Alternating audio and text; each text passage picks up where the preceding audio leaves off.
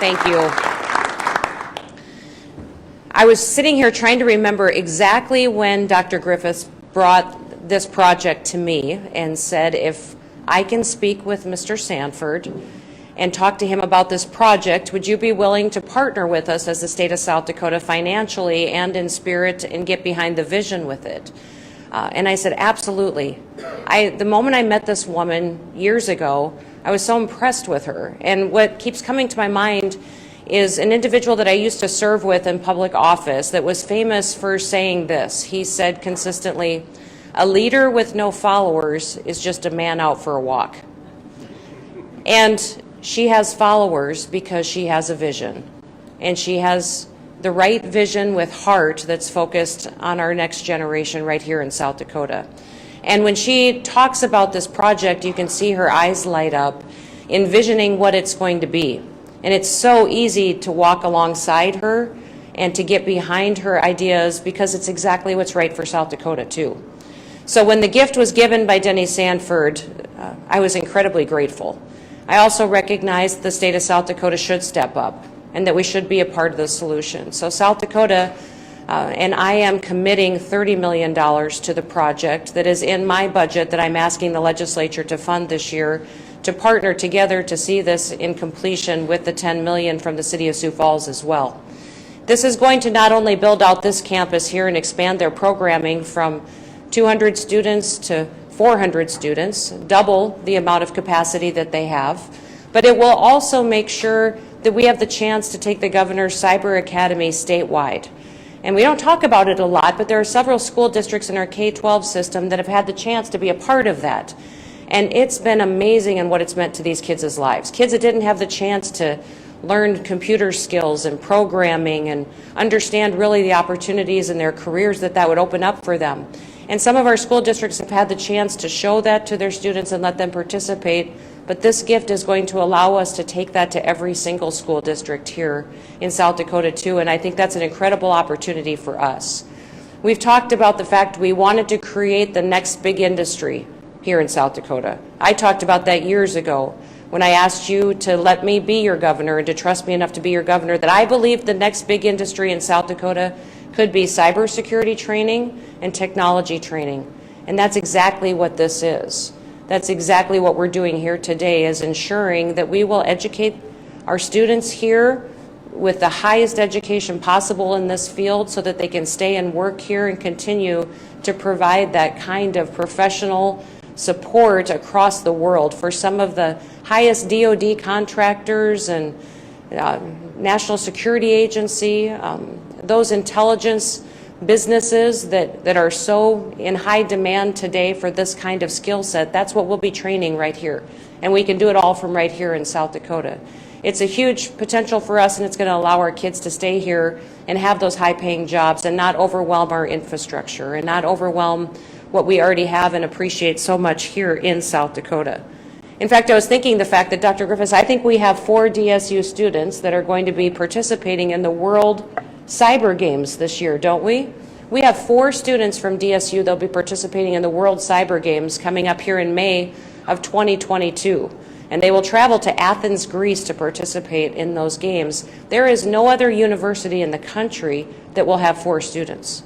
Not Harvard or Yale or MIT, but Dakota State University has 4 students that have qualified and will be competing on the world stage at that level to show truly how we can do education here in South Dakota and do it with excellence. I think that's something to be incredibly proud of.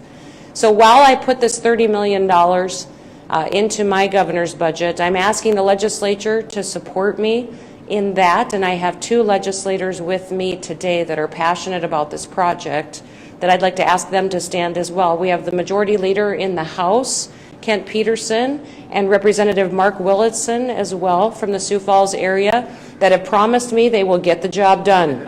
So it's all on you.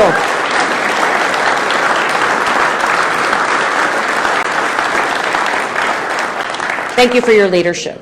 And thank you for your vision. This team up here is amazing. There's no other state that has this kind of partnership. And the only reason that we're successful here is because we do everything together. We have amazing people that can be trusted and that link arms and just get a project done when it needs to be done. And that's exactly what this ceremony represents. So God bless you. It's an exciting day.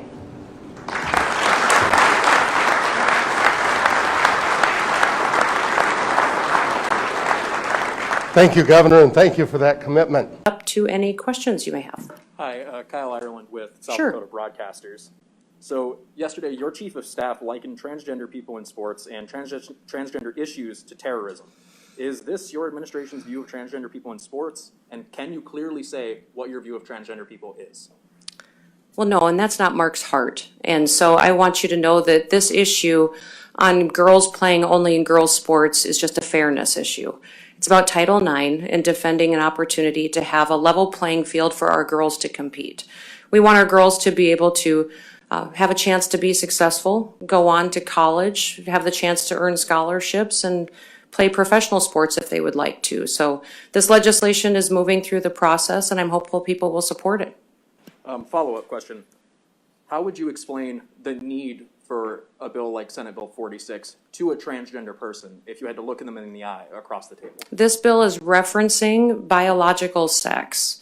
And it is specifically saying that those of the same biological sex in girls' sports should compete in girls' sports. And that's legitimately what the bill is about. The policy discussion is a fairness issue. There are many different activities and competitions in the state where biological sex doesn't matter. Debate, academics, things of that nature. But when it comes to sporting events where it's an athletic competition, it does make a difference because the biology is different, and that's why in South Dakota this bill is being brought forward. Governor, good morning. Austin Goss, Dakota News Now. Members of the Select Impeachment Committee have been receiving phone calls regarding from telemarketers, trying to move the impeachment process forward, encouraging them to impeach Attorney General Jason Ravnsborg. Are you aware of those phone calls and their origins? Do you have a comment on them? I don't really, other than the speaker's the one who told me about them and made me aware. Lee Strubinger, SDPB.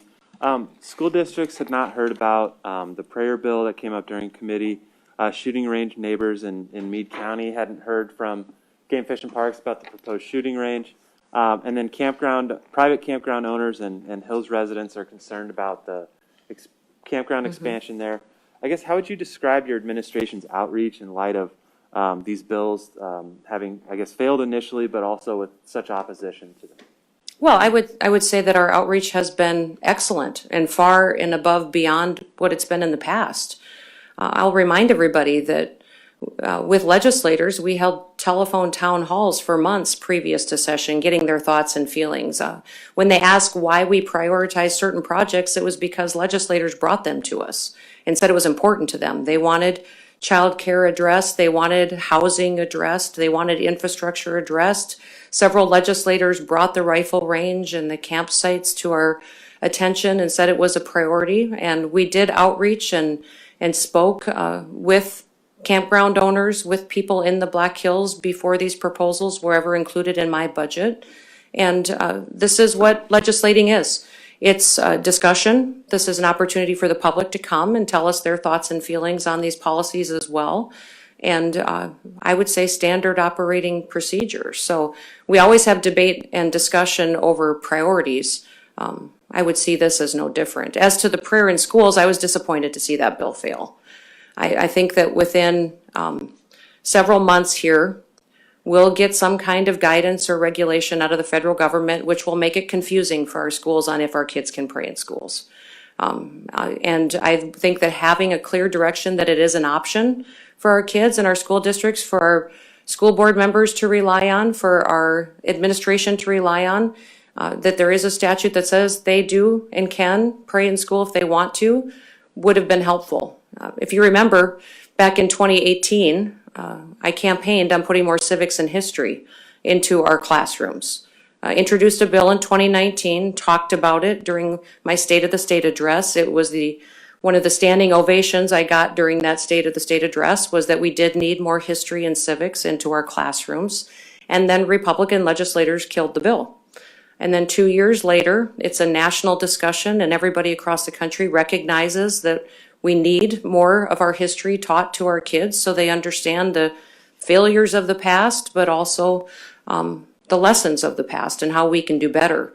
So, this feels a little bit like that same type of pattern. I'm hopeful that we don't run into a situation where we wish we had this bill back, but it is something that I truly believed that our students in South Dakota deserve to know that if they wanted to pray in school, that they could. They have the freedom to do that under our Constitution.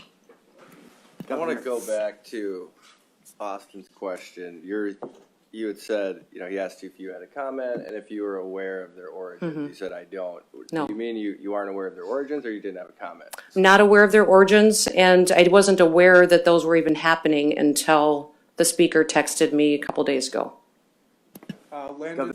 Bennett Yes. Carey with the University of South Dakota's newspaper, The Lamont. My question for you is, when you tweeted on Tuesday, we eliminated diversity offices which were focusing on leftist agendas. What did you mean?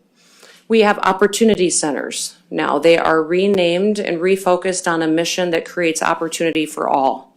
And I think that's going to be extremely beneficial for all the students that choose to get their higher education here in the state of South Dakota, recognizing that we are all equal and we all should have the opportunity to be successful. And my follow-up question for that is, how do you think dismantling the diversity offices on campuses are going to keep college-educated students here in South Dakota? It's not dismantling them, it's broadening their mission so that they focus on every single student.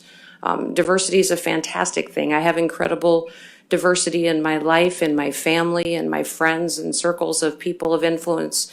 We all should and interact, but this is about focusing on the fact that every single person has value and has the opportunity to be successful at our university campuses. Governor Austin Goss, I obviously haven't had a chance to review your vaccine mandate bill that you said you're bringing today, but over the summer you called Representative Hansen and Representative Odenbach wolves in sheep's clothing, not conservatives, for bringing similar legislation. How do you square what you're Well, bringing? Austin, let's talk about their legislation. It wasn't similar. They wanted In to what take way? away, they wanted to mandate to businesses about not requiring vaccines for their employees.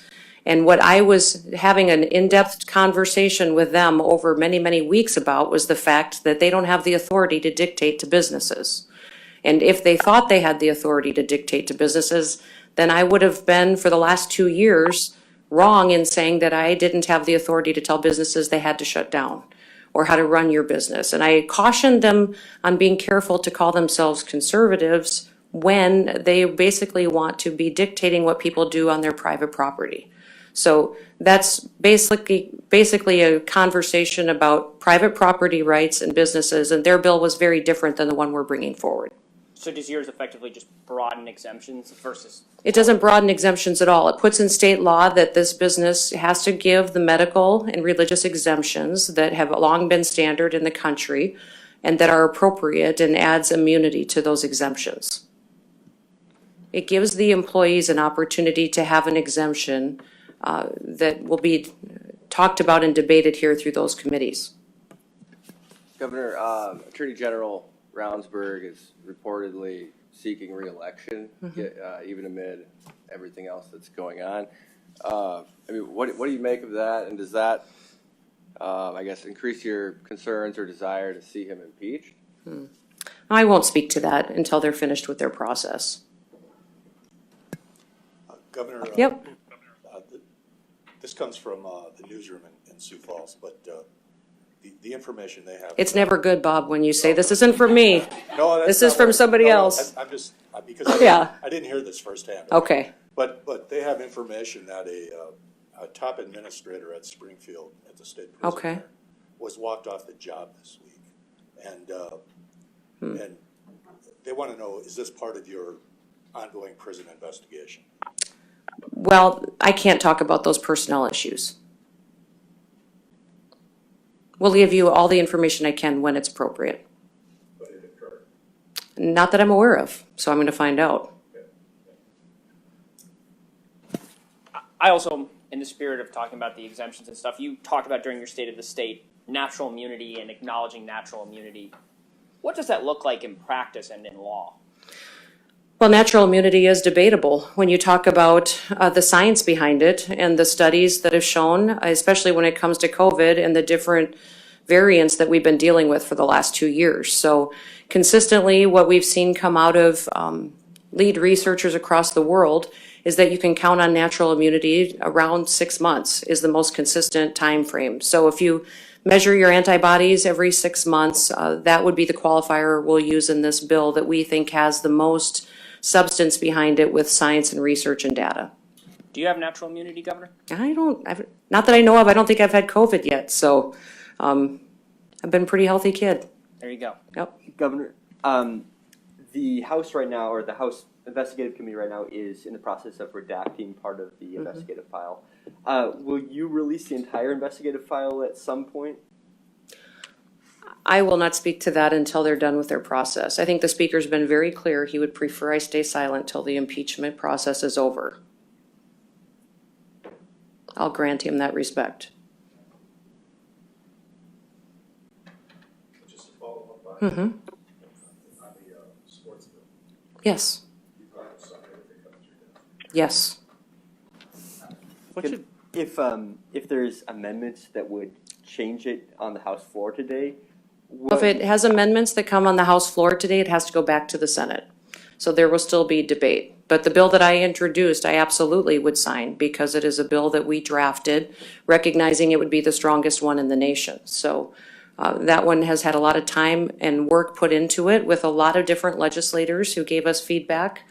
I think that's why we're seeing agreement on it, and I'm hopeful the House will choose to pass it today with no amendments. What should Custer State Park be used for? What should it be used for? It's a treasure. It's a treasure for the state of South Dakota. It should be enjoyed by everyone. I think I'm good. Thank you, everybody. thank you. Yep. You said you haven't had COVID yet, so you expect you'll get it someday or what? Hi, everybody. I wanted to give you a quick update on things we're working on here in Pierre during legislative session, and to let you know that today the House State Affairs Committee took unprecedented action. I brought forward a bill that was pro-life. It would have protected babies in the womb the instant a heartbeat could be detected, and it would have prevented an abortion after that point. I talked about introducing this bill in my State of the State address. In fact, legislators jumped to their feet and gave it a standing ovation when I said I was bringing this bill forward for debate during session. Last year we did 8 pro-life bills. In fact, we proved that they didn't have to be divisive. One of those passed unanimously. Republicans and Democrats supported that pro-life bill. I was proud of the fact that South Dakota was united to defend babies in the womb. But today, when that bill came forward and the House State Affairs Committee was dealing with this legislation, they refused to give it a hearing. This is unprecedented in the very worst way. For decades, governors have brought forward pieces of legislation that committees have introduced and given hearings to. Today was the first time that the legislature refused to give a hearing to a bill, and they chose to do it on a pro-life issue, protecting babies. Now, I want you to know on this bill, I've worked on this for months. I've worked with Jay Sekulow, who is the top pro-life lawyer in the country, the Susan B. Anthony list, whose entire mission is to defend babies and to support mothers. I've worked with other legal experts across the country, in South Dakota, out of South Dakota, to make sure that the language here was right for South Dakota and that it was right to continue to build the case to overturn Roe v. Wade at the Supreme Court level. This House State Affairs Committee and the Speaker, they listened to one attorney from out of state, and that's where they got their advice. And they chose differently. But instead of having an honest debate over that and the merits of the bill, instead they chose to not even have a hearing, which is wrong. It hurts the integrity of the legislative process. It hurts the integrity of South Dakota, and it's just not how we behave here. DC does stuff like that, not South Dakota. Every bill gets a hearing. That's the way it's always been, and it should stay that way. I just read an article in the newspaper in Argus Leader where the Speaker said that all I brought forward was language. That's a lie. It's not true. I brought a bill forward, and they rejected it. So what I've decided to do is just to bring the truth right to you, and I'm going to keep doing that this legislative session. There's a lot of different things that get spun by different people with different agendas. The press doesn't necessarily always print the facts. But today, I want you to know that your legislators refused to give a bill the hearing for the very first time ever, and that it's a pro-life bill, which I think is tragic. And I think that it is important that we continue to make the right decisions here in South Dakota. We be transparent, have open debate on these issues that are so important for our people. And I'm going to continue to keep you updated because that's what I committed to you when I asked you to trust me to be your governor. So we'll do this again from time to time, but appreciate your attention, and we'll talk to you tomorrow. Have a great day. Good morning, everybody. I was just meeting with some legislators, and they were asking questions about the budget that I proposed, and I wanted to go over a few details with you. Next week, we will get revenue numbers. That means we'll get some data on how much sales tax we're bringing in for a state based on what people spent in December. We anticipate those numbers will be good because it was Christmas time, but we also know that it's not sustainable. When we look at what's happening at the federal government level and what's being passed as far as proposed tax increases, more regulations, higher energy costs, inflation, it's going to be pretty devastating for South Dakota in the future. So while we're going to get revenue numbers that we'll use for budgeting purposes, I want to prepare everybody that we need to be smart and that we need to be conservative. I've talked with some legislators who are talking about the fact that they are very excited about South Dakota's growth and they think that'll last for a very long time. I wish I could be that optimistic, but I also see how Biden is specifically targeting South Dakota. And I want to remind everybody, we are a high energy demand state. It's cold in the winter, it's hot in the summer, and it's a long ways to drive anywhere in South Dakota. So energy costs take up a bigger portion of people's budgets here in this state than they do anywhere else. And when you have inflation that drives up energy costs, it takes more of our family's budgets and uses it up that can't be spent on anything else. And that's going to impact state revenues. So I want us to be conservative in our growth projections on money that we'll have to spend into the future. And I want us to plan for things that we know that are coming up in the next couple of years that are going to cost the state a lot of money. I talked in my budget address about our prison facilities, that we just completed a prison study that said we absolutely are going to have to, in the next couple of years, look at building $500 to $600 million worth of prison facilities. And this isn't optional for us. Our prisons are overcrowded, they're old, they're in tough shape, and it really is a liability for the state of South Dakota if we don't address it. We don't want to end up in a situation where we didn't plan and we didn't save money for that situation and we end up having to raise taxes to do that. We can't bond for those prison facilities for the full cost because that would use up all of our bonding authority that our universities and technical schools use and tie their hands on projects for the next 15 to 20 years. And I also want people to remember that there's talk about expanding Medicaid in the state of South Dakota. The cost projections on that is another $80 million to taxpayers.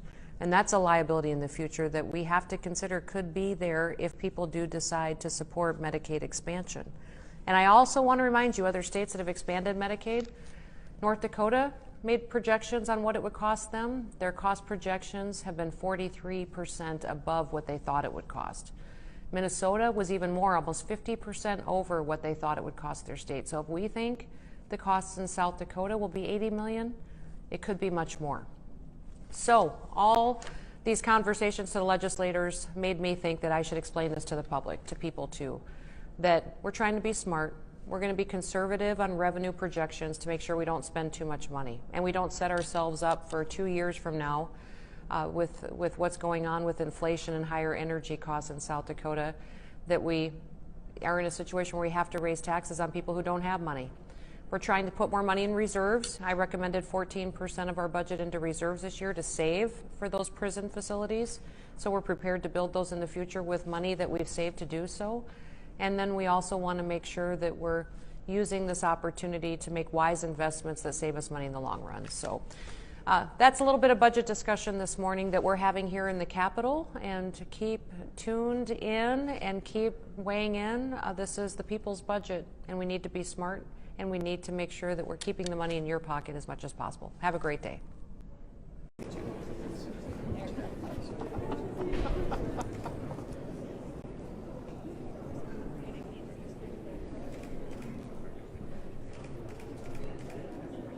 Well, thank you all for being here. We appreciate it. This bill has been an important priority for a lot of the people behind me, and I appreciate all of their hard work in making sure that girls will always have the opportunity to play in girls' sports in South Dakota and have an opportunity for a level playing field for fairness, that gives them the chance to experience success, go on, potentially play at a higher level, earn scholarships, perhaps play professionally, and have a career. So I am today signing Senate Bill 46. It is an act to protect fairness in women's sports.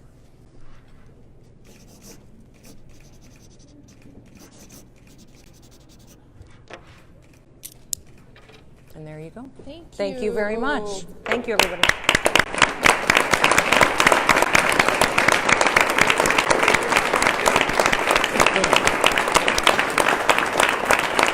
Congratulations, Rick. Thanks for your help. Yep. All right, can I get everyone looking right here? We're going to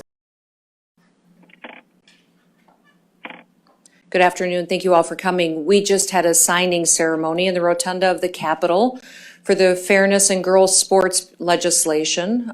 Thankful to see this bill get support from the legislators and make it to my desk, and that now we will ensure that we have fairness and a level playing field for female athletes here in the state of South Dakota at the K-12 level and at the university level. That bill will be enacted, and I'm grateful for everybody's help and support on that issue.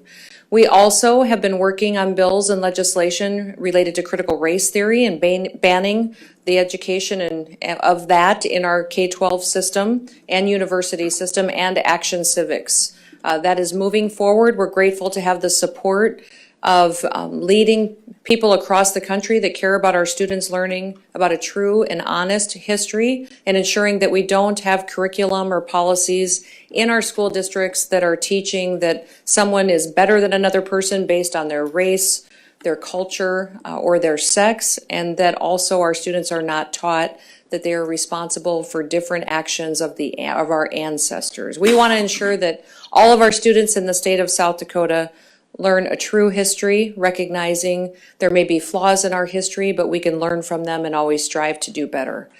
Yesterday, you saw that we did not get action on a piece of legislation that had to do with protecting life. I was extremely disappointed by that action in the House State Affairs Committee, because that hasn't happened in South Dakota for many, many years. It was an unprecedented historic action taken that sets a bad precedent here in South Dakota. The reason that I was disappointed is because that's one of the things I complained about for so many years about Washington, D.C. One of the reasons that our federal government is a mess is because they don't follow rules. And they have a rules committee in the House when I was there for many years that if they wanted to pass a bill under different rules, they went to the rules committee, wrote a new bill, wrote a new piece of legislation or rule, and had the vote on the House floor. They also didn't give bills hearings. There was members who had very valid policy arguments to make and could introduce a bill for 20 years and it may never see the light of day. The only way you could get something debated or discussed in an open forum was if the chairman of that committee or the majority leader or the speaker liked you and helped you get a debate or a hearing so that the policy could be discussed. I always bragged about the fact that in South Dakota that wasn't our story, that here every bill got a hearing. Everybody's idea got consideration. You had the chance to talk for it. You had the chance to talk against it. And at the end of the day, you voted, and that was the decision of the people and the legislature here. Yesterday, that process was changed, and it grieved me to see it because I no longer could say that I was proud of South Dakota for having open debate and being willing to have those discussions, especially when it comes to protecting life in the womb.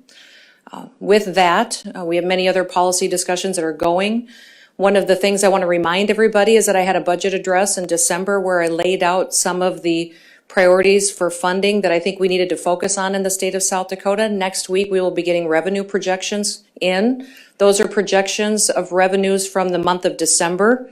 We anticipate that they will be good, but I'm also encouraging legislators to be conservative in how they spend their dollars. They will see revenue numbers that will be good, reflecting a lot of Christmas spending, end of the year spending, but that doesn't mean that the kind of growth that we've seen in revenue in the state of South Dakota will continue. We're seeing federal policies that are driving up inflation. We know interest rates will be increasing. Energy costs are going up. And remember, South Dakota is a heavily energy dependent state. The people in our state, a bigger share of their budget, their family budget, is consumed by energy costs.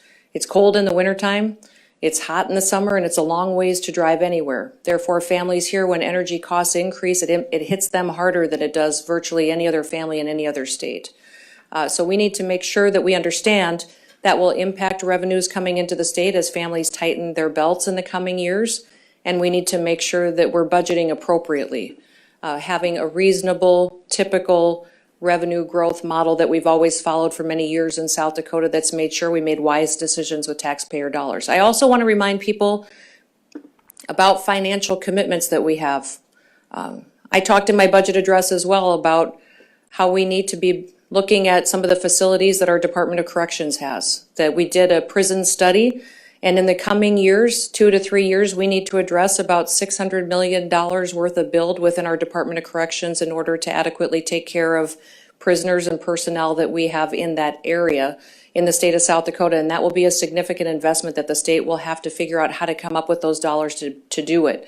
I put 14% into reserves this year, anticipating the cost of those prisons, asking the legislature to be proactive, to start saving money now so that we don't have to bond for that. And remember, if legislators say that we can bond for prisons in the future, that's a challenge because we bond for that much. That ties up the bonding authority that the state has that can't be utilized by universities or technical schools and limits their ability to grow and to make sure that the education needs of our students are met in the state. We also have debate up here and in the state about Medicaid expansion. The anticipated cost of Medicaid expansion in the state of South Dakota, if that is pursued by the people here or legislators in the building, is about $80 million in the state of South Dakota. That will be a cost that will have to be budgeted for, and I would like legislators to look objectively at the fact that that may be something in the coming years that they'll have to figure out how to pay for. We also have other bills that have policy implications that may impact banks, their ability to be chartered in the state. What that means to the revenues that come into the state government are pretty significant as well. And all of those things, when they're having discussions in appropriations committee and putting together a budget this year that we'll need to agree on, need to be considered so that we're not in the situation here in the next 2 or 3 years where we're backing the state into a situation where they have to raise taxes to make sure that we're adequately paying and taking care of the needs of the state of South Dakota. So I would hope that the legislature would continue to focus on recognizing the costs we have in front of us, making wise decisions today so that we can keep taxes low and keep the burden low on the people that live here and make good decisions to continue that far into the future. With that, I'll open it up for any questions you have. On the topic of taxation. Governor Noem, this is Morgan at the Argus Leader. Hi, Morgan. I'm going to go to Joe in the room and then I'll come to you. Thank you. Representative Carr dropped a bill that would reduce the sales tax rate from 4.5 to 4%. Where are you at on that? Do you support that bill, or do you think, maybe given what you just said about preparing for the future, I don't know where you would be on that? Well, I certainly examine and look at all opportunities to lower taxes. That's something that I'm always anxious to do. And we went through this analysis for many, many months, seeing what the future looks like for South Dakota. We'll watch that bill, we'll watch the debate that happens, but also looking at what the next 5 years, 6 years looks like for South Dakota as far as revenue. I know that the legislators are a little bit more bullish on what revenue will look like in 2 or 3 years. I'm probably a little bit more cynical on that. I recognize that we have a lot of policies changing at the federal level. We've already seen inflation dramatically hit energy costs. There's talk that our farmers won't be able to get fertilizer in 2 or 3 years because of the supply chain overseas is going to be limiting that. Our ability to grow crops and to sell them is going to be challenged if that happens. We also know our markets will be heavily impacted by overseas production and how that's marketed across the world. We've seen a lack of transportation availability that drives up those costs. All of that sucks money out of the sales tax bucket that funds state government, and it's going to be a challenge in the coming years. So our typical average revenue growth is 4% to 5%.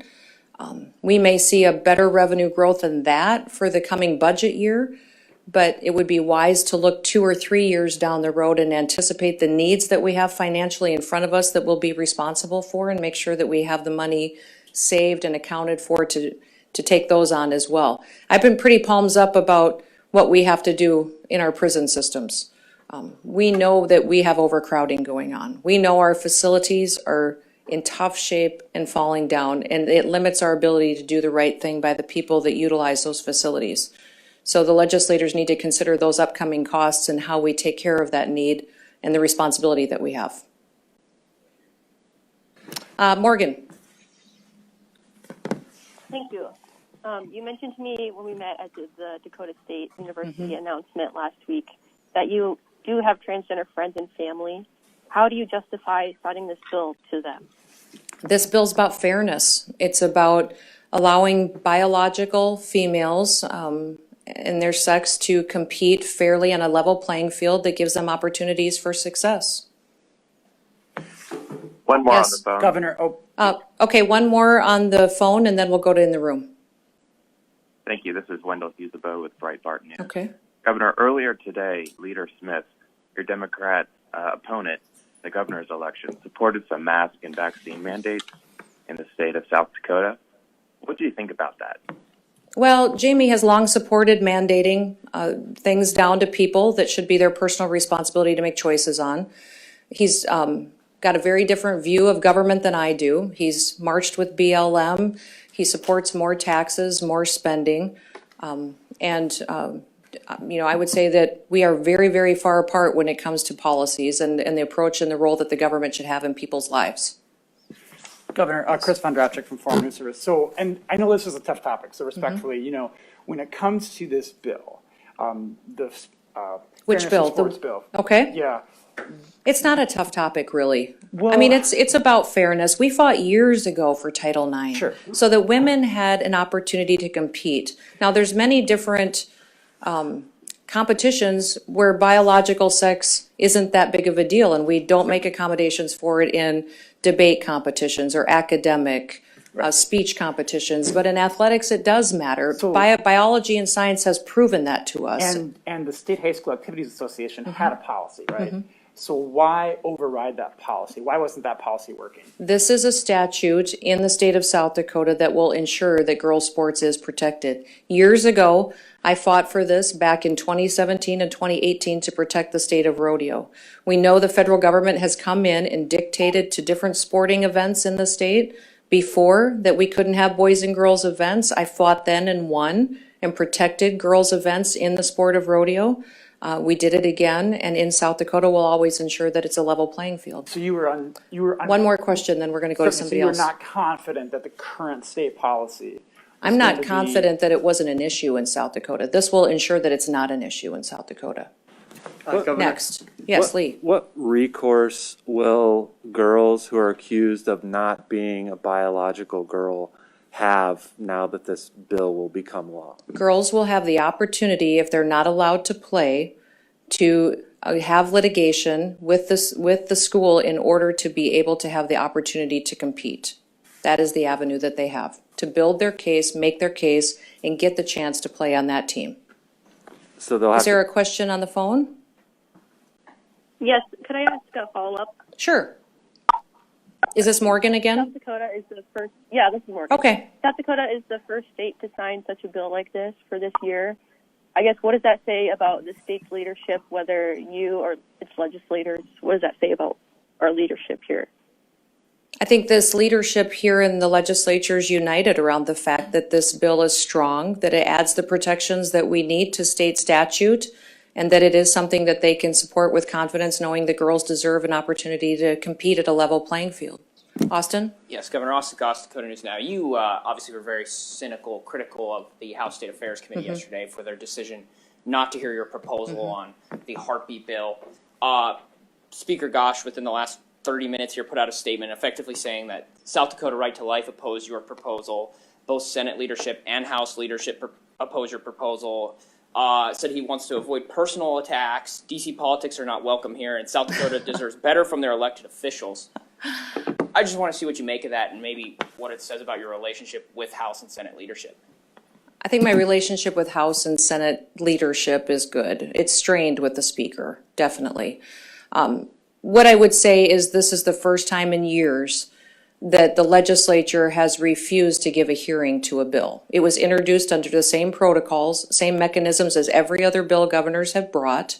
This bill and myself were treated very differently than in the past.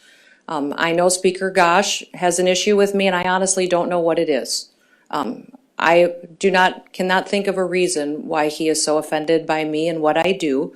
But I am following the exact same protocols as other governors on this bill and other pieces of legislation.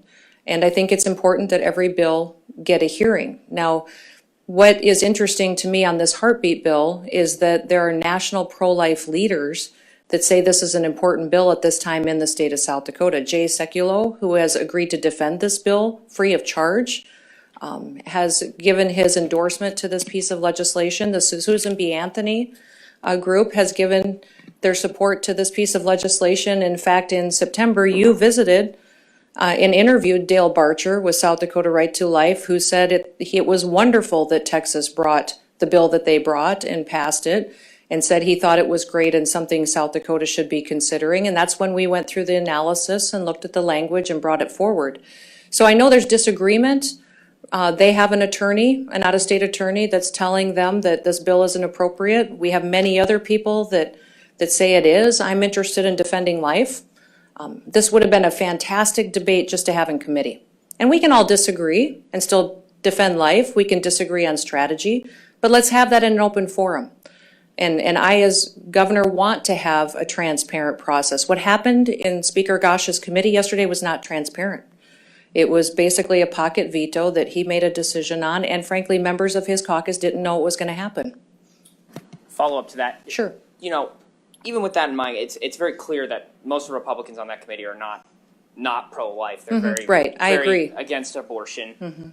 You know, again, I agree. Obviously, Dale Barcher in September, whatever that was singing this bill's praises. But I guess more than that, do you wish you could do anything different in hindsight? Do you think there's anything you could have done different, whether that had been coordination? Well, Austin, do you remember that when I talked about this bill in my State of the State address, that it got a standing ovation from legislators? Yes, ma'am. So it would indicate to me that the legislators that stood were in support of the bill and that were glad and excited that it was being brought forward. Something dramatically changed, and it wasn't my opinion. I was under the impression that it was supported by many legislators. Something changed, I understand that, but then let's have that debate in committee so we know what it was. We have time for one more question, Stephen. Governor, I spoke with Attorney General Ravnsborg earlier today and asked him, you know, it was pointed out that he had asked a member of the DCI about cell phone extractions while he was under investigation. I'm just wondering if you have comment on that in terms of the use of his office and his position. You know, Stephen, honestly, when it comes to this issue, I'm screwed either way, no matter what I say. If I have an opinion, the speaker accuses me of meddling and says I can't have an opinion. If I do have an opinion, when I've committed to being the most transparent governor we've ever had and believe that the public deserves to know the truth, I don't want to give the speaker a reason not to do the right thing. So if I say something and he uses that as a reason not to do justice to this issue and handle this process correctly, I just don't want to give him that excuse. So it's hard for me to weigh in because I want to be transparent. I think the public deserves to know this issue, but yet I don't want to give the speaker an opportunity to blame me for whatever action he chooses to take. What do you make of that voicemail? What voicemail? Have you heard it? The one Austin and I published on Friday. Are you talking about the robocall one? Yeah. I've never heard the voicemail, but I have repeatedly said that I had nothing to do with those robocalls. And no one on my campaign team did. I don't know who did those or what agenda they had against me.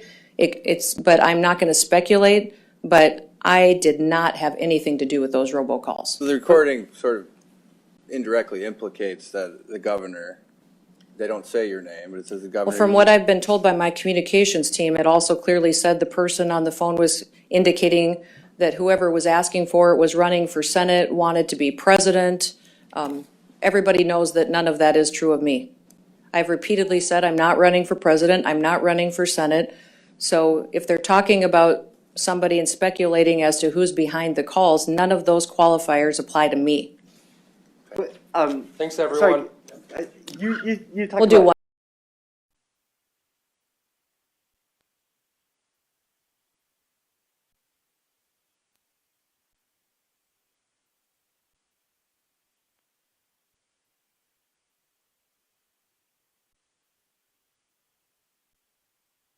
Started?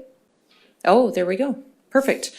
Well, thank you for being here today. It's the 21st day of our legislative session. It's been busy. We did have some bills that were up in committee this week that we're grateful we've made progress on. One of them had to do with the banning of critical race theory in our schools, in our K-12 system, and also at the collegiate level.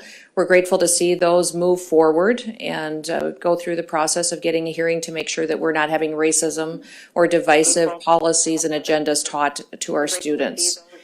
Then also, we had a bill move forward. I think it's, what do you want me to do? Oh, okay. Would you all mute your phones, please? I think that would be helpful to not get feedback in the room. And then we'll go to the questions here in a little bit.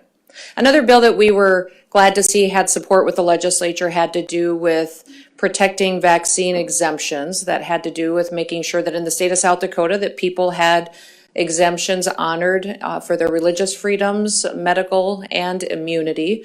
The immunity provision would be every 6 months is when that immunity level would be checked, and those are moving forward as well. We do have 21 bills that have been signed into law so far this legislative session. 19 of those were this week.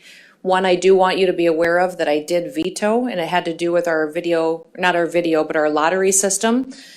Typically, when someone wins the lottery in the state of South Dakota and they own back child support, we collect that child support out of those winnings if it's above $100. The bill that was in front of the legislature had to do with raising that threshold to $600.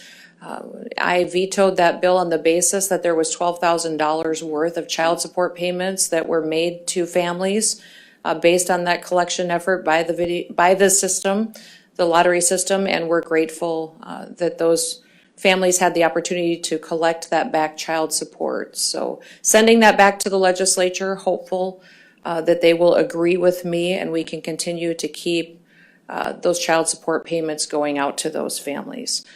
With that, I'll open it up to questions you have. Yes, ma'am. Austin Goss, Dakota News Now. Earlier this week, former President Trump endorsed you for re-election for governor here in 2022. Just wanted to see your thoughts on that, what it means to you and what it means to your campaign. Well, I'm grateful for President Trump's support in my re-election to be the governor of South Dakota. He and I worked closely on tax reform when I was in Congress, spent about 2 years working on that bill, and also a lot of his policies were good for the families of South Dakota. They made sure that our taxes stayed low, our regulations were low, that agriculture could do very well and our other industries could grow, and he helped me get fireworks back at Mount Rushmore. So we're hopeful that we can soon get through the court case on that and see under the Biden administration them restored again.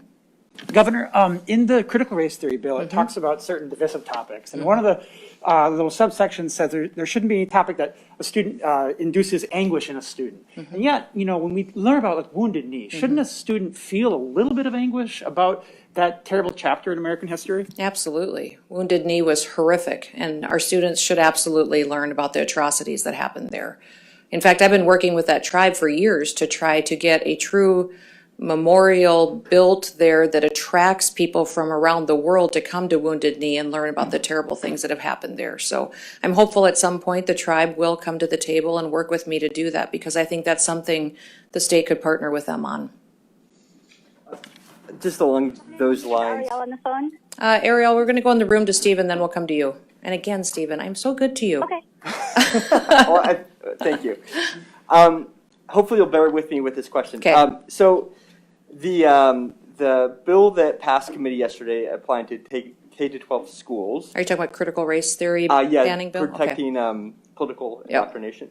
So, I'm just looking at the bill now, and it says a public school may not allow any curricular instruction, standards, or training that promotes a divisive concept. And then it lists one of the divisive concepts are that any race, color, religion, includes a religion, is inherently superior or inferior.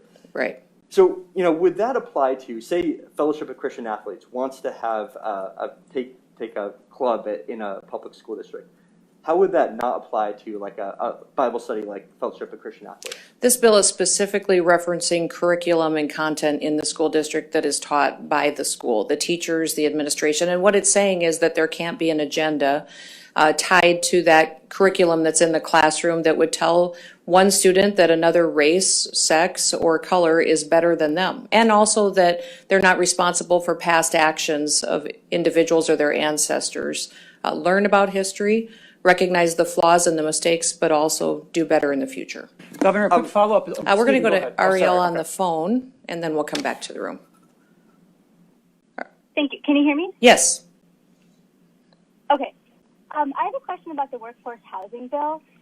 So there's kind of a lower limit on it. Developers and municipalities can't get funding for subsidized level housing, and that's my understanding is that's because there's already programs for that.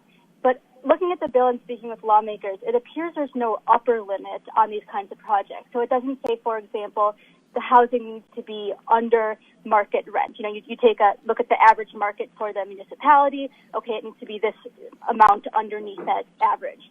So can you explain why you decided to pitch a bill that lets any project apply rather than, you know, limit it to that above subsidized but still considered affordable, you know, for people who still struggle to afford even though they're poor? Well, I'm sorry, even though they're not poor. Okay, so I think you're confused a little bit on what this housing bill is. And when we put together this package of potentially working with communities on housing, we wanted to work on infrastructure. We're not building houses with these dollars. We're partnering with communities to build and develop out lots with the infrastructure that's necessary to have them be developed into the future. And one of the reasons you heard in my budget address and my State of the State that I made it a grant program was because I wanted every single community to qualify. This is not Section 8 housing, it's not federal housing, and it's not subsidized housing.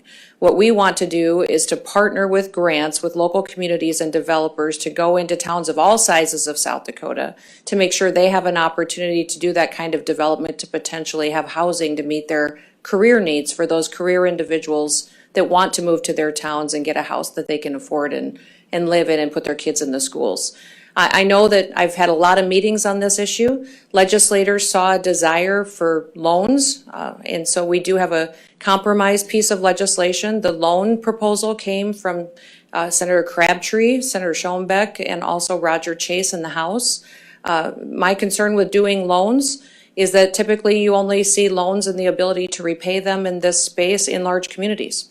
So I'm concerned that towns of 500 people, they simply, by the time they commit the land to a project, they don't have the financial ability to pay back a loan. So what we ended up on was a proposal that made it through Senate committee that's a combination of both, making sure that there was $100 million available for grants so that those smaller communities would have an opportunity to do this kind of development, and then also $100 million committed to loans that would go through the Housing Opportunity Fund that we have to change some statute to make work, but then to also allow that to be available for a long period of time for those communities that want to pursue a loan instead of a grant. So it's a program that's been done with a lot of communication. I would say Crabtree, Schoenbeck, and Roger Chase have been working with us to make some changes along the way. Let's go to Joe. I understand that it's used for the infrastructure, right? The roads, correct. But the plumbing. But what I'm saying is, it's going to be a municipality and developer that applies together.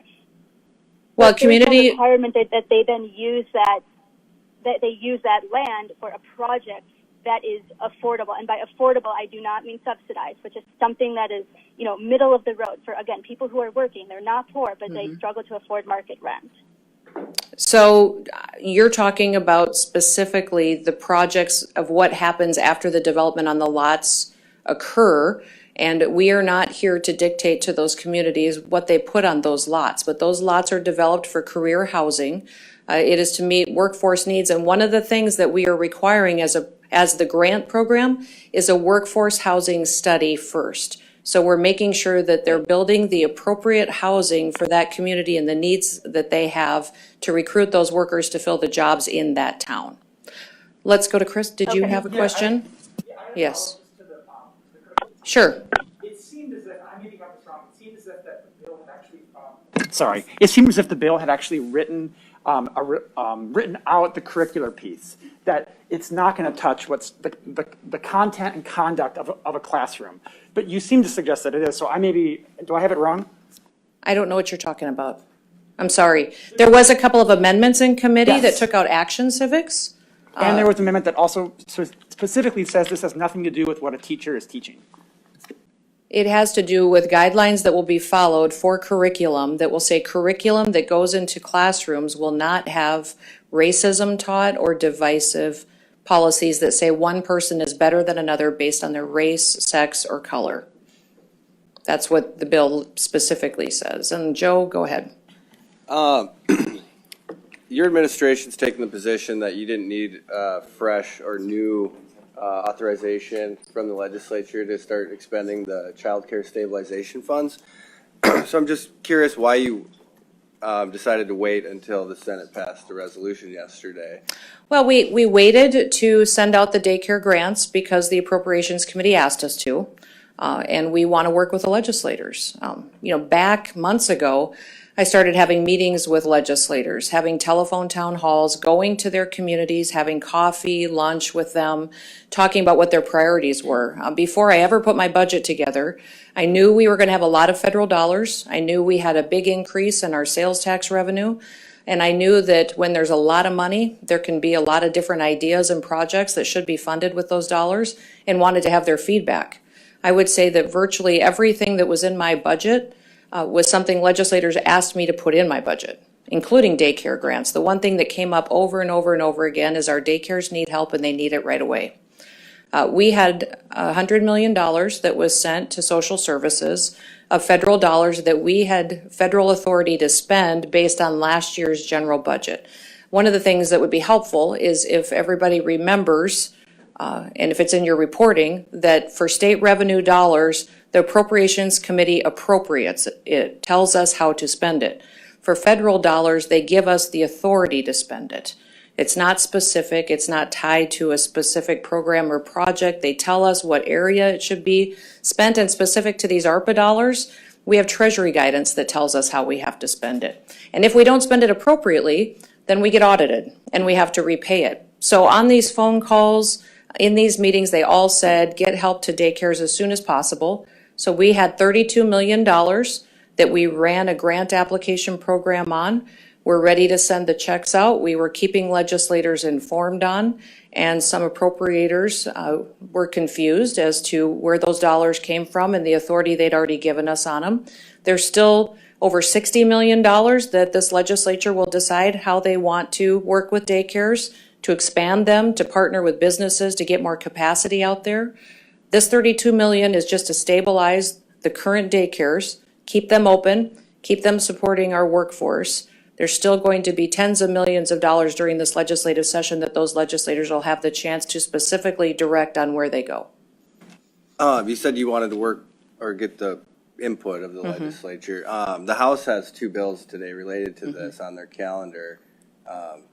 So why well, not based wait for on them? decades of how this legislature works and how budgeting works, those bills aren't necessary. I already have the authority. They gave me the authority last year in last year's budget to do this program. If they want to pursue those bills, they can. But I think the sense of the Senate with their 35-0 vote yesterday is that the Senate believes they already gave us this authority to send out these checks as well. But that resolution wasn't necessary either, though. No, but I think they wanted to send a clear message that they agreed with me that I already had the authority. There's many in the House that agree as well. I think that's why you saw it didn't get calendared, and why there was some debate even among House members on if they should be debating this topic. And we'll see what happens today. I know that I think there's universal agreement among legislators that they want to help daycares, and they want to. The question is over, if they think that they should have specifically given their stamp of approval. What a lot of the House members don't necessarily know, because they're not on the Appropriations Committee, is that they do appropriate state dollars, but they gave us federal authority, spending authority in last year's budget. Austin. Yes, ma'am. Those daycare grant dollars are going out to daycares that are licensed with the state or have a state license. You've really predicated your administration around cutting red tape, and there are obviously a lot of daycares that are either completely unlicensed or licensed through cities.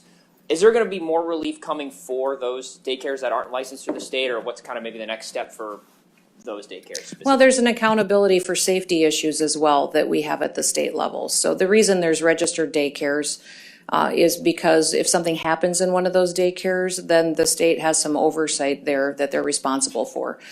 So that's why the grants are open to them. We are streamlining how we register daycares. And these grants are to help, we think, get a lot more of them registered because some of those requirements can be building adjustments that need to be made or sprinkler systems or different things that may cost them money. So that's some of the ideas that we're pursuing to help a lot more daycares get licensed with the state so we can have safe daycare centers and have more of them available in some of our communities. Governor? Yes. Bob Mercer, Cumberland News.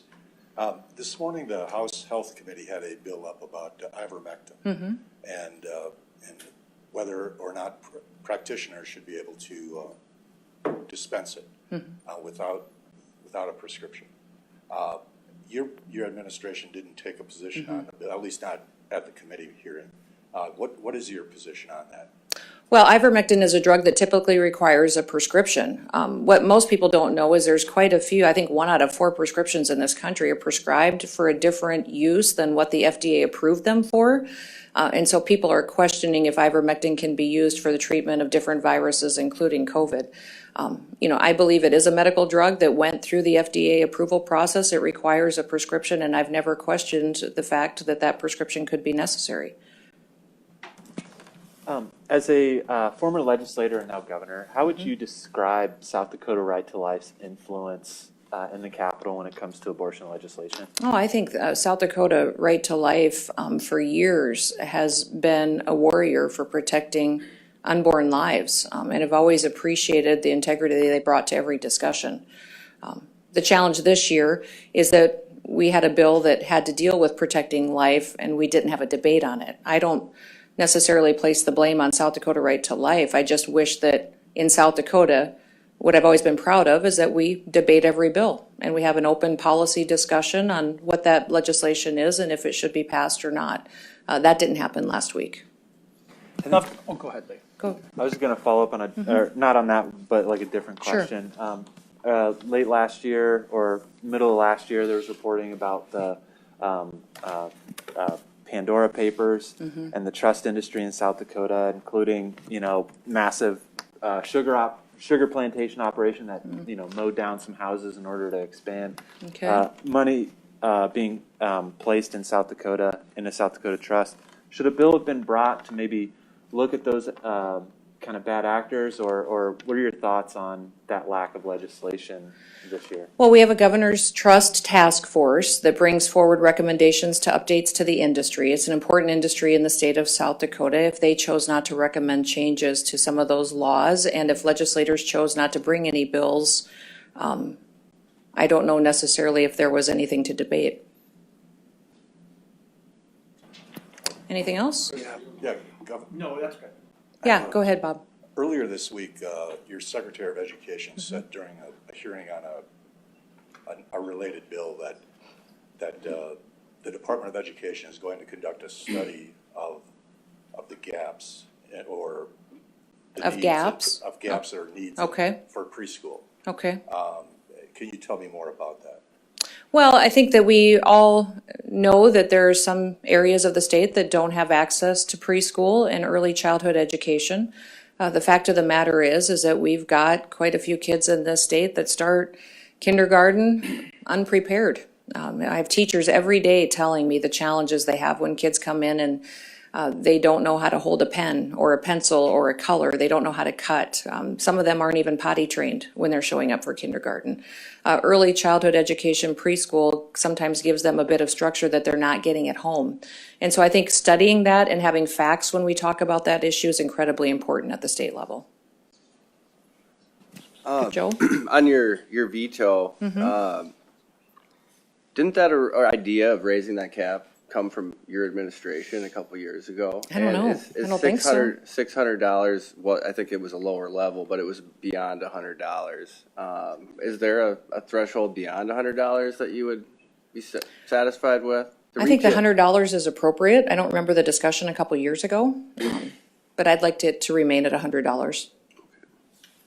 Governor, over the course of maybe the last week or two, a lot of states on the East Coast, historically Democrat-run states, have begun to drop mask mandates, eliminate capacity in buildings related to COVID, drop mask mandates for schools. I just want to get your thoughts on that. And, obviously South Dakota's had not very many of those restrictions. Just your reaction to some of those changes. I think it's been interesting to see other states, consistently their leadership is not making decisions based on science. And we've seen that for quite some time.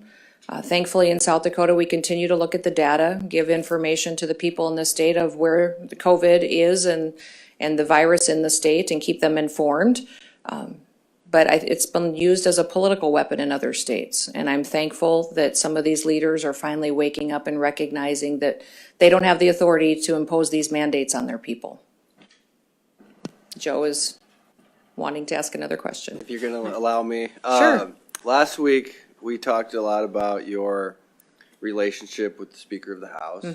And I'm curious if you've spoken with him since then, and sort of if anything is being done to sort of repair that relationship. I have spoken with him. We had lunch in this room yesterday with all the leadership team working on a path forward. I'm grateful for it. Bob? Do you have any comment on the federal judge's decision regarding the medical abortion? Yeah, I think it was interesting to hear her argument. It was more about making it an abortion issue, which clearly in this telemedicine abortion order which we've put forward, it's about women's health. It is 4 times more likely a woman will end up in the emergency room from utilizing and accessing abortion through this manner. And that is why we put it forward, is to protect women's health and make sure that they are medically supervised. The federal judge chose to make it about something else, and that's disappointing. We will appeal. And we'll go Boston. This is Ariel. Ariel, go ahead.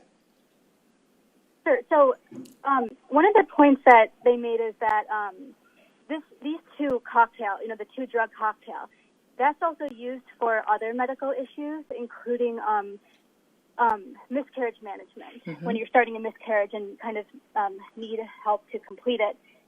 And the risk of bleeding in that procedure is actually more than an abortion. So why aren't you regulating the medication in that and other procedures, and just when it comes to abortion?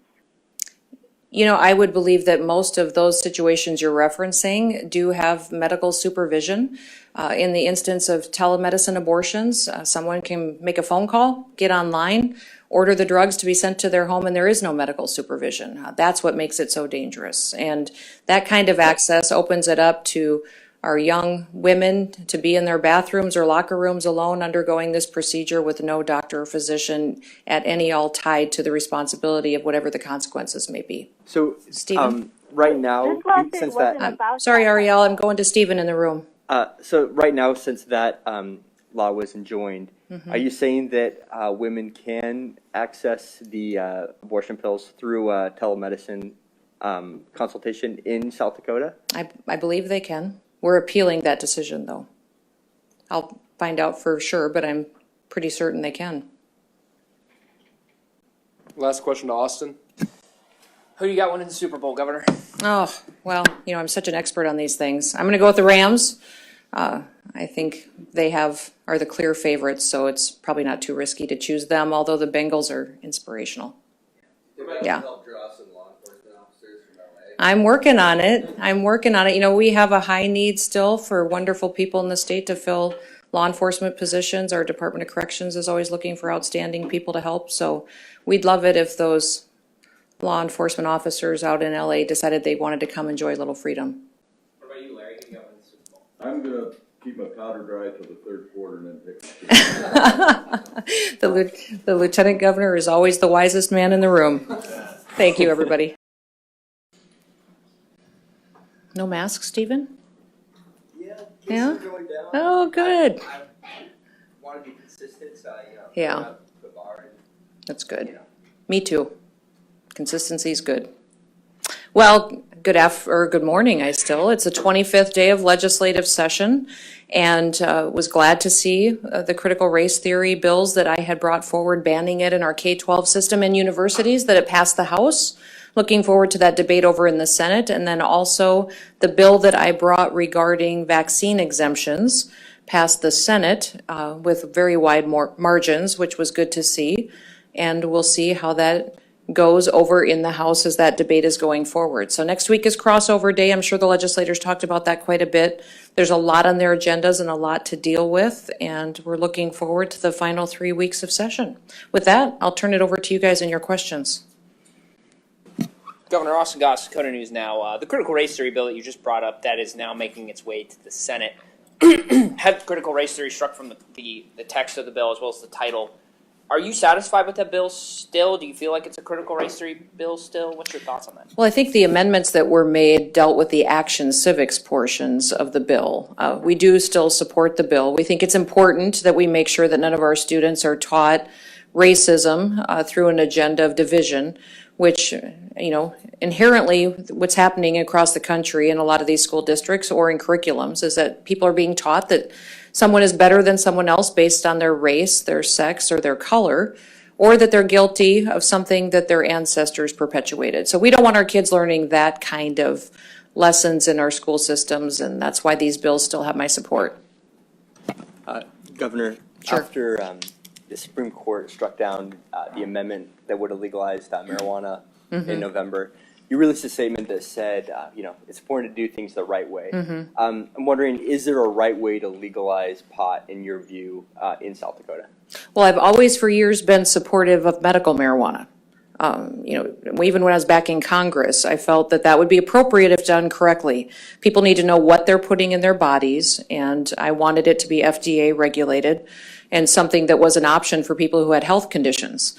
It didn't happen that way in South Dakota. I've never been supportive of recreational marijuana. That's a debate that people in South Dakota are having, and there are some pieces of legislation that address that as well.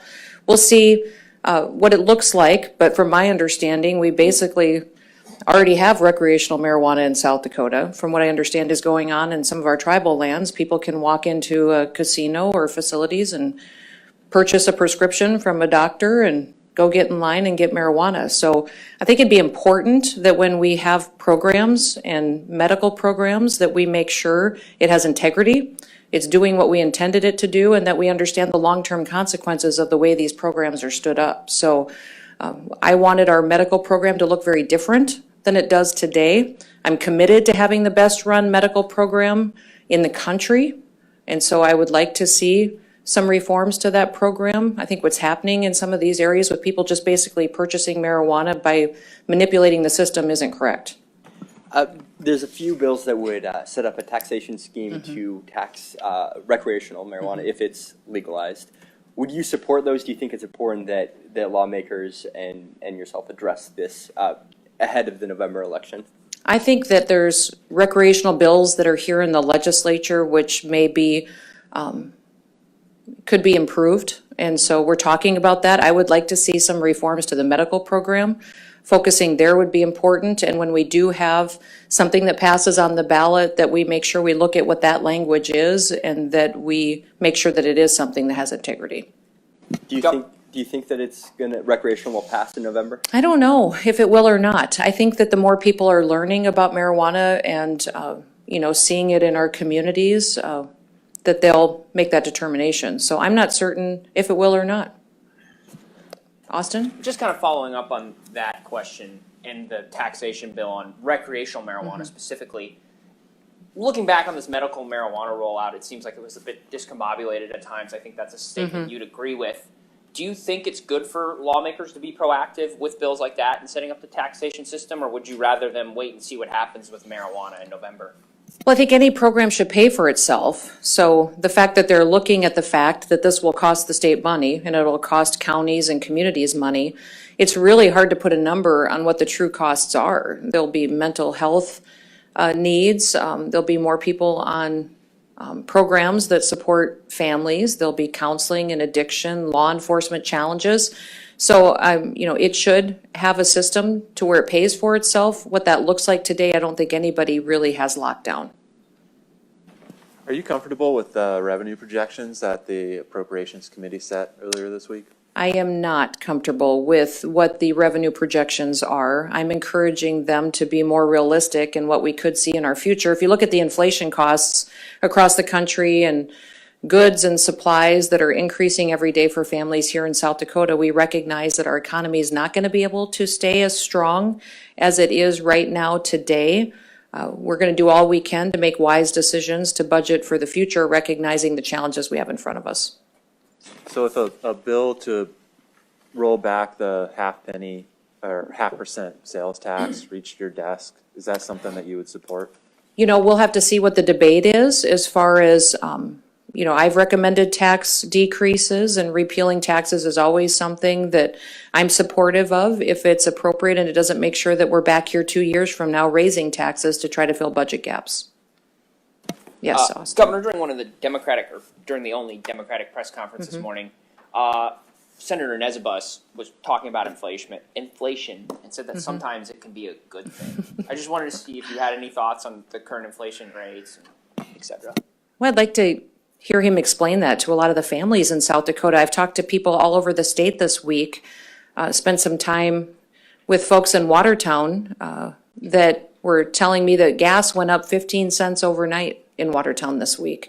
Families who went grocery shopping got up to the checkout line and were shocked. That used to be that $300 would fill up their entire cart, and now it wasn't half full before they reached that threshold. So the reality of the inflation that we're seeing because of Biden's tax and overregulation and the decisions that are being made at the federal level and how they're impacting South Dakota are devastating. And, you know, I can't find anybody in the state yet that has sat with me and talked to me and told me that this inflation is a good thing.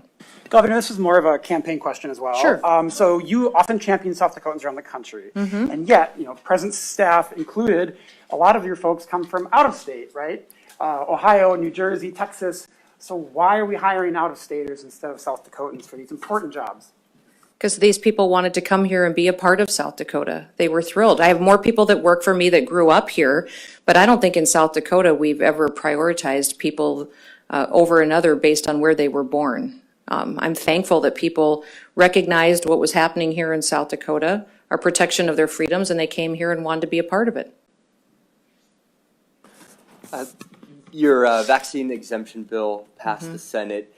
Yesterday in House State Affairs, there was another vaccine exemption bill that would have put broader, I think, you know, conscience objections to it. Would you support that bill, or is there a compromise to be found between those two? Well, that bill's still moving through the process, so we'll see what the language looks like. It's hard to project what that'll be, but from my understanding, that bill has verbal agreements in it, which would be incredibly hard for people to document and for businesses to document.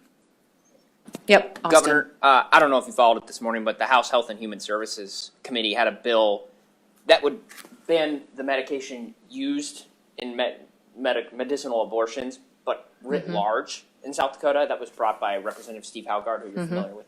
I don't know if you followed that bill or have seen that bill, but obviously, in a certain sense, it goes a step farther than the legislation you've brought.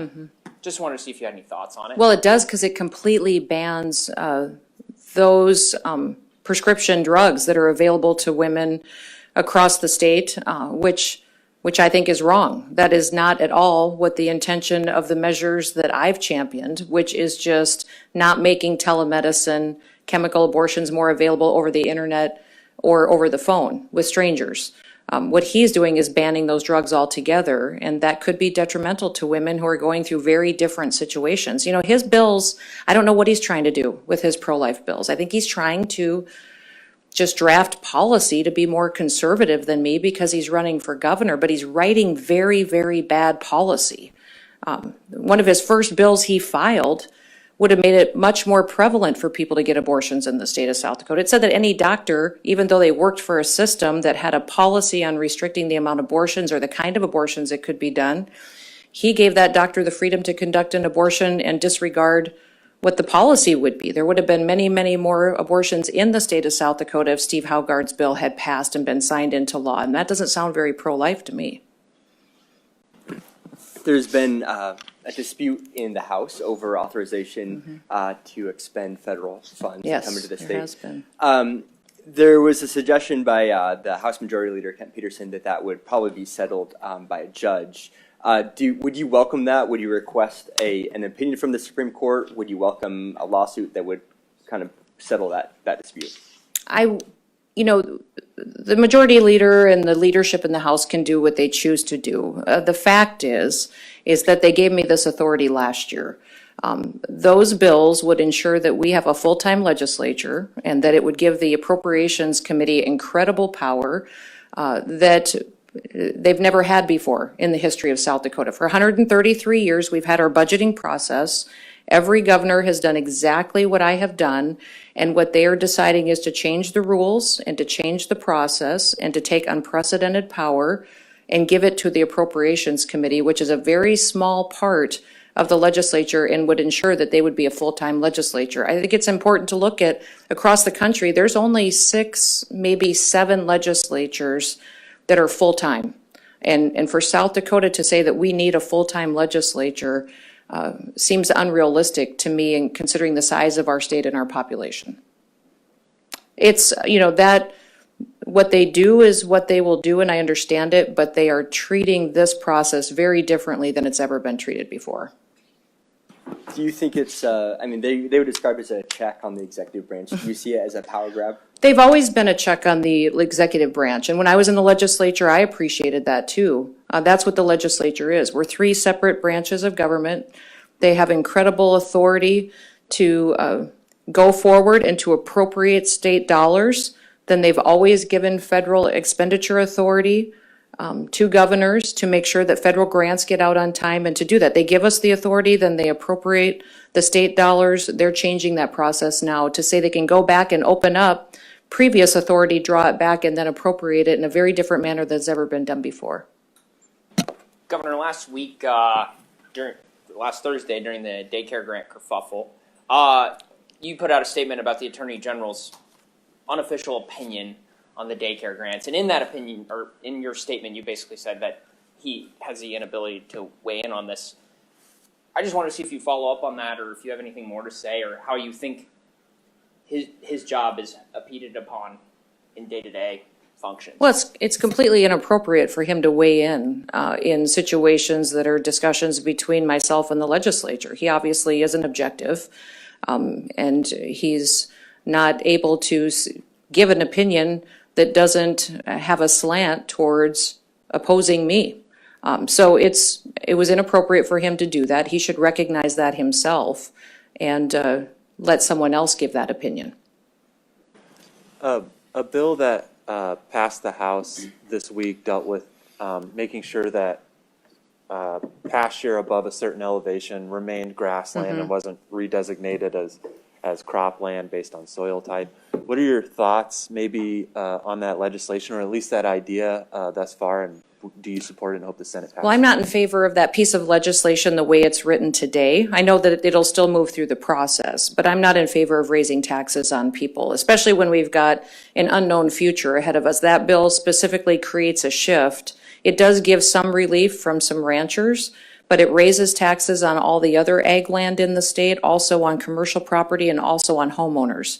So we have to recognize that when we have bills like that that come forward that maybe give relief to a certain demographic, that shift doesn't just disappear and those taxes get reduced and people pay less money. Somebody else is picking up the bill for that, and it's going to be all the other ag producers, homeowners, and commercial property owners.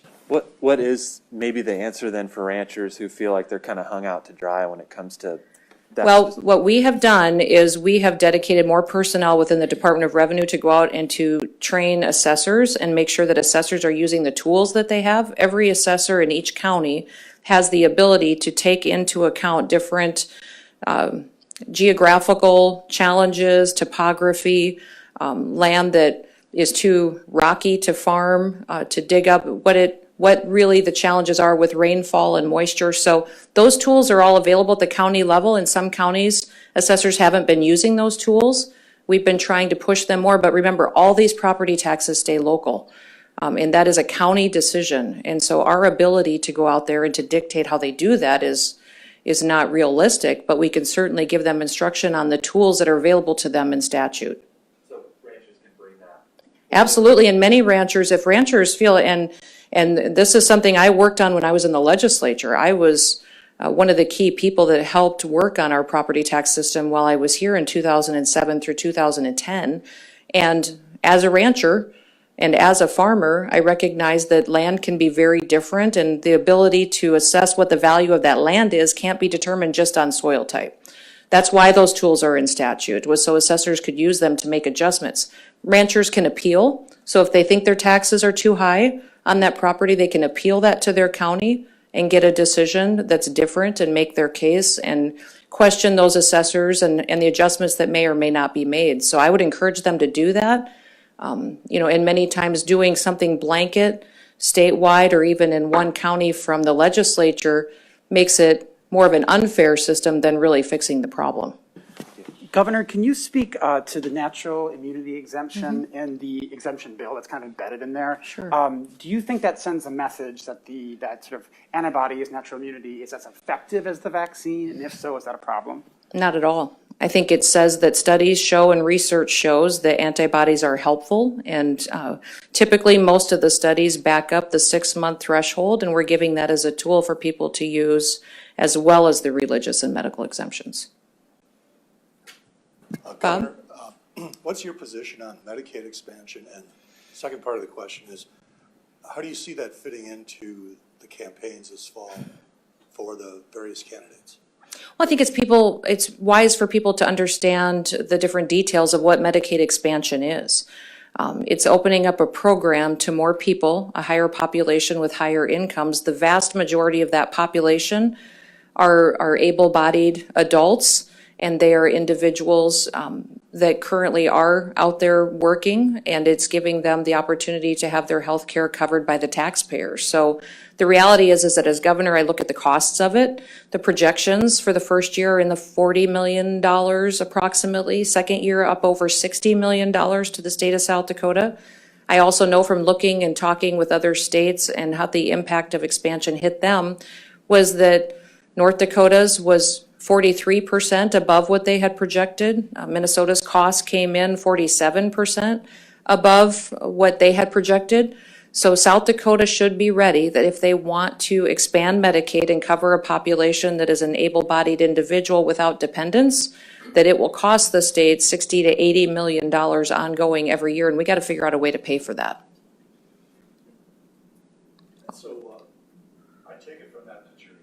I'm against it because it would, I mean, Bob, I feel like the reality of it is that we'd have to raise taxes.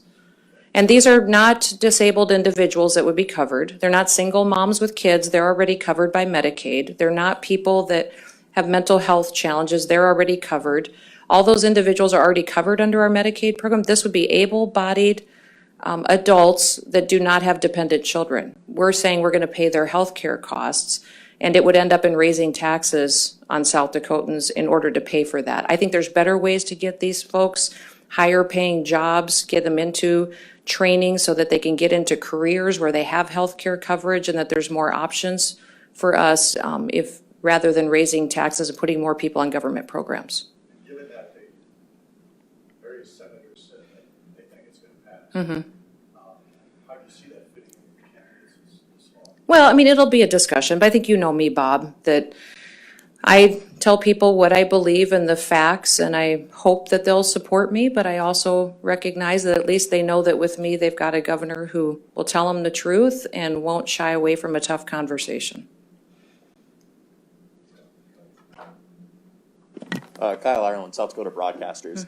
There is a statistic circulating around right now that 90% of South Dakota's LGBTQ community is diagnosed with either anxiety or depression. Why do you think that is? I don't know. That makes me sad, and we should figure it out.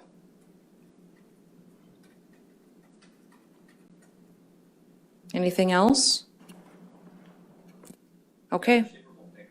I did, didn't I? Well, yeah, there was a lot of analysis that went into that pick. So thanks, guys. Thanks for being here. Says no.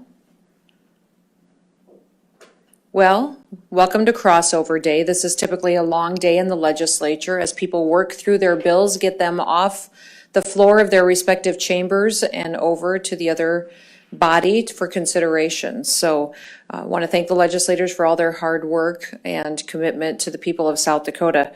A couple of updates before I take your questions. COVID cases are declining, which is good news. Since Omicron variant hit the state of South Dakota, we are 80% down from our peak. Hospitalizations are down 60%.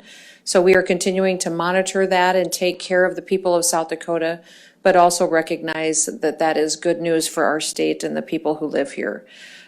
Several bills have been moving that we've been following and tracking closely. One of them is my telemedicine ban on chemical drugs that could be utilized to have abortions.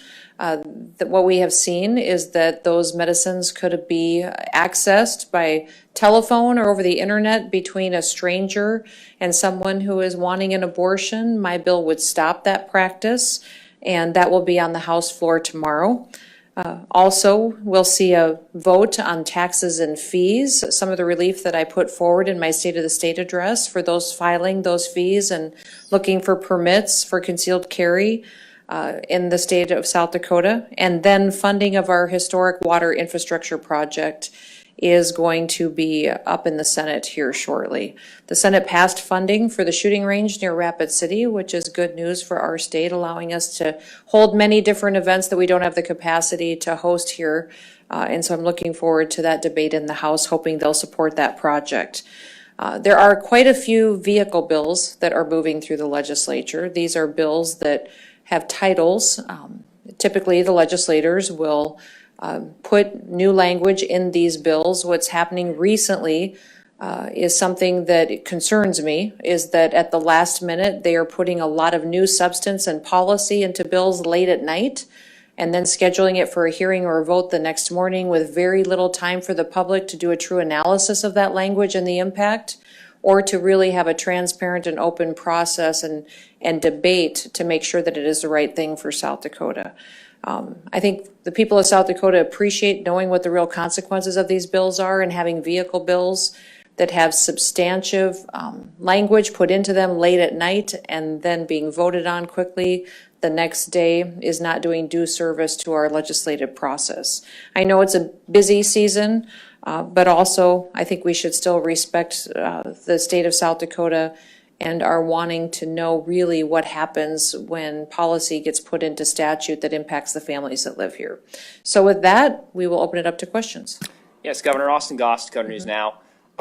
Want to lead off. Yesterday, the House passed a COVID-19 vaccine exemption bill, which was not yours. I don't know if you've had a chance to review that or had a chance to think about that. Are you willing to make your bill more similar to that one, or have you talked to any of those lawmakers about working with them on the version that they brought? Well, I know there is a couple of different proposals out there. One that I put forward I think works best for the people of South Dakota. I'm looking forward to having support on that and hoping that one gets signed into law. I'll certainly look at every single piece of legislation, but we need to remember what the role of government is and what it is not. Governor, the House just passed a bill that would reduce the sales tax by 0.5%. You said that the state has the strongest economy in the country. Why does the strongest economy in the country not able to reduce sales tax by 0.5% in your view? Well, I'm always looking forward to cutting taxes. In South Dakota, we have very few taxes in place. We don't have an income tax. We don't have a corporate income tax. We don't have a personal property tax. All property taxes that are in place stay local. Virtually, the main source of revenue for the state of South Dakota comes in the form of a sales tax, which is at 4.5%. That's the debate that we've got going on right now, is if those can be reduced, and that's something I'm certainly looking at, but I also am concerned with the revenue projections that the legislature has adopted in how they're looking at balancing this budget. Listen, we got a lot of factors that are changing here in South Dakota as far as our future. We've done a fantastic job growing and benefiting the families and businesses here in our state right now. But we also have some challenges ahead. We know the entire state is in a drought. Some of the state, the majority of it is in a very significant drought. Agriculture is our #1 industry. What's sustained us the last couple of years is that agriculture's done well, and then tourism knocked it out of the park. and we have a lot of sales tax revenue coming in the door. We also know that because of federal policies, inflation is going up at historic levels, the highest levels that we've seen in this country in 40 years. We also have interest rates, which we expect will go up. We've got higher energy costs, food costs. Families are very concerned that they have less money in their budget to spend, and when they spend less money, that's less sales tax that comes into the state of South Dakota for us to utilize. So we know we will not grow and have the revenue next year that we have this year. We have a lot of factors at play, a lot of federal dollars that won't be out in our economy, that I've been advising legislators to be much more conservative on their revenue projections. I think it's very, very conservative to adopt conservative numbers on what you will spend and make sure we're not spending more than what we have and set ourselves up for tax increases in the future. You know, you said inflation is going to make the cost of operating government more expensive. I mean, how do you balance, Well, it doesn't necessarily make the cost of operating government more expensive. It does, but I'm worried about the families here.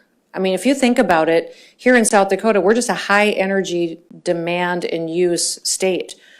People in other states maybe drive their kids 2 or 3 miles to school. It is pretty regular in the state of South Dakota for people to drive their kids 20, 30, 40 miles to school. A bigger portion of their budget goes towards gas, electricity to keep their houses warm. Food costs are going up. Transportation costs are more. Wouldn't it make sense then, I mean, devil's advocate here, and just what was said on the House floor is, wouldn't those folks benefit from paying a half penny less in sales tax then?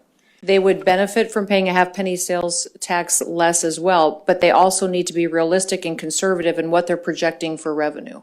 So what do they see as growth that people will be spending? When people have less money in their budget, they have less money to go out there and go out to eat or to buy new clothes or to maybe buy something like a new stove or a washing machine. They won't be paying that sales tax because they won't be purchasing it, and the state, to be conservative and to be responsible, should account for that in the projections that we make before we spend that money. What the legislature is doing by some of the debate and what they've argued is we should go ahead and spend a lot more money and just anticipate that we're going to take in less in the future. I don't know necessarily if that is what is conservative. Typically, conservatives want to save for costs that they know they have in the future, make sure that they're not spending more money than what they have and setting themselves up for future tax increases. So I'm in favor of reducing taxes, absolutely, as long as we know that we won't be back here in 2 years raising taxes again on the families in this state. The question that keeps coming up is we have the strongest economy in the country, as you said. We have record revenues, and I know 2-3 years does not make a trend, but well, I would ask them. Representative Carr said, if not now, when? I mean, what do you need to see to support a sales tax reduction? He should really look at past trends of what's happened in the state when agriculture has hit a difficult time.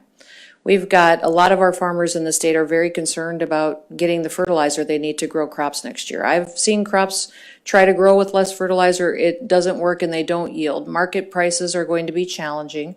Transportation costs are up. Those are less dollars in farmers' pockets. And ag has 8 times the amount of impact on our state's economy than tourism does. So while we're excited and thrilled with what we've seen our economy do the last 2 to 3 years, the facts are ag was pretty stable. Ag did pretty well. And tourism set historic numbers. If we're really truly looking with objective eyes into the future, we know ag is going to struggle. And that will take down our revenues much faster than if tourism just has an average year. Is that an acknowledgement that South Dakota doesn't have the strongest economy in the nation then? No, we definitely have the strongest economy. We just are looking to the future. Will we have the strongest economy in 2 to 3 years? I'm going to say let's be conservative in our approach and know that that may not be true. I feel like there's just two different philosophies. Yeah, they want to spend money that they don't know they're going to have.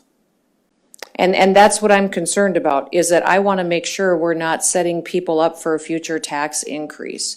And that if there's one-time dollars and there's ongoing revenue, let's be responsible to make sure we're being realistic about the numbers that we're adopting. And if we can really look at those issues, then I think that we'll have a fair and honest debate about what this budget looks like. So I am looking for tax reductions every chance we get. I just want to make sure that when we do that, that we're not back here pulling the rug out from underneath South Dakotans and raising their taxes again.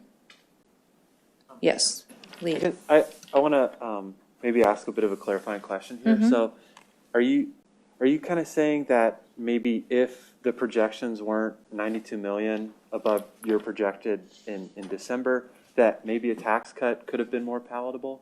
I would say that I'm still considering tax cuts, that I'm open to tax cuts.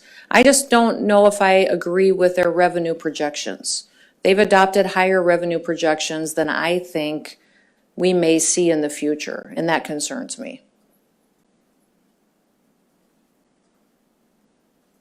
Governor, there was a recreational marijuana bill that just, for the time being, cleared the Senate by 1 vote. If that finds a way to your desk somehow, are you going to veto it? Well, it's hard to talk in hypotheticals. I'm not in favor of recreational marijuana. I still believe, I haven't seen anybody get smarter from smoking dope. So we certainly have a medical program. I have supported medical marijuana for years. We're in the process of standing up the best program in the country. And I appreciate the legislators for making some reforms to that program this session. And essentially what we have going on in our state, coming through some of our tribes, and what's happening is people are using some loopholes to get medical cards that I want us to really understand what the consequences of that is before we make sure that we stand up another program that we don't necessarily know what's going to happen when it's put out in place in all of our small communities. Sponsors of the ballot measure have reached out with a bit of a compromise on that, basically saying they'll drop the ballot measure campaign if it's enacted, and reasoning that there wouldn't be home grow in it, local governments could opt out. What do you think about that compromise? Is that something that you would consider? Well, I would say based on that statement, they must have polling that tells them the people of South Dakota don't necessarily support recreational marijuana. I understand their offer, but it's not something I would take them up on. If the people of South Dakota this fall really want to have that debate, they'll have a few more months under their belt of seeing really what impact the medical program is having. Governor, a couple housing bills have passed the Senate. There's rumors that they might be in more trouble getting over to the House. Just wanted to see what your read was on that, or what your thoughts were on those bills. Well, again, I included a housing partnership with communities and developers in my budget because legislators said they wanted it. Universally, overwhelmingly, in all the telephone town halls I did with legislators before I put together my budget, the meetings and coffees I had across the state with them, one of the top issues was getting a housing program that allowed a partnership with communities and developers to meet the infrastructure need of building out lots so that housing could be built if these communities chose to. I'm hopeful that the House will support the program that the Senate obviously does. It passed overwhelmingly in the Senate today. If this is what their communities want, that we can put out there to get some help to get people the career housing that they need, I would hope they'd vote for it. There's been a number of smokeouts as recently as today in the legislature. In the past, I know you've been sort of critical of a smokeout. What do you make of those this year? Well, a smokeout is utilized by rule. It should be rare because a smokeout says the committee was wrong. A smokeout says that the work that the committee did was flawed and that they did not do due justice to the policy and the debate, and that the entire body of the whole thinks that that committee is not functioning correctly. What's interesting to me is what's happening over in the House is it appears that there's a lot of bills that are being smoked out of the Appropriations Committee, and I think that's more indicative of some of the issues that they're having in their own caucus. You're just not a fan of smoking anything, are you? I'm not. I am not. You're correct. You've correctly identified the problem. I love it. Any questions on the phone? All right, Bob? Yeah, Governor, can you hear me? Sure, let's go to the phone and then I'll come to you, Bob. Is that okay? Okay. I don't know who's on the phone, but we'll go there. Hey, this is Jonathan Ellis, Governor. Oh, hi, Jonathan. Can you give us maybe a advance on what your speech is going to be at CPAC on Friday? It's going to be looking at where we've been as a country, where we are today, and what I think our future should focus on. Well, that's the Clip Notes version. It is. I hope it can be that short, but I think it'll be a little bit longer than that. Okay, thank you. Yep, thank you. Okay, we'll go to Bob. Yeah, I was going to ask you about the book.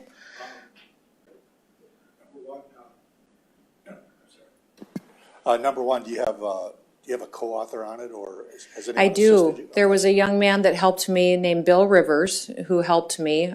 I would say that I started probably a year ago when quite a few people approached me about it, working with Charlie Hurt, who's a very, very good friend of mine. He started talking to me about some of my stories I told about growing up on a ranch in South Dakota, intrigued by the people here and how they embrace common sense and freedom. And he was very encouraging to me to write down some stories. And I started writing them down. And when I got 80 to 90% of the book done, Bill came along and helped me arrange it into something that people might want to pick up and spend a little time reading. So, this is really a book about the remarkable way of life we have here in South Dakota. It's the story of the people in our state and what makes us unique, and also I think about why we work to get through challenges so well. And it'll be available June 28th. But it's online now, Bob, if you want to go buy a copy. Can you give us an anecdote from it? Well, I've got several anecdotes in there from my time in Congress that I don't think a lot of people have heard. Discussions and debates with my leadership. And some of the fights over farm bills, but also some during my time here as governor, behind the scenes interactions that people have not heard before. I tell some about my congressional race when I ran in 2010.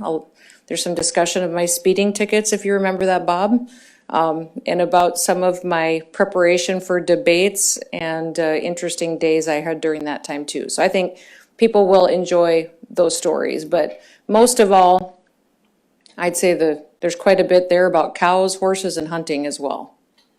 Will you sign my copy of it? I will, Stephen. Yes, you know I'm always good to you. I'm not certain it'll make it any more valuable, though. Governor, a lot of times when high-profile politicians write a book in the lead up to a national election cycle, it indicates that at some level they're interested in running for a national office. You've said in the past you're not. Is that still the case? Yeah, this is really just a book about South Dakota. And we've decided if anyone in my family's running for higher office, it's going to be my mom. She is very opinionated these days, so I keep telling her she should run for president. She's always right. I have a question. So the NEA has a list of state funding for teachers. It says that we're 50th in the nation. Are you satisfied with that? Well, that's why I've encouraged our school boards and our school administrators to put this 6% increase to education, which is historic, into salaries, that it should go into teachers and into staff salaries at the local level. Will there be a mechanism tied to that funding, or is that possible? That's up to the legislature. We already have accountability measures in place at the local level that's in state statute. If they want to change that, that's a debate that I'm sure they're continuing to have. All right, folks, we have time for two more. House Bill 1039, Trish Ladner's bill talking about land reassessment did not pass committee today, or the tax committee, excuse me. Just kind of wondering your general thoughts. What would you like to see more of, just in terms of what the bill has to say? I know you've in the past said you're not really for increasing everybody else's taxes, but just what would you like to see more from a legislative standpoint?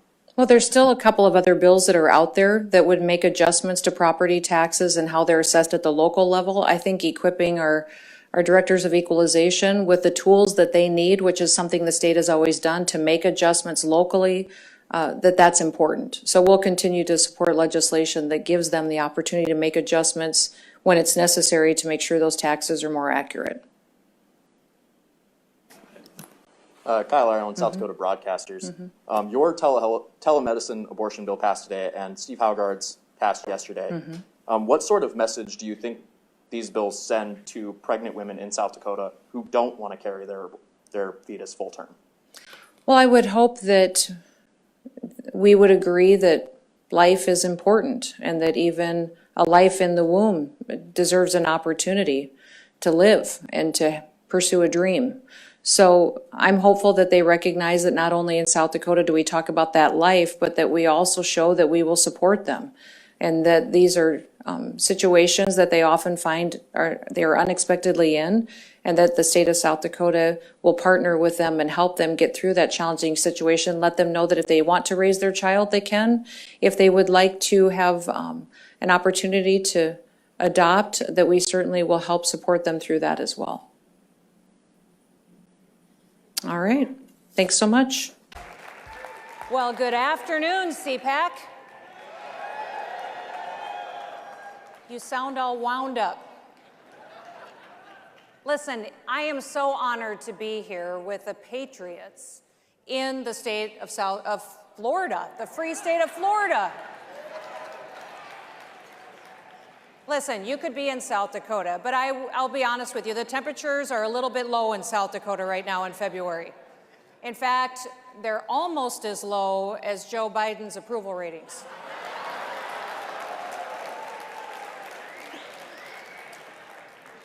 Now listen, in all seriousness, let me start by saying this. Our hearts and our prayers are with the people of Ukraine.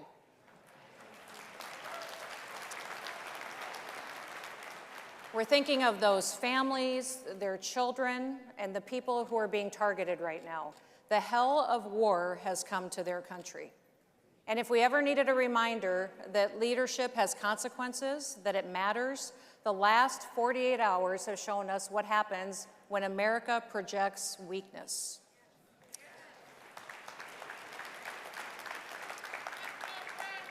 That is exactly what President Biden has done.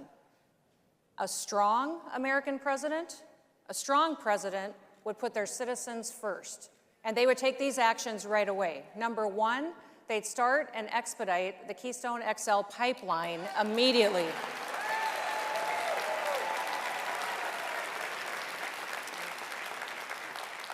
They'd reopen our federal lands for drilling and oil and natural gas exploration. They'd revoke the bans on oil and gas leases on the outer continental shelf. They would sign an executive order to cut all the regulations on domestic energy production and its transport to American and European markets. They would immediately, a strong American president would work with European allies and partners to replace their supply of Russian oil supplies with American energy. And they would hit Putin right where it actually hurts by enacting heavy sanctions on the Russian energy sector. They'd lead NATO and other Western allies to cut Russia off from the Western economy, banking, financial systems, including SWIFT. If Joe Biden can't, or if he won't do these things, then he should resign.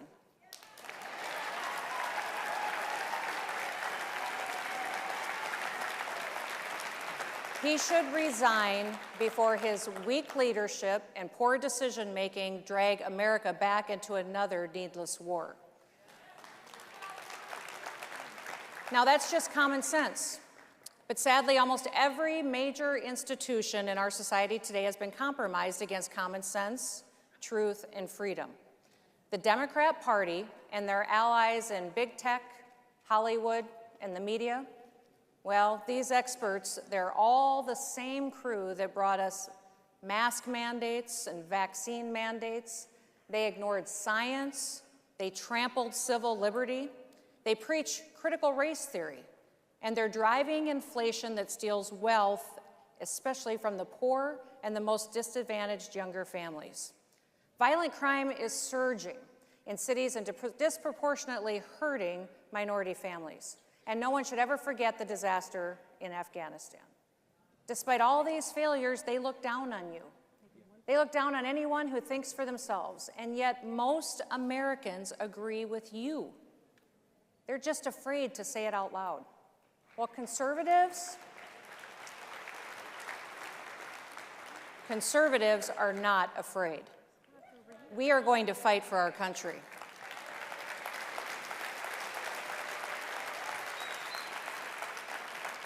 Now, we are not the first generation to face such a pivotal time. And that's why today I want to look at America, and I want to look at where we've been, where we are, and where we're going. First, where we've been. As conservatives, what do we want to conserve? What do we want to save and keep for our kids and our grandkids? We are saving and keeping the greatest country in human history.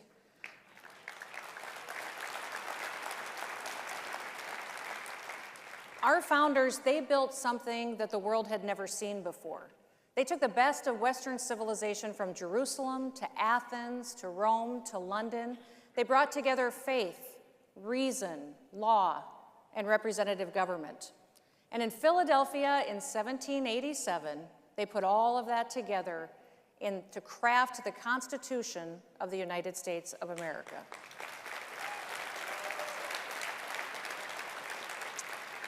They set out a Bill of Rights making clear certain rights could never be infringed on. The right to speak and to assemble, the right to worship, the right to act on those beliefs in the public square, the right to arm ourselves against standing armies, the right to a fair, equitable criminal justice system. They acknowledged that our rights come from the Creator, and free people honor their Creator when they exercise those rights to govern themselves wisely. And the founders spelled out exactly where the government gets its power: the people.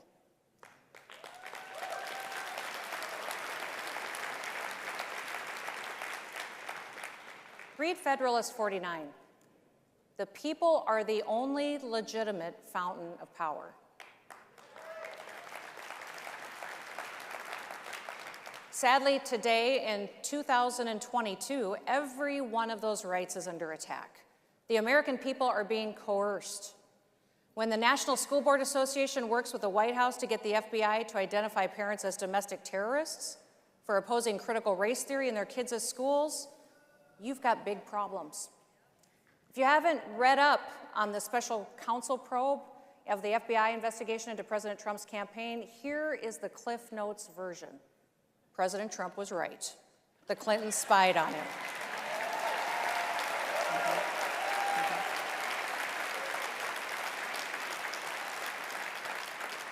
They paid a British spy to spy on the president. And then they paid a tech executive to spy on the president. And we're learning more and more all the time about how they abused our government to try to take down President Trump. Now, every sane America across this country is quietly thinking to themselves, if they can do that to the President of the United States, they can do that to me and to my family. If you think cancel culture is bad right now, wait until they force financial institutions into freezing your account because of something you said on Facebook. It's already happening in the world. And I'm not talking about communist China's social credit system. I'm talking about Justin Trudeau, the Canadian Prime Minister, and the Emergencies Act he passed. Trudeau froze truckers' bank accounts and canceled insurance on trucks. He used anti-terrorism finance laws to cover crowdfunding platforms like Give, Send, Go. And this is why the founders gave us the Constitution in the first place. They knew human nature had a dark side that craves power. In 2020, when most states were shutting down their economies and they were forcing unconstitutional lockdowns, we did something very different in South Dakota. Our state motto is, under God, the people rule, and I followed it.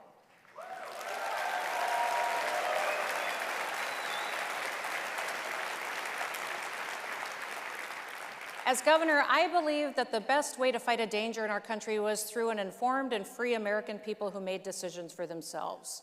I refused to use unconstitutional powers.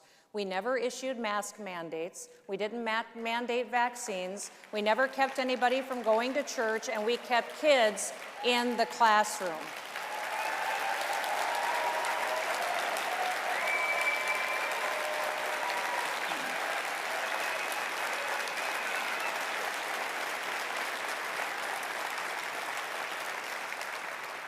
I didn't arrest or ticket or fine a single individual for exercising their basic rights. South Dakota was the only state that didn't even define what an essential business was. Every business is essential. Looking around the world today, we see fundamental freedoms evaporating because of COVID lockdowns, but not in South Dakota. We drew a clear line, and the line between tyranny and freedom is getting more clear every day across our country. The left divides us based on our differences. Conservatives, we unite around our shared values.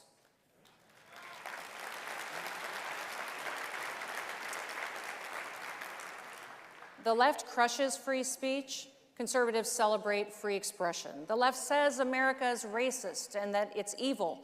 Conservatives know America is not the sum of our past mistakes.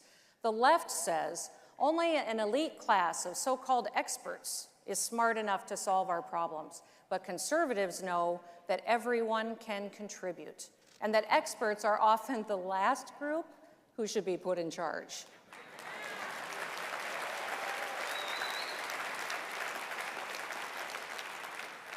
I want to tell you a brief story about a man who was not an expert, but he saved America at a crucial time in our history. In Boston, there was approximately 11,000 British soldiers occupying the city during the Revolutionary War. Now, George Washington's ragtag army of Continentals surrounded them, but they were outnumbered and outgunned. The Americans carried only their personal muskets. They didn't have any cannons. They didn't have any ammunition. General Washington knew that as soon as the warmer weather would come, they'd be in trouble. Now, the British, they were going to break out of Boston when it warmed up, storm his position, and that they would end the Revolutionary War. But then a 25-year-old bookseller named Henry Knox came to General Washington with a proposal. Now, Knox had never been in combat, but he had plenty of common sense. He was self-educated in military matters. He sold books for a living, but he read them too. Now, Knox volunteered to lead a group of individuals to retrieve cannons that were recently captured at a fort in New York. Knox and his team traveled to that fort. They disassembled 59 different pieces of weapons. They loaded them onto boats and shipped them 30 miles across Lake George. In fact, the lake froze solid just as they reached the other side. Next, they loaded these cannons up onto sleds, they hitched them up to oxen, and dragged over 60 tons of artillery over 300 miles of frozen rivers and mountains. And they did it in less than 2 months. On St. Patrick's Day, 1776, with Knox's guns in place, General Washington and his troops forced the British to evacuate Boston, and America won the battle.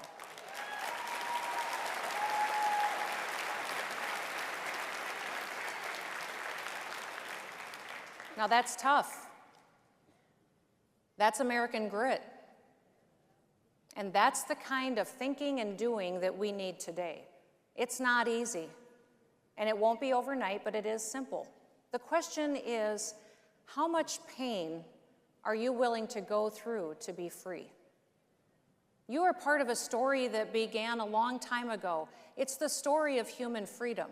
Many chapters have already been written today, but you are writing a chapter of that story too. And what will it say? What should we do? First, number one, speak the truth. The left lives on lies.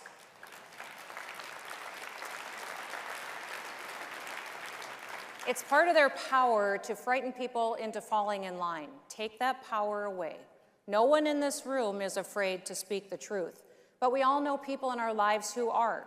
So I need you to encourage them, strengthen them.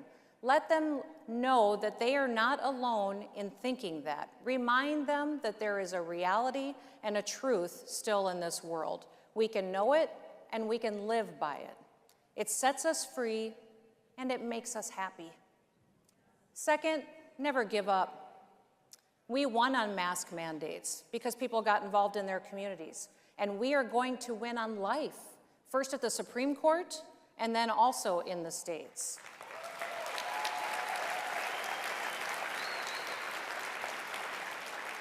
And when we do, it will be because thousands of ordinary people across our country simply said, enough.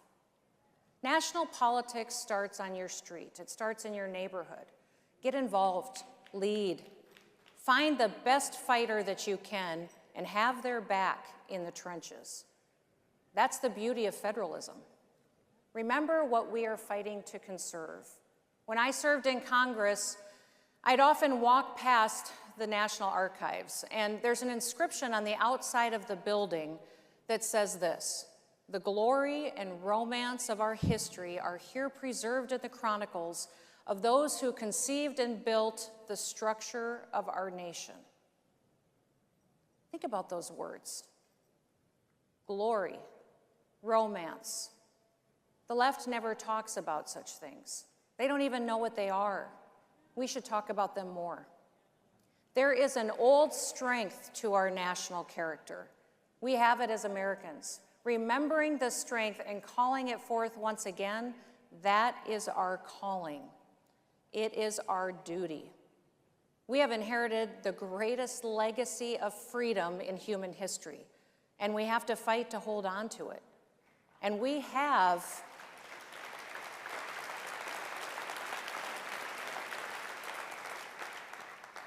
some fantastic fighters, like President Donald Trump.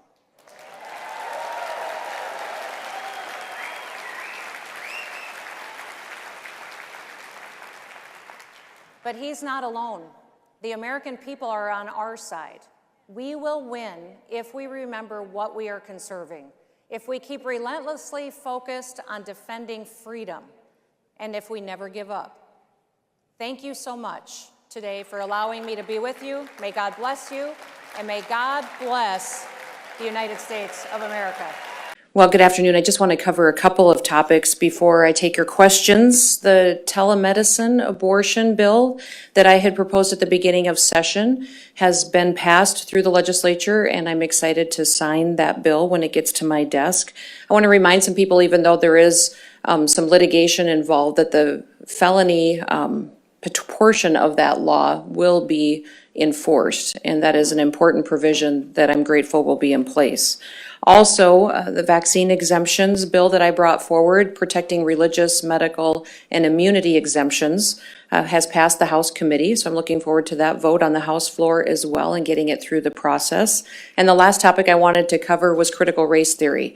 I brought two bills that covered banning critical race theory from our K-12 system and our colleges here in the state of South Dakota.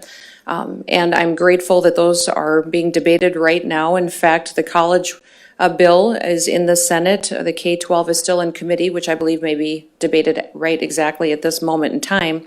But one of the things that I wanted to encourage all of you to do as the media and the reporters in the room is to be honest in your reporting. This last week of session is going to be up and down, a lot of different conversations going on, a lot of different things proposed. And I've been disappointed at some of the reporting as it's happened when it comes to critical race theory. Specifically, Stephen, you wrote an article where my policy education staffer specifically said that this legislation would not shield students from the discomfort of CRT. And your headline on your article said specifically South Dakota senators okay a bill shielding students from that discomfort. It was the exact opposite of what our testimony was on the bill, the effect of the bill. And so we're going to have a lot of big major pieces of legislation coming forward in the next week, and I would be grateful if we'd be accurate in our reporting and get as many facts into these articles as possible. Kelloland had a story that they ran that specifically had to do with a professor that we've used in testimony in pushing this legislation and talking about what's happening here in the state of South Dakota, that basically the piece talks about the fact that it's not critical race theory that this specific professor was pushing, that it was instead critical social justice. And then the entire story goes on to defend critical race theory and completely says that it's a different topic, but then defends exactly what was being taught in that classroom and fits the definition of what we have in the bill that we're bringing forward. There's a story from Dakota News Now that is an opinion piece, not labeled as an opinion piece, not even covered and written by someone who typically deals in government or political issues, But it was an opinion piece written by someone who doesn't cover critical race theory that obviously is, and not honest to portray it in the way that it was laid out by that entity as well. So it's just examples. There's times that I'm going to ask you to keep me accountable. I'm using this as an opportunity to ask you to be honest in your reporting, because this is important work we're going to be doing the next week here in the legislature. We have a big budget to get done, agreement to get done, a lot of conversations that happen in hallways. Facts are important, and I would hope that we all would do our due diligence to make sure that we're doing good service to the public while we're here working for them. So with that, I'll open up to questions you may have. Sure, Austin. Governor Austin Goss, Dakota News Now. With the abortion ban, or the telemedicine abortion ban, excuse me, obviously kind of the conversation that's been around any abortion legislation this year in any state, our state specifically in this case, has been, let's see what happens at the Supreme Court. What happens at the Supreme Court? Obviously, we have a trigger law in place that kind of deals with if abortion were to be outlawed. However, doesn't necessarily deal with if the Supreme Court kind of does or doesn't. Do you think it's possible that we'll be back for a special session on abortion come this summer? There is some significant cases in front of the Supreme Court coming up. We've all been watching the Dobbs case and to see what will happen with that decision that comes out of the High Court. The potential is there. If we do see Roe v. Wade struck down or a portion of it, there may be some decisions here in South Dakota to look at ways that we can protect life, but that's an evaluation that the legislature or myself will have at that appropriate time. I want to remind everybody, the legislature can call themselves back into special session. The governor can call them back, but they also can call themselves back. So the option's on the table for both entities to deem it important enough to bring them to town. I guess, would you be willing to call them back for a special I would, if there was something that we needed to do to protect life, especially innocent life, I would certainly consider that, yes.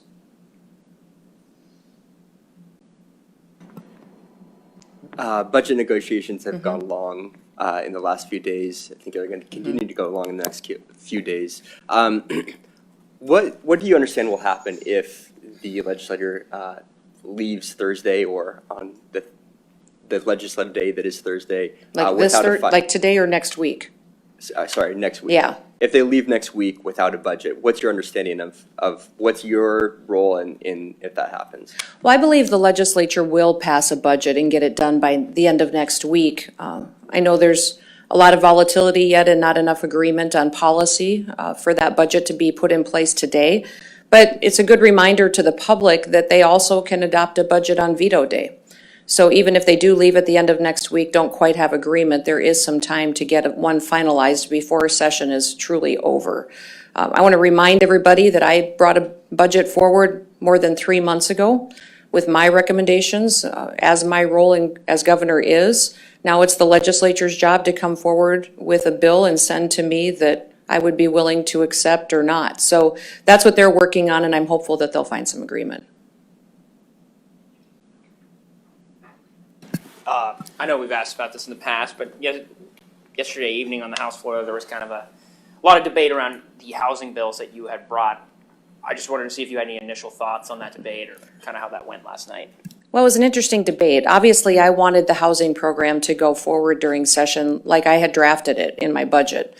I believe that every community in the state can benefit from having some help with building the infrastructure in their towns and communities to build housing on. That's what I proposed, and a lot of small towns simply can't repay loans. So I wanted them to be able to have grants that could partner with developers with that community to really make sure that we were making housing a real solution for many of these communities. I understand there's a lot of amendments that happened last night on the floor. I had a discussion with some senators, Crabtree and Schoenbeck, about they didn't want all the dollars to go into grants. They wanted loans as well. And so we came to an agreement there, but yesterday what the House did was very different than either of those proposals. So we'll see what the discussion is. There's potential that today they could still deal with housing on the House floor. If they do, that'd be wonderful, and hopefully it's something that the Senate and myself deem would be workable for every community in the state.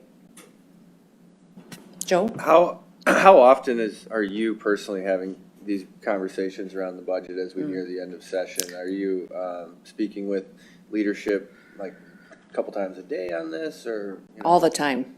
I think I mean, it's this all session, it's been meetings throughout the day. Had several last night. I think the last discussion I had was at 9:30, 10 o'clock last night with some senators and House members of what was going on. We started this morning at 6 a.m. having conversations again and just got done meeting with Senate leadership. So it's a constant discussion on what we do and how we all can get on the same page as far as what these programs would look like. You know, some of, whether it's the budget or any other like hot button legislation that's happened this year, some of the criticism about or explanation about why things have been sort of unsmooth is, you know, there's a alleged, I don't know, communication gap is what keeps coming up. Is that, well, that's what's interesting to me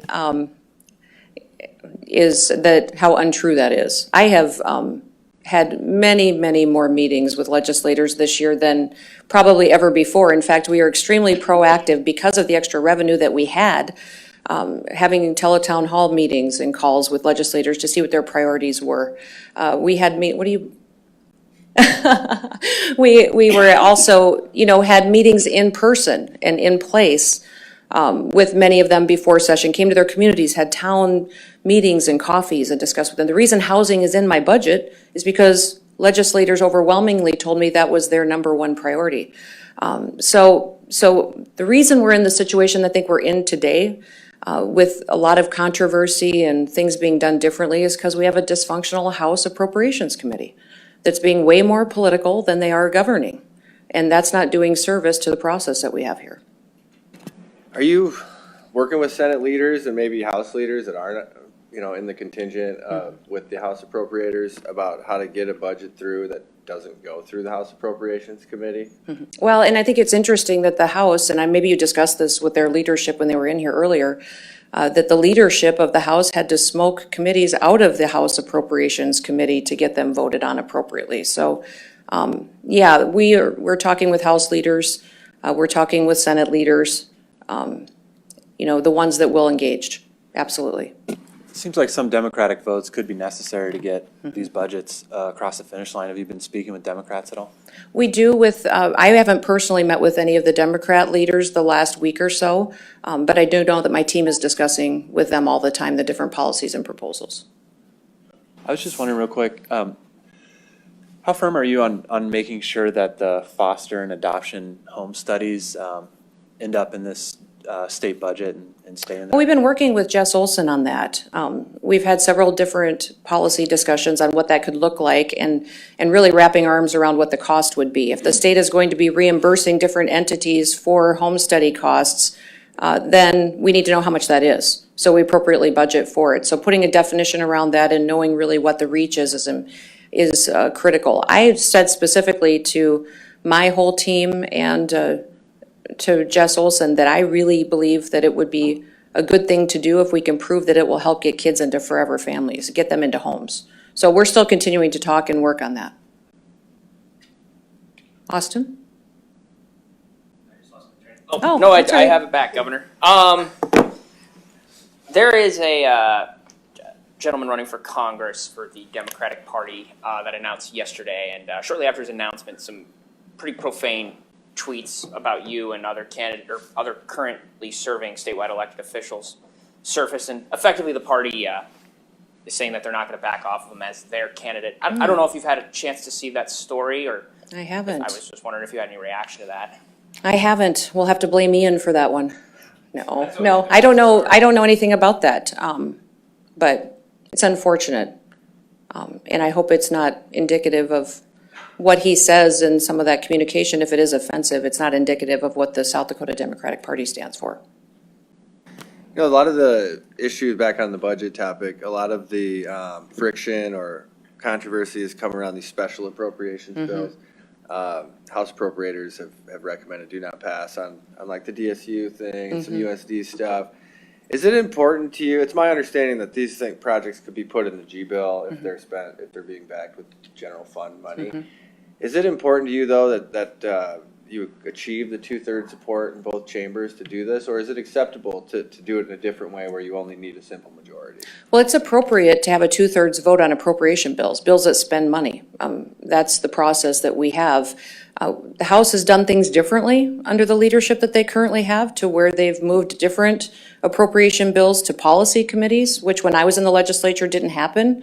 Appropriations did appropriations, policy committees did policy. And then at the end of session, you trusted your appropriators to know exactly what the discussion was. You had those conversations in caucus, and openly on the floor with everyone, and came to an agreement on what was a priority. So I think what they decide to do in the House, and what I know of what's going on, is kind of unpredictable. And I don't know what mechanisms or what rules they'll try to change, or what the Speaker's decision will be on what the threshold will be for passage, because it's been so unpredictable this year. Remember, they didn't even give my heartbeat bill a hearing. That was unprecedented. So what the House has chosen to do this year under Speaker Gosh's leadership has been very, very different than what's ever happened before. It sounds like you're saying, like, if they're willing to sort of go against the traditional norms on how Are they to process- doing that? Well- I haven't heard that they're doing that. So I think if they are, it will be something that I'll have to look at. But typically spending bills should have a 2/3 vote. Now, I know that there's always guidance and lawyers who weigh in, and most people say if you get lawyers, they can make a pitch on either side of an argument. I don't know what their lawyers are telling them. Do you know if there's any Russian assets in South Dakota trusts? Not that I'm aware of. And I do know that our trust industry has a very strong vetting process, and that they go through every single entity that is coming into South Dakota and engaging with their industry. Several people have asked me, I've said I don't know. Is there any will to look at that if there are Russian Well, it's all assets? private information. So if someone were to decide to do that, I'm not in favor of that at this time, because our trust industry does have integrity. It has been proven to be an outstanding law and system in the country. So you start talking about changing those mechanisms and those rules, especially in regards to privacy, that's pretty far-reaching and sets a precedent in many other areas of law, too. Senator Nesbitt earlier said he spoke with someone who's written about this, and they said that there might not be many Russian assets, but Chinese assets were maybe attracted to American trusts. Would you look at if there are Chinese assets? Again, we have to look at is it a personal individual's information that you would be divulging out into the public square? And that's really up to our trust industry. I think everybody here knows that I'm not an expert in our trust industry, but I think that the precedent there would be something we'd have to consider when you make a decision like that. One thing I would say is that we should be concerned about China in all areas of what they're doing, especially with what we see going on with Russia and Ukraine. We've been warning of China for many, many years, but they've been heavily investing in their military. They're buying up our food supply systems, our chemical companies, our fertilizer companies, our processing plants. So definitely their influence on the world along with Russia is concerning for us, and we should be paying attention here in South Dakota. We buy $53 million worth of gas from Russia every single day in this country. We import 22 million barrels of oil from Russia a month in the United States of America. So we should start examining our energy policy and make sure that we're prioritizing America over Russia. Just on that same note, and I know you've talked about this before, but with the current situation in Russia and the gas supply that we get from them, how concerned are you about the price at the pump for South Dakotans? Very concerned. We are heavily dependent on energy for all of our industries and our families. It's a long ways to drive across South Dakota, and many families put dozens of miles on just to get their kids to school and to get groceries and go to work. So it is a larger portion of our budgets for our families get spent on gas and energy, and all of those costs go into all of the other goods that they have to purchase just to live their daily lives. So we're watching it extensively. I think that's why you've seen me clearly message to the rest of the country what we should be doing right now. We should be putting the Keystone XL pipeline back online. We should be opening up our federal lands and drilling back in the United States, utilizing our own resources. and the outer continental shelf as well, and then cutting the regulations that have been put in place under the Biden administration that have driven up costs and restrictions. What role would South Dakota corn and ethanol have in all of this? It seems like they would stand to benefit. I don't know if they stand to benefit because they need to partner with those blends in order to get access to the market. So they're obviously an energy choice that we've supported and recognized the value of for many, many years. It's a big part of our energy portfolio. It also is not in a situation where it can completely supply our needs. And so that's why I think it's a balance. Are you concerned about how climate change will affect the state's future? You know, I think all of us are always looking at the science that comes out on how our climate may be changing or not changing and our personal effect on it. I think when we look at the climate, we have to consider what our role as the United States of America is in balance to the rest of the countries in the world and make sure we're not penalizing Americans over what's happening in other countries. Do you think the climate's changing? I think that the science has been varied on it, and it hasn't been proven to me that what we're doing is affecting the climate. What impact will your education bill that deals with the Board of Regents, what impact will that have on Title IX training? How would it change Title IX training? Yeah. My understanding is Board of Regents employees are compelled to go to Title IX training annually. Mm-hmm. What impact could that? I don't know how it would necessarily change their training other than they would be well informed on that federal law and how it should be interpreted in our universities. On this juvenile justice bill that was in the House committee last night, you know, do you agree with these teachers that there needs to be more teeth in our juvenile justice, the way we handle that, and how does that fit into your sort of regional mental health facilities vision? Yeah, I think that we do have a lot of schools dealing with issues that necessarily they shouldn't have to. We got a lot of students that come to school and have misconduct issues or issues that aren't helping the educational process of other students they're in class with and are really taking up a lot of time and energy of the teachers in the room or administration. So it does deserve evaluation. I'm glad there's going to be a summer study looking at it. Juvenile justice reform was something that passed the legislature before I was here, but it was overwhelmingly supported at the time, and recognizing that throwing kids in jail is not the best answer, and that we need to have a recognition of different offenses and what we can do to help kids get back on the right track. That kind of evaluation by this legislature, I think, will be helpful, and maybe putting in place some reforms that would be appropriate. You know, the idea, some legislators mentioned maybe reducing the compulsory age back down to 16 could be a way to address this without too much government intervention. You know, I don't know necessarily if that is helpful or not. I'd like to see some statistics around that. Kids do have the ability to graduate early. They do have the ability to get a GED. I know it's very difficult to have students in the classroom that don't want to be there. And that kind of input would be important before making a decision on that. I'm not certain there was a thorough vetting of the policy before they got to session here. This is a big deal to try to undo policy that was put in place before and to start putting our kids behind bars. So I'm glad they're going to study it and make an informed decision rather than just a reactionary one because they've heard some bad situations in some districts. Do you think it's appropriate that this bill, while it sets up a summer study, it also repeals what was adopted in 2016, is my understanding? Are you going to sign this if it gets to your... Well, I believe that it was amended and that all that is left is the summer study. Yeah. Yeah. Anything else? Good. All right. Thanks, everybody. Good morning, everybody. I'm headed out the door to the Capitol. It is snowing outside, but I wanted to chat with you a little bit about the budget process. I was just reading a couple of newspaper articles about what's going on at the Capitol. Had a lot of meetings yesterday. I was disappointed by some of the projects that were in my budget in December that were killed and did not have the support of the House caucus. In those conversations I had with some of the Republicans that were going to be voting on projects like the women's prison, it was surprising to me.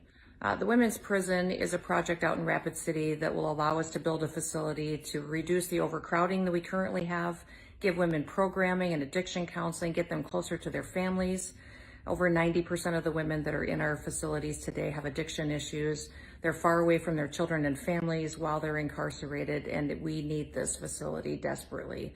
Some of those members said they didn't want to talk about it, didn't know why they were against the policy. Some told us they were following the direction of their appropriations committee and were told to oppose it, and they didn't know why. And some said they were just following the direction of their leadership team. Those aren't good reasons to vote down a project that is necessary and a responsibility of state government. But it did die on the House floor. Disappointed by that. I was thankful for a good discussion with the Democrats about the project. They asked good questions, although I think many of them voted against it as well. This is just one of the issues that I think is a responsibility of state government that we saw die in the budgeting process. I see questions about when will the governor do a budget. I want to remind everybody I did a budget in December. My priorities were laid out there, and frankly, a lot of those priorities were put together because of conversations with legislators on what they wanted to see. They felt the housing needed to be addressed, child care grants needed to be addressed, that we needed to be responsible for what state government does, and that's what I put into my budget to reflect what their values were as well. The speaker has specifically said he opposed the gun range project out in Rapid City yesterday because he doesn't like the governor's Habitat program. I understand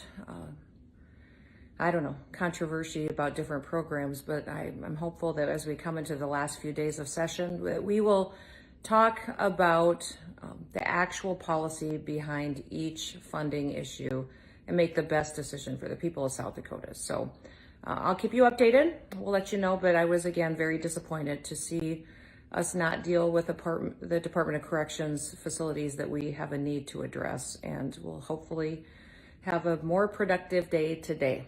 But it's snowing, and we'll stay warm. Have a great day. Bye. Hi, everybody. Good morning. Wanted to give you a quick legislative update. Today is the last legislative day of regular business. The legislators will come back in 2 weeks for veto day. I wanted to give you an update on two different topics. Number one, these issues concern me.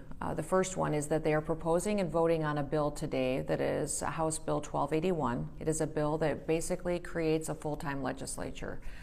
It's something that concerns me because what it does is it takes every single federal grant that ever comes into the state to any entity, nonprofit, business, whatever it is, and make sure that it has to go to the Appropriations Committee before it can be dispersed. Obviously, this creates a whole new budgeting process for the state of South Dakota, which facilitates those grants.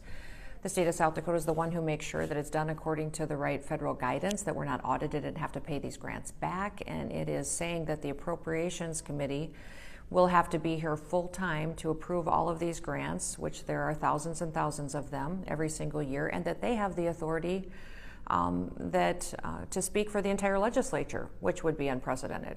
So I think it's incredibly concerning if you have any kind of a business entity or nonprofit that sometimes deals with federal money. You should look at this bill. It's 1281. They're going to be voting on it today. Let your legislators know how you feel about it. I would appreciate you really examining so people recognize the consequences of this bill that they'll be voting on today, because there's been a lot of confusion. We had worked on an amendment to this bill that would have been acceptable and workable. The leadership of the House and the appropriations in the House have rejected that.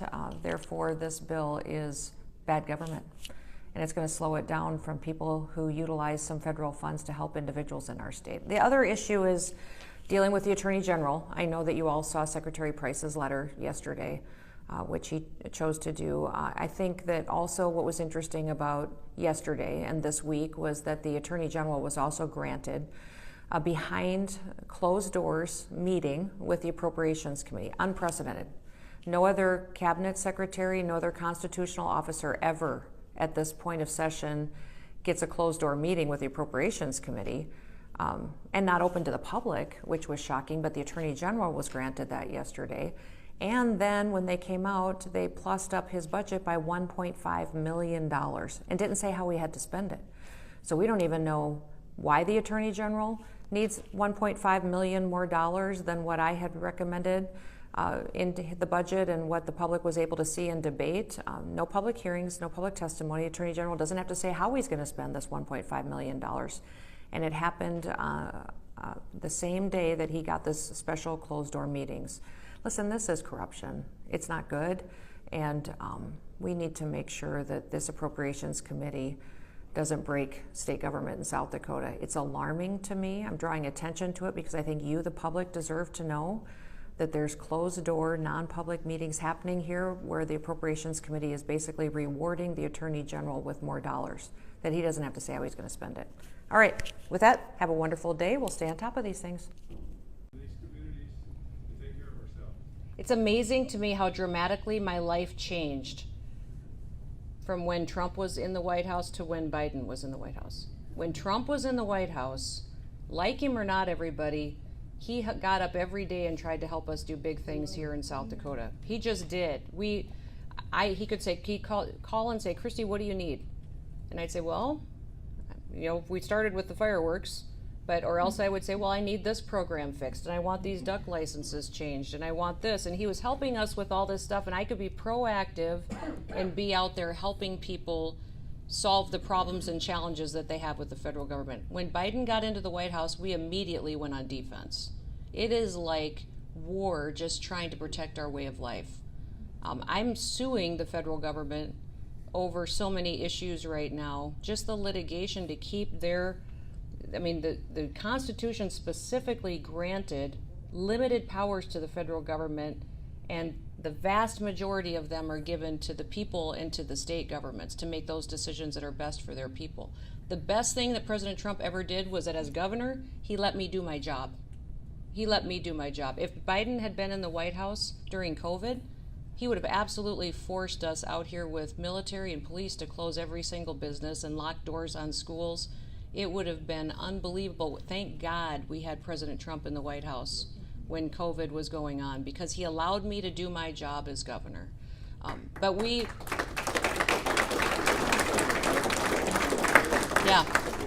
I ran for governor, you guys probably remember there was 4 things that I said that I was going to do, but one of them was to fight the federal government. And unfortunately, I spend not a majority of my time, but I bet 50% of my time fighting regulations they send to us, things that they tell us that we have to do.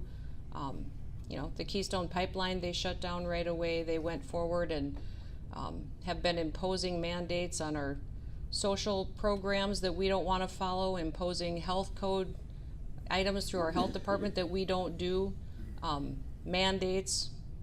So it is a big part of our life now is fighting the federal government. Yes? What's the good news on the pipeline? Well, I don't know. Have you guys, I filled my truck yesterday, $150. I made a statement on the news that it was costing a farmer who's out there preparing his fields and digging another $5,000 a week to fill his tractor than it did a year ago. And do you know what? Every national reporter went out there and tried to fact check me and prove that I was lying. If they spend 10% of the time trying to help tell the story of what Biden's done by driving those prices up as they did trying to fact check me, boy, we wouldn't be in this situation. So we don't have any progress on getting the pipeline back online. We were very close. I was very disappointed the company pulled all their efforts out, because we were very close at the time to getting Canada to sue the United States over it, because they had invested a lot of time and money into getting that infrastructure in place. So we will keep it there, keep talking about it. What Biden has done by shutting that down, by green lighting Nord Stream 2, by encouraging opening up our reserves to use for our fuel supply, and then doing business with Venezuela.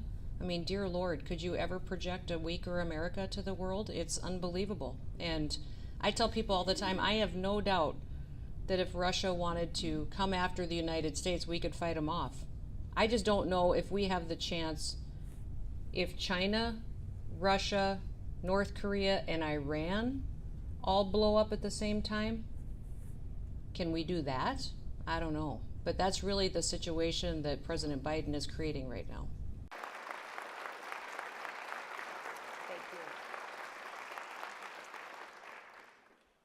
Well, thank you, Roger. No pressure, right?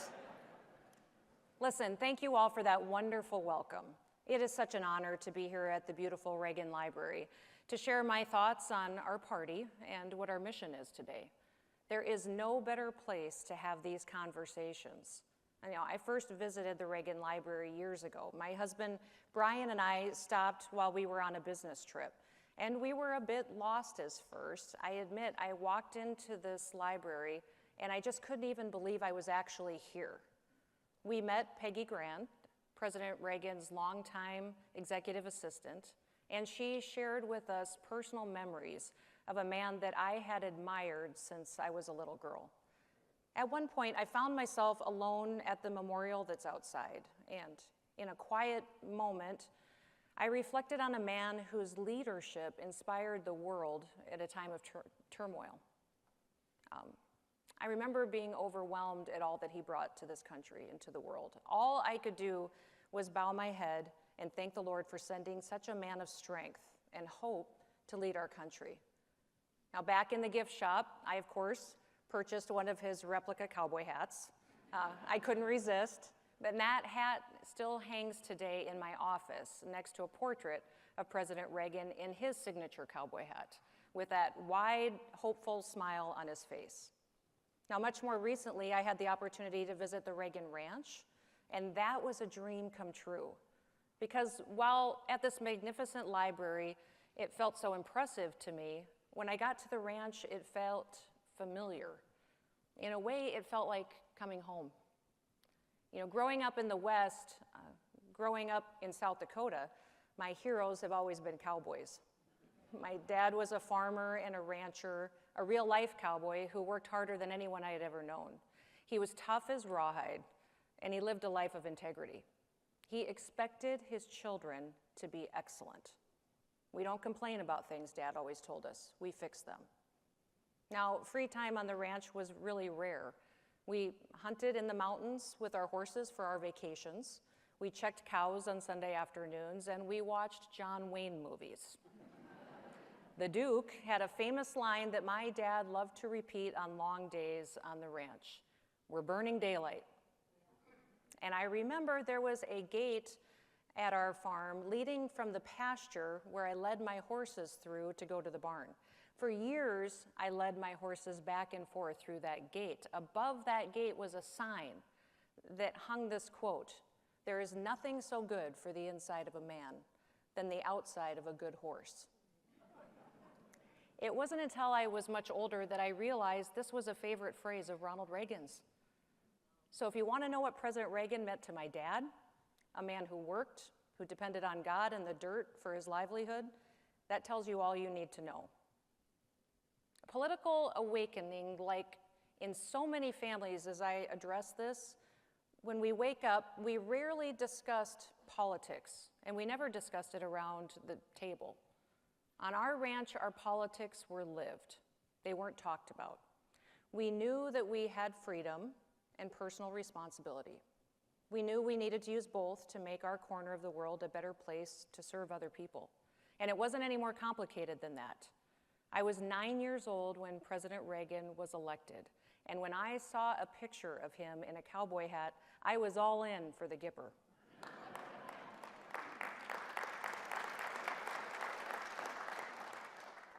Later, I read of Reagan's genuine sorrow at having to leave his ranch to return to the White House. I didn't know what that felt like until I became governor, and I found myself feeling the same way. When home is heaven, you hate to leave. It's an incredible honor to serve as South Dakota's first female governor, but I'm also its 33rd governor. And as you all know, Ronald Reagan was also serving as his and this state's 33rd governor. It's a small similarity, but it's one that's very special to me. Now, the world is a very different place today than when President Reagan was in office. I recently came across a speech Reagan gave during the Cold War, and it reflected so many of today's tensions. I feel his words resonate with us all now. Here they are. To every person who's trapped in tyranny, including Ukraine, Hungary, Czechoslovakia, Cuba, and Vietnam, we send our love and support. Your struggle is real. Your dream is our dream. And someday soon, you too will be free. Now, what is happening in Ukraine today is tragic. And I want to recognize the Reagan Foundation for awarding President Zelensky the Reagan Freedom Award. President Zelensky has demonstrated his bravery to the world by his willingness to speak truth and fight for freedom for the Ukrainian people. May God bless him, and may God bless the people of Ukraine.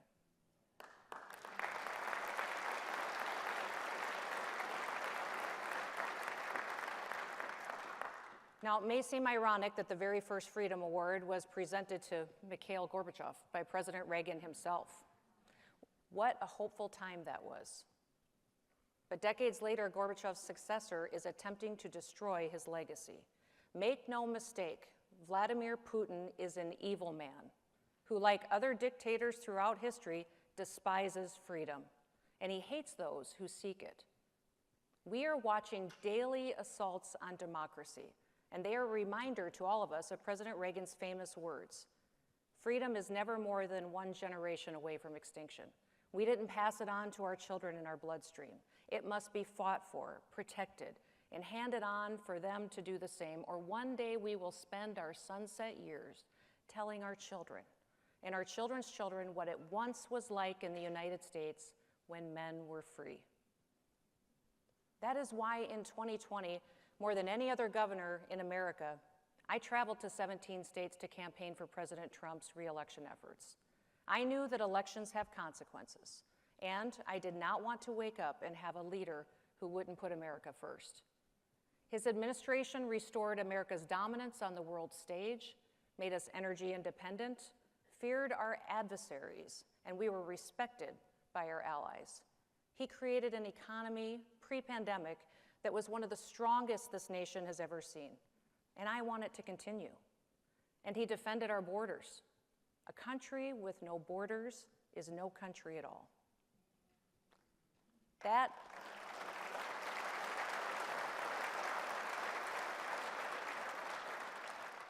is why I've deployed the South Dakota National Guard to help ensure that our southern border is secure.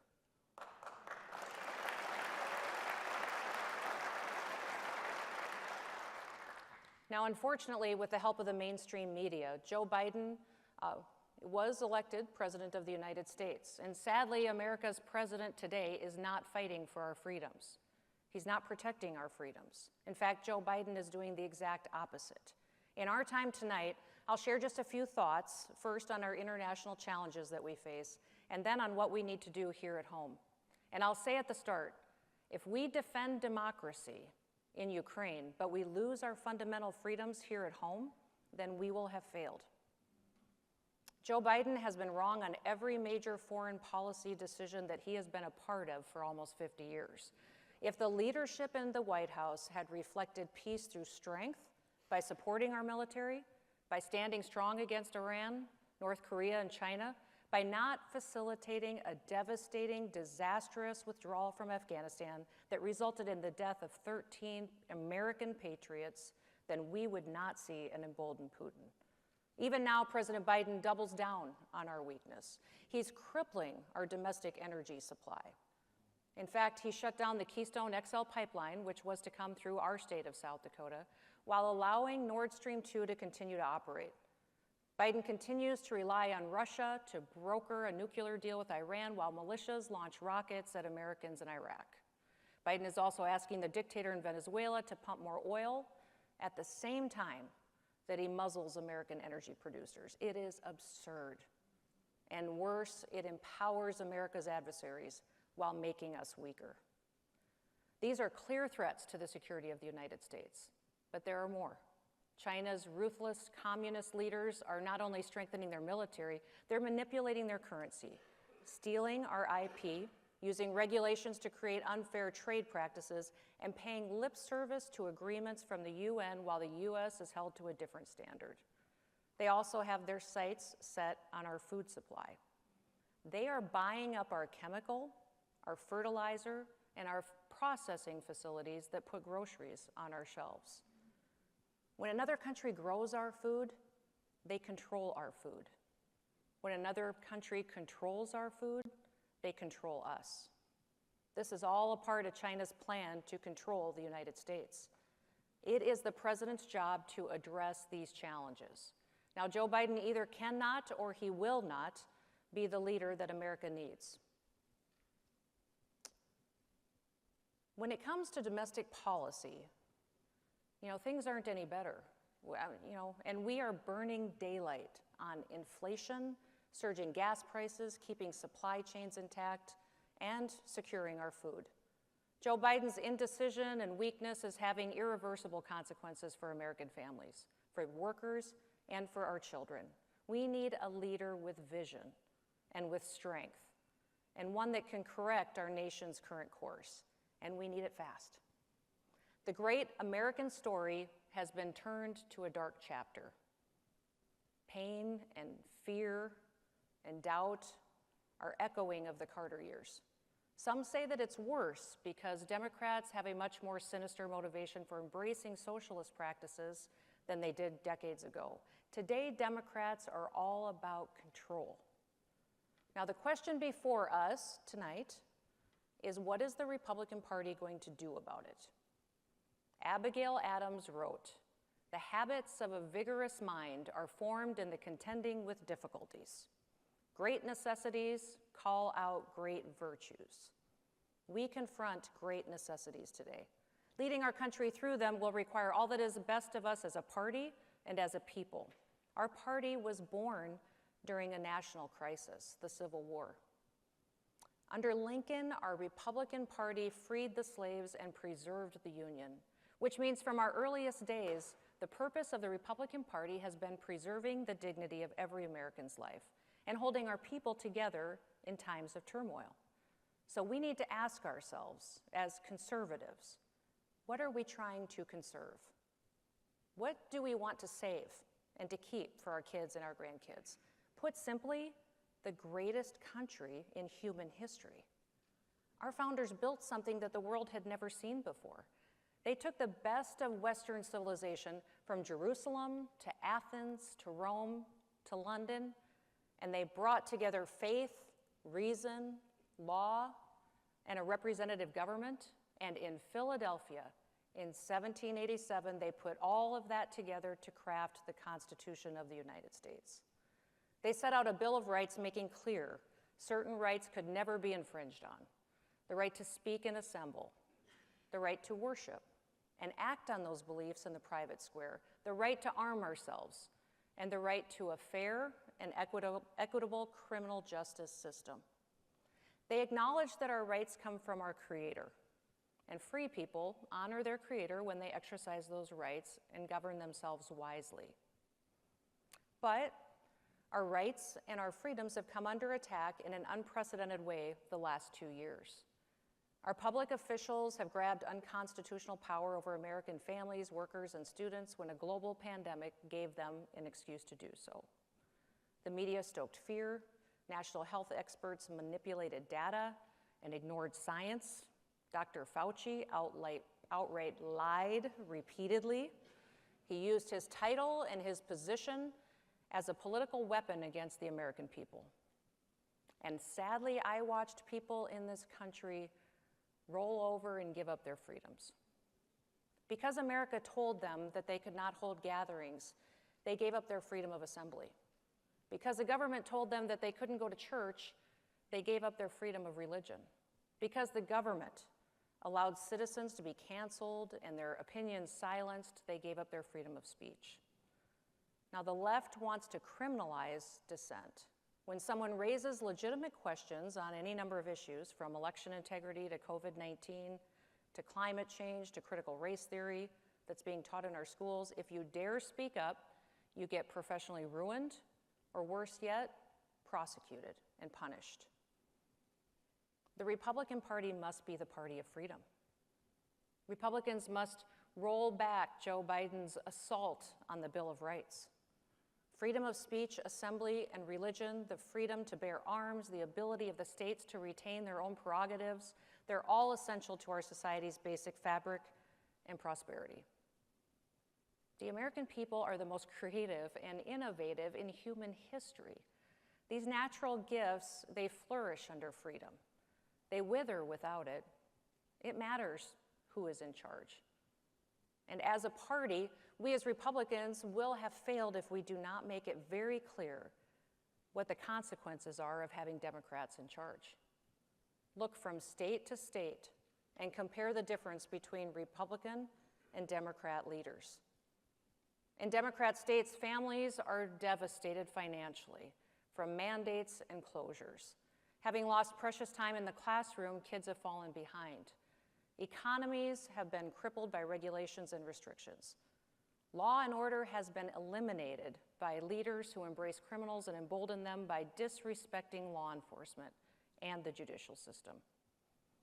People in those states are losing hope. It's heartbreaking. But now I want you to look at South Dakota. Because when I ran for governor, I told South Dakotans that we would be an example to the nation. That because we were a smaller state, we could do things faster and more efficiently. As Justice Brandeis said, the states are the laboratories of democracy. Our state could be a pilot project for the nation, enact conservative reforms, and prove that they create more success and opportunity for people. I had no idea that our opportunity to be an example for the nation would come because of a pandemic. And I would wager that very few here followed me during my 8 years in Congress. You got to know me because liberals started kicking me in the head every night for the decisions that I was making during the pandemic. From Elizabeth Warren to Rachel Maddow, night after night on the national news, they said I was reckless, that I was irresponsible and dangerous. At one point on the Sunday morning show, George Stephanopoulos asked New York's former governor, Cuomo, to give me advice. Yes.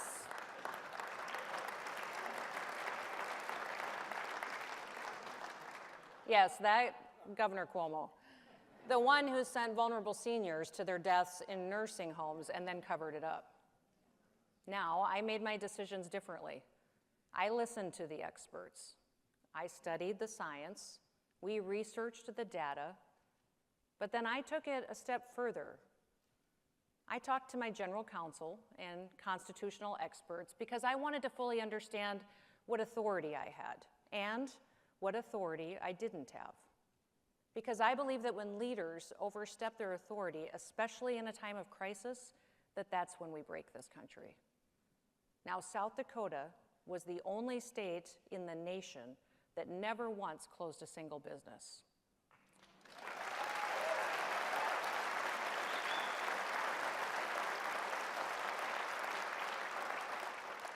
In fact, I never even defined what an essential business was because I don't believe governors have the authority to tell you that your business isn't essential.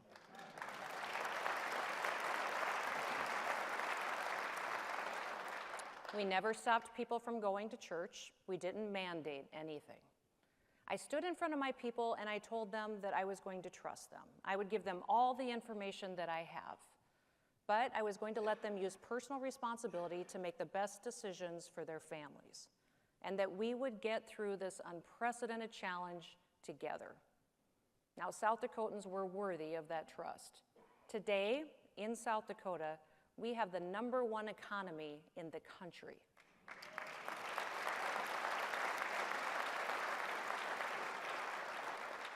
We had the least amount of businesses closed from the pandemic, the least amount of hours lost by workers during the pandemic, least amount of wages lost by any employee during the pandemic. When the president offered elevated unemployment benefits, I was the only governor in the country that turned him down. I said, thank you, Mr. President, for the flexibility, but we don't need it. Our people want to work. We have taken in historic revenues from our thriving economy, even though South Dakota has no income taxes, no corporate or personal taxes, no personal property taxes.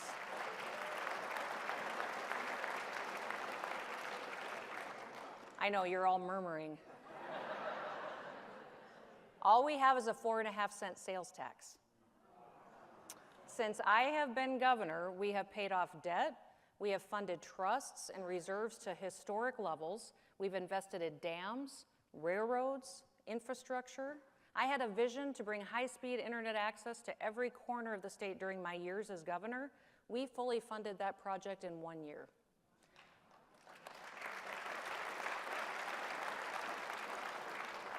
We cut taxes, we cut regulations, I signed constitutional carry, and I've waived all the fees for any permits as well. Now in South Dakota,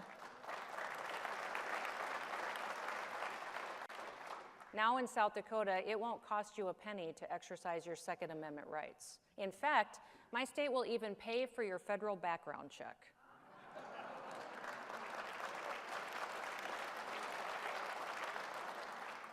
South Dakota now leads the nation in educational outcomes for children because our kids were in the classroom throughout the pandemic. While Democrats played on fear, in South Dakota, we trusted the Constitution and freedom. We gave people hope. We held public events to celebrate it. For Independence Day in 2020, beneath the faces that are carved in granite on Mount Rushmore, we showed America and the people that live here that America is good and honorable, and we revere our past leaders. That we can and should learn from our history, not tear it down. We just did what Republicans have said for years they believe. We did it, and it worked. Our state is thriving and our people are happy.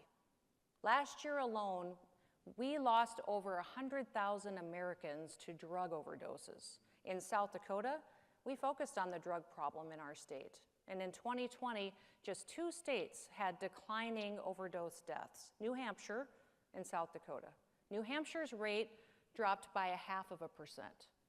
South Dakota's dropped by 16%.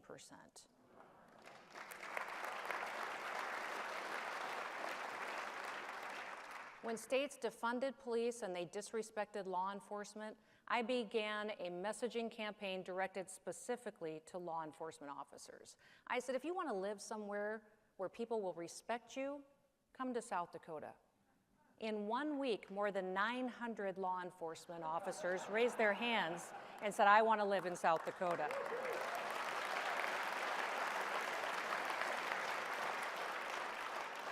Since then, thousands have made their home in our state. I also brought and signed into law the strongest bill in the nation to protect girls' sports. And make no mistake, it's about fairness.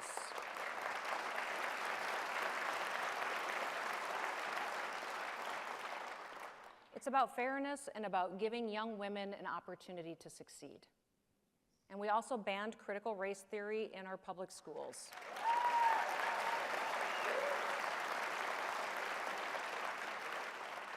And we took action at our universities, too. Since I took office, we have passed and I've signed into law over a dozen pro-life bills.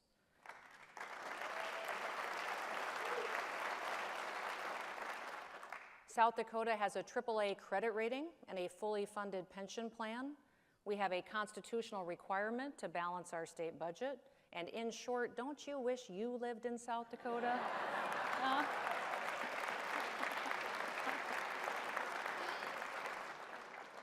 Listen, these policies were all inspired by Republican values and principles.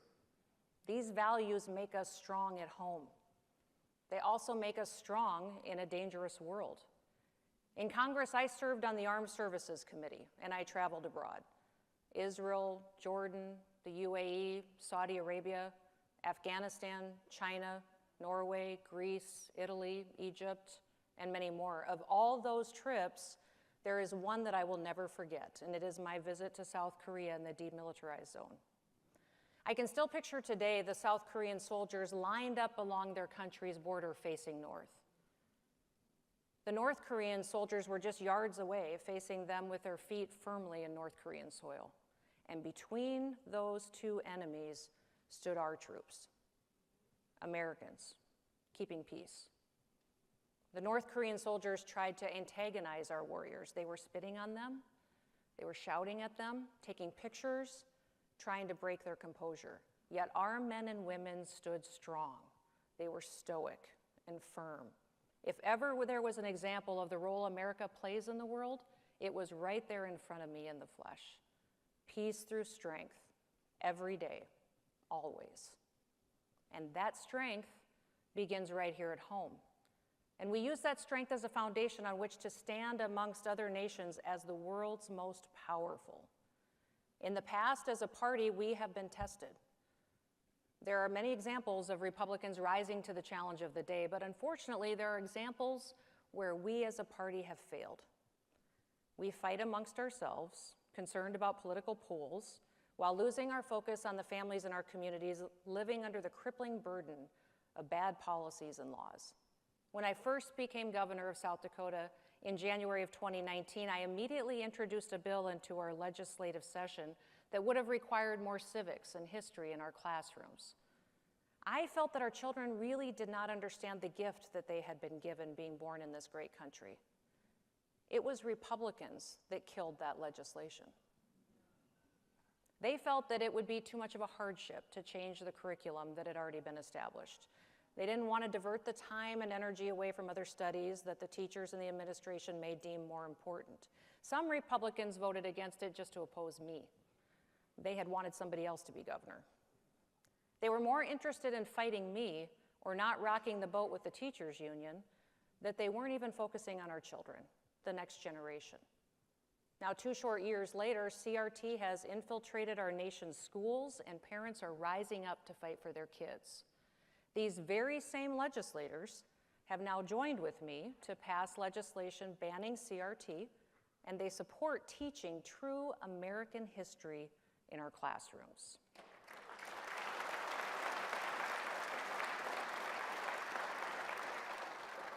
When it comes to putting the hard work in to govern, at times the Republican Party has refused to. Instead of educating the public, people talk in sound bites. Instead of listening to debate, we shout each other down or we jump on Twitter. Instead of thinking about the long-term consequences of our actions, we get worried about the next election. Now, during the pandemic, I found I couldn't just make decisions for my people. I needed to explain to them why I was making the decisions that I was making. I held a whole press conference one time on the Constitution, what power it gave the federal government, to myself as governor, but more importantly, the power that it gave to them, the people. I gave a press conference once on our state motto, which is under God, the people rule. I even gave a press conference on the need for perspective, encouraging people to shut off the TV and to go for a walk. People need leaders who are willing to spend hours researching, studying, working, and communicating on issues that are important to our families. When I was first elected to the legislature years ago, I had a neighbor give me some advice that I have never forgotten to this day. He said, "Kristi, remember, every day you are in legislative session, our way of life is in jeopardy." And his message was clear. What we do matters. What we don't do matters. What we say matters. Every bill that is introduced in South Dakota in my administration during legislative session has to go through a bill analysis by our staff. On this analysis, there are several questions that must be answered. What will happen if this bill becomes law? What will happen if this bill doesn't become law? How much will this bill cost the taxpayers if it's enacted?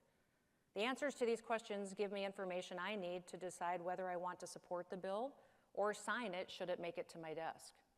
The very last question on that bill analysis form says, what will be the impact of this legislation on the next generation? You see, I don't think that what we will do, that it should only think about what the consequences are a week from now or a year from now. I want to know what the long-term consequences are for the next 10, 15, 20 years. We must know the precedent that we are setting with each policy we embrace and what the impact on our kids and our grandkids will be. While our actions as leaders are far-reaching, so are the words that we use. The way we talk to each other has consequences. My advice to the Republican Party is to get over yourself. We all have people in our lives that we've stopped talking to. We have been offended by them, or we believe that they're too far on the other end of the political spectrum from us, that there's no sense in wasting words even speaking to them. And we need to get over ourselves and start by listening. No one feels like anyone listens to them anymore. Listen carefully, ask questions, build a relationship. When I first married my husband, there were some members of his family that were Democrats. Today, most are registered Republicans.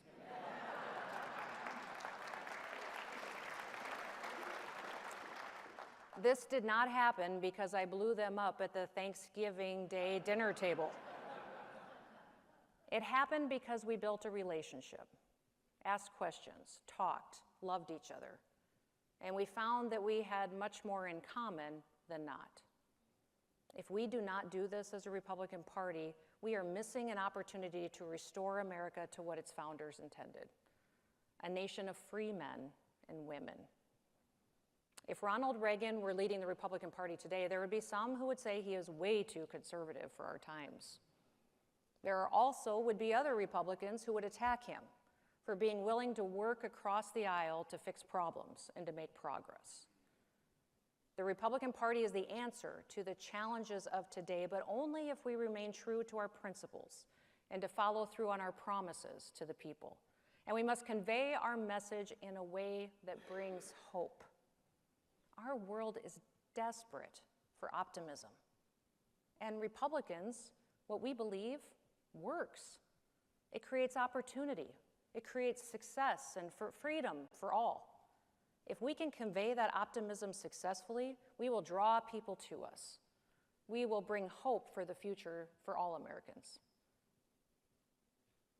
Listen, to close, I want to borrow some words from one last cowboy, Teddy Roosevelt.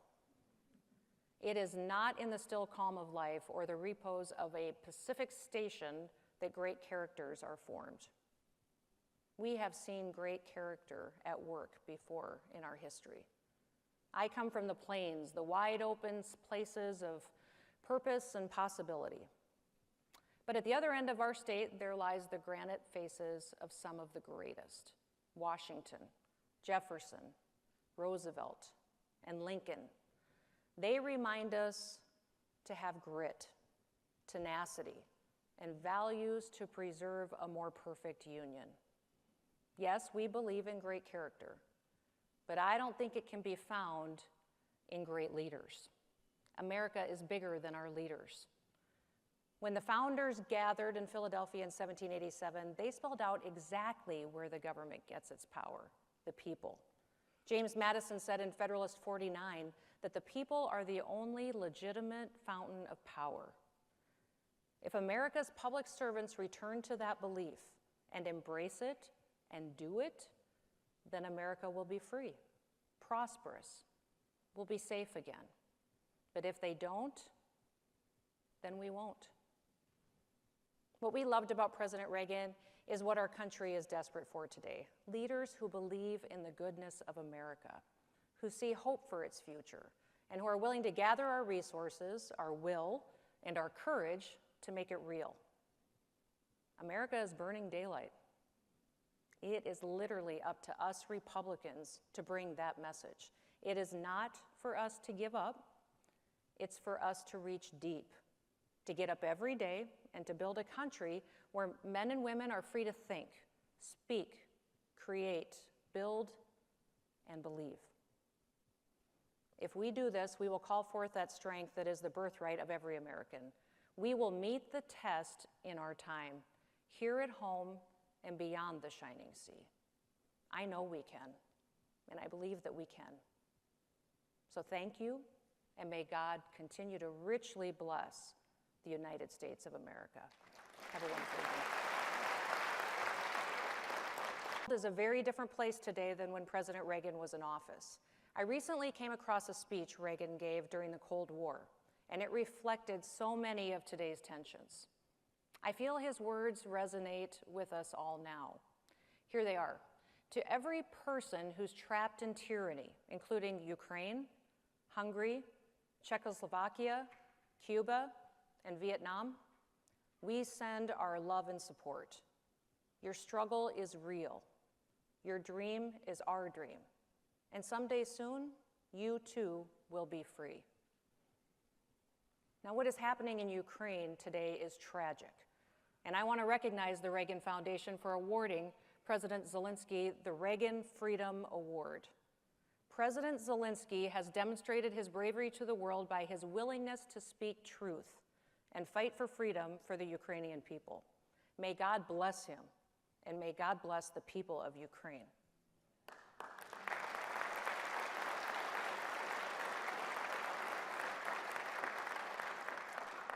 Now, it may seem ironic that the very first Freedom Award was presented to Mikhail Gorbachev by President Reagan himself.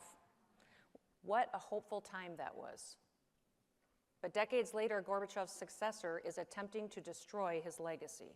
Make no mistake, Vladimir Putin is an evil man who, like other dictators throughout history, despises freedom, and he hates those who seek it.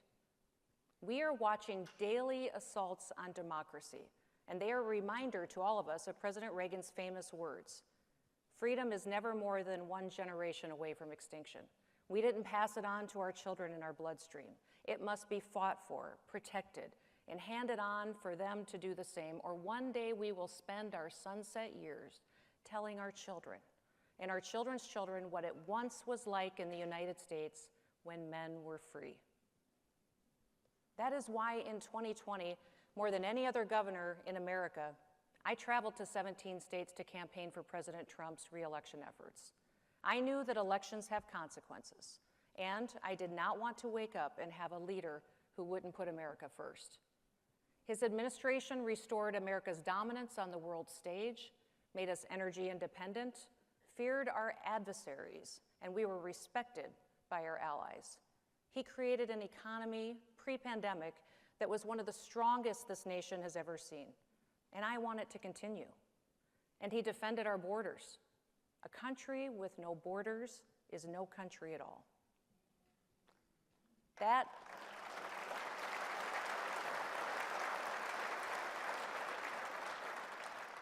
is why I've deployed the South Dakota National Guard to help ensure that our southern border is secure.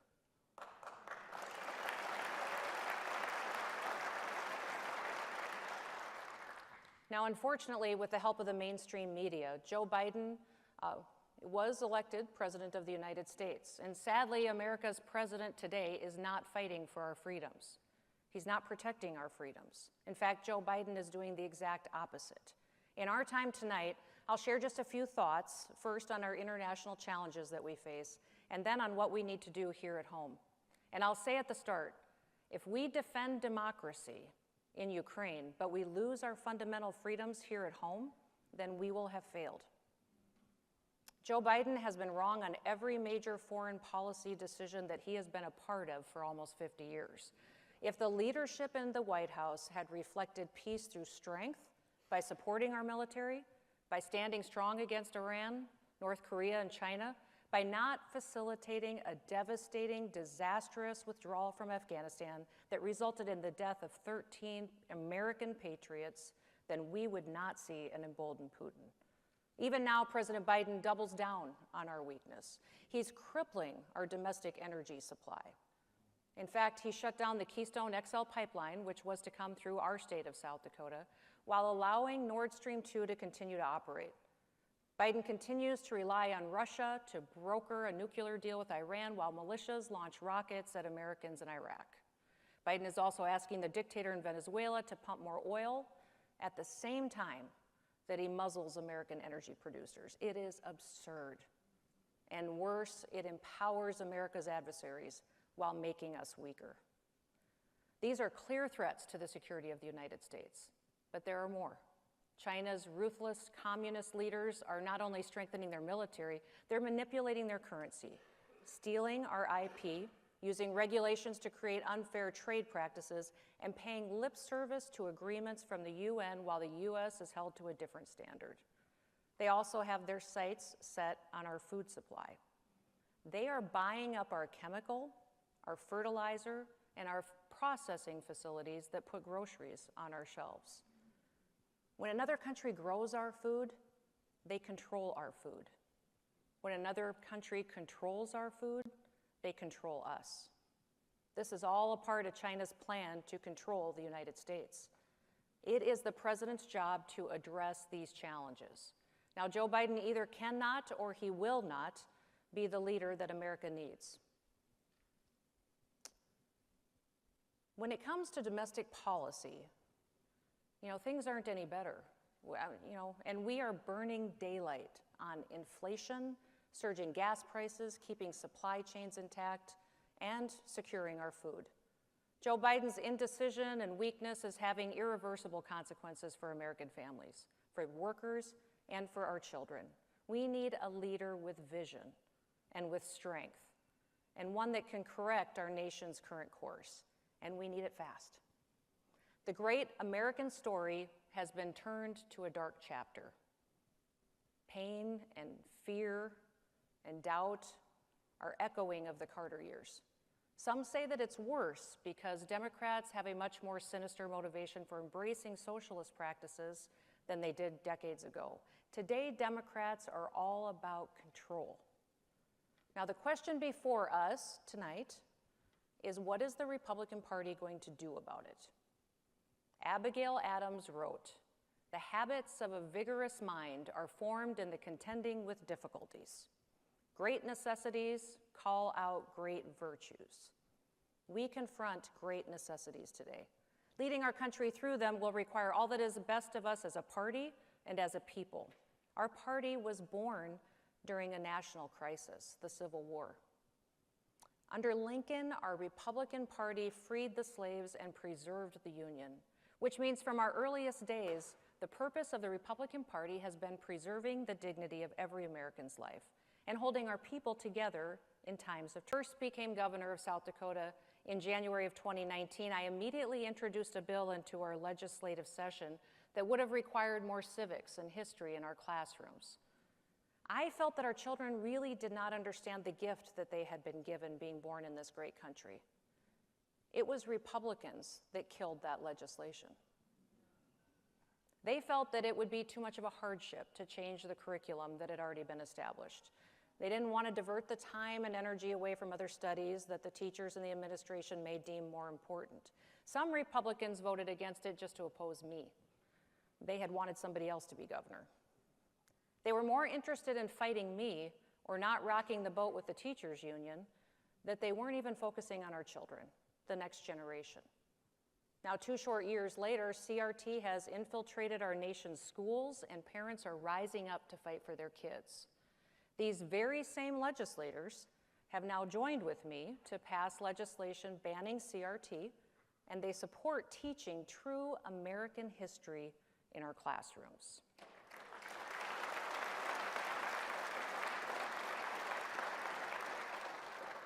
When it comes to putting the hard work in to govern, at times the Republican Party has refused to. Instead of educating the public, people talk in sound bites. Instead of listening to debate, we shout each other down or we jump on Twitter. Instead of thinking about the long-term consequences of our actions, we get worried about the next election. Now, during the pandemic, I found I couldn't just make decisions for my people. I needed to explain to them why I was making the decisions that I was making. I held a whole press conference one time on the Constitution, what power it gave the federal government, to myself as governor, but more importantly, the power that it gave to them, the people. I gave a press conference once on our state motto, which is "Under God, the people rule." I even gave a press conference on the need for perspective, encouraging people to shut off the TV and to go for a walk. People need leaders who are willing to spend hours researching, studying, working, and communicating on issues that are important to our families. When I was first elected to the legislature years ago, I had a neighbor give me some advice that I have never forgotten to this day. He said, "Kristi, remember, every day you are in legislative session, our way of life is in jeopardy." And his message was clear. What we do matters. What we don't do matters. What we say matters. Every bill that is introduced in South Dakota in my administration during legislative session has to go through a bill analysis by our staff. On this analysis, there are several questions that must be answered. What will happen if this bill becomes law? What will happen if this bill doesn't become law? How much will this bill cost the taxpayers if it's enacted? The answers to these questions give me information I need to decide whether I want to support the bill or sign it should it make it to my desk. The very last question on that bill analysis form says, what will be the impact of this legislation on the next generation? You see, I don't think that what we will do, that it should only think about what the consequences are a week from now or a year from now. I want to know what the long-term consequences are for the next 10, 15, 20 years. We must know the precedent that we are setting with each policy we embrace and what the impact on our kids and our grandkids will be. While our actions as leaders are far-reaching, so are the words that we use. The way we talk to each other has consequences. My advice to the Republican Party is to get over yourself.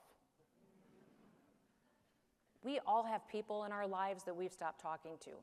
We have been offended by them, or we believe that they're too far on the other end of the political spectrum from us, that there's no sense in wasting words, even speaking to them. And we need to get over ourselves and start by listening. No one feels like anyone listens to them anymore. Listen carefully, ask questions, build a relationship. When I first married my husband, there were some members of his family that were Democrats. Today, most are registered Republicans.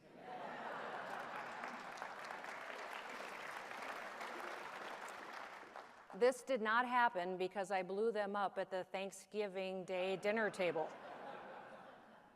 It happened because we built a relationship, asked questions, talked, loved each other, and we found that we had much more in common than not.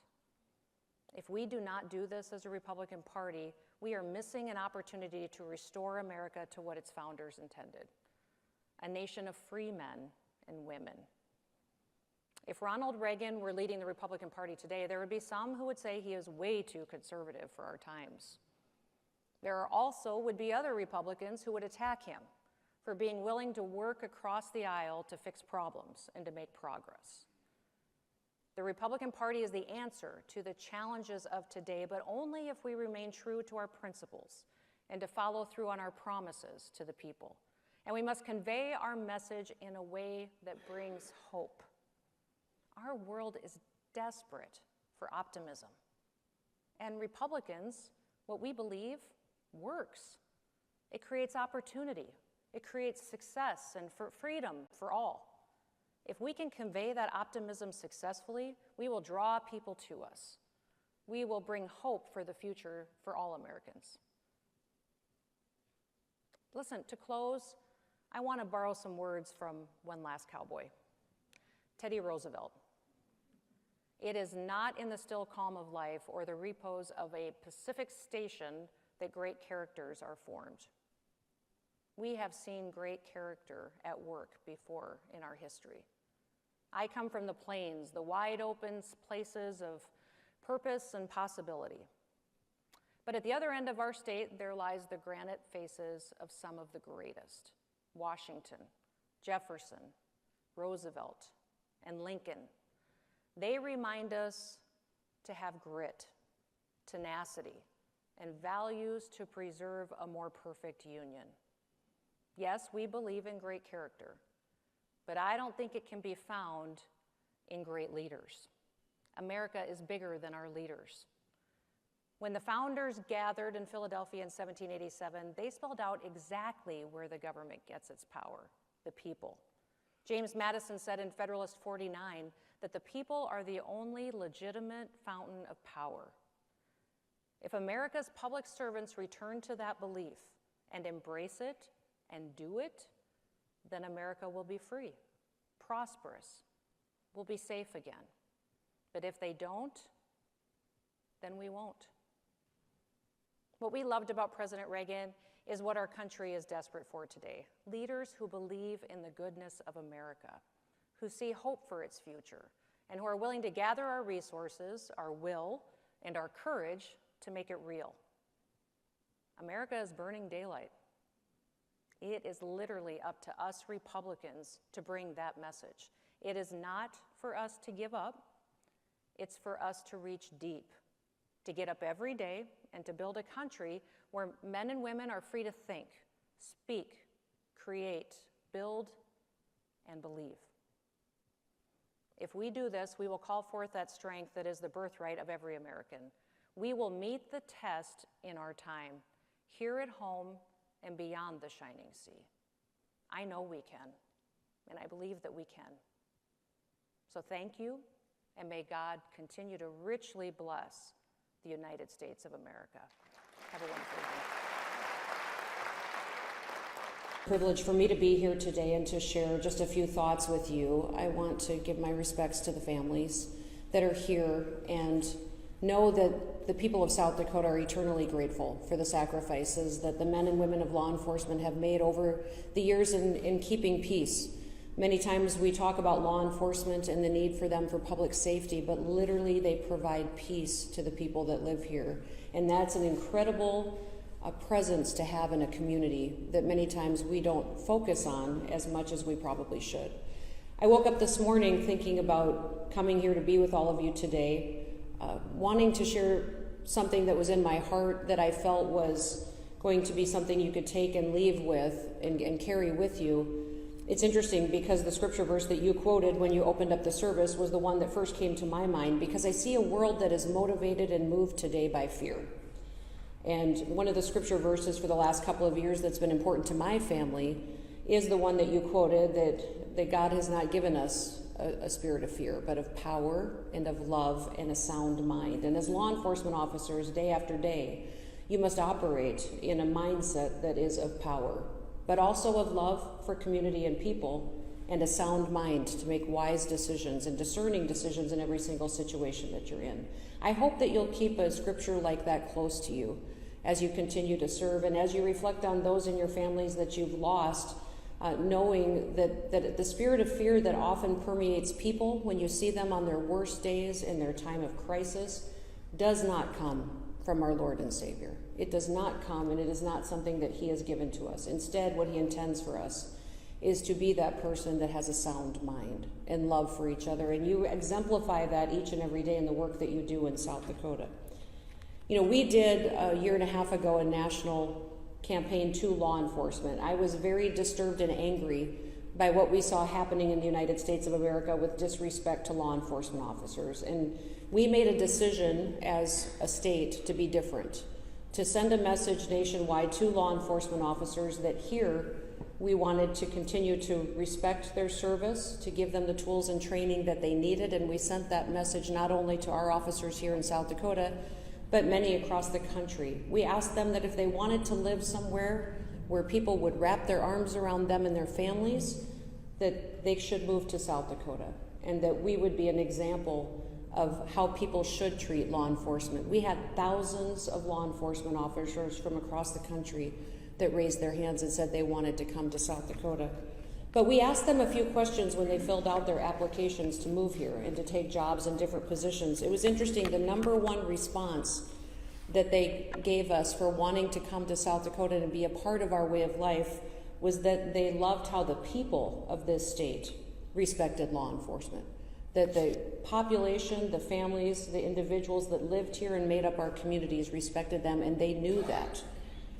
Also, the second highest response from them was that we don't support radicals who tear down law enforcement, want to defund them, and we're protesting against them, that didn't have a place here in the state of South Dakota. And the third response was that the government was setting an example here of respecting law enforcement as well. And they recognized that it wasn't just the population, that it wasn't just that we didn't give place to radicals, but also that it filtered down from state government to local government, that they would be respected if they moved here. The most interesting thing to me is that the majority of the applications that we got for law enforcement that wanted to serve came from people who already lived in South Dakota.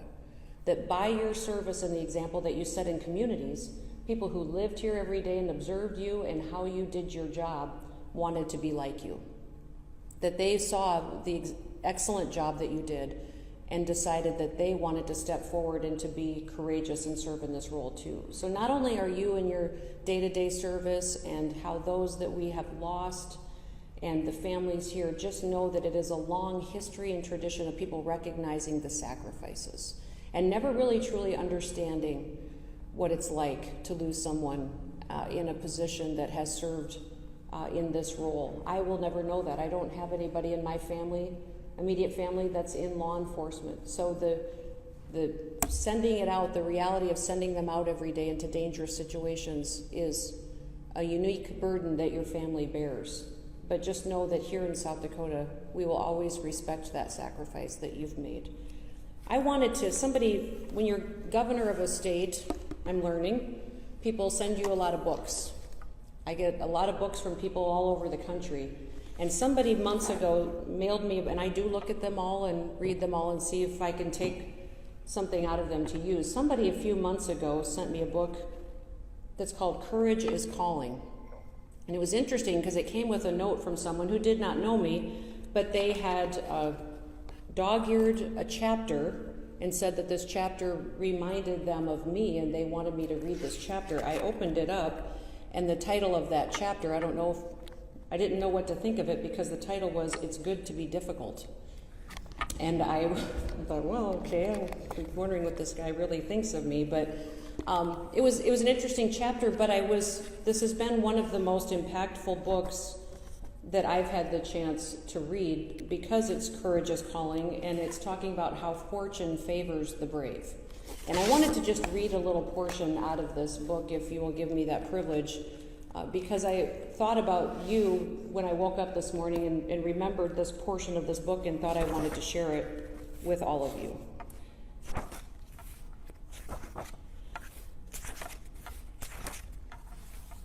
It starts with a quote by Leo Tolstoy that says, "There is no deed in this life so impossible that you cannot do it. Your whole life should be lived as a heroic deed." There's nothing we prize more than courage, yet nothing is in shorter supply. Is that just how it goes? That things are prized because they are rare? Possibly. But courage, the first of the 4 cardinal virtues, is not a precious stone. It's not a diamond, a product of some billion-year timeless process. It's not an oil, which must be drawn from the earth. These are not finite resources, doled out randomly by fortune or accessible only to some. No, it is something much simpler. It is renewable. It's there in each of us everywhere. It's something that we are capable of at a moment's notice, in matters big and small, physical, moral. There are unlimited, even daily opportunities for it in work, at home, and everywhere, and yet it remains so rare. And why? Why is it rare? Because we are afraid. Because it's easier to not get involved, because we have something else that we're working on, and now is not a good time. I'm not a soldier, we say, as if in fighting on the battlefield is the only form of courage the world needs. We'd rather stick with what's safe. Me? Heroic? That seems egotistical, preposterous. We leave it to someone else, someone more qualified, better trained, with less to lose. It's understandable, it's even logical, but if everyone thinks that way, where does it leave us? Must one point out, one writer wrote, that from ancient times a decline in courage has been considered the first symptom of the end. Conversely, the greatest moments in human history all share one thing, whether it's landing on the moon or civil rights, the final stand or the art of the Renaissance, the bravery of ordinary men and women, people who did what needed to be done, people who said, if not me, then who? It's long been said that there are 2 kinds of courage, physical and moral. Physical courage is a knight riding into battle. It's a firefighter or law enforcement officer rushing into a crisis situation. It's an explorer setting out for the Arctic, defying the elements. Moral courage is a whistleblower taking on powerful interests. It's the truth teller who says what no one else will say. It's the entrepreneur going into business for themselves against all odds. The martial courage of the soldier and the mental courage of the scientist, but it doesn't take a philosopher to see that these are actually the same thing. There aren't 2 kinds of courage. There is only one. The kind where you put yourself on the line. In some cases, literally, and perhaps fatally. In other cases, it's figurative or financial.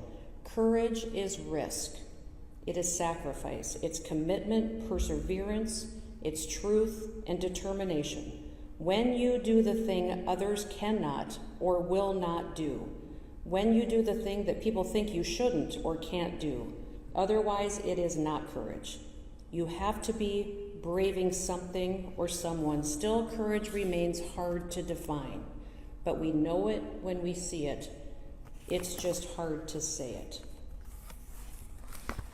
I want to thank you all for your service that are in the room today, and I want to thank the family members for their brothers, sisters, sons, daughters, spouses that we've lost, and the service that they provided to this state and to this country and to their communities. What I would say is that we expect a lot of law enforcement. We not only expect physical courage, mental courage, but also moral courage too.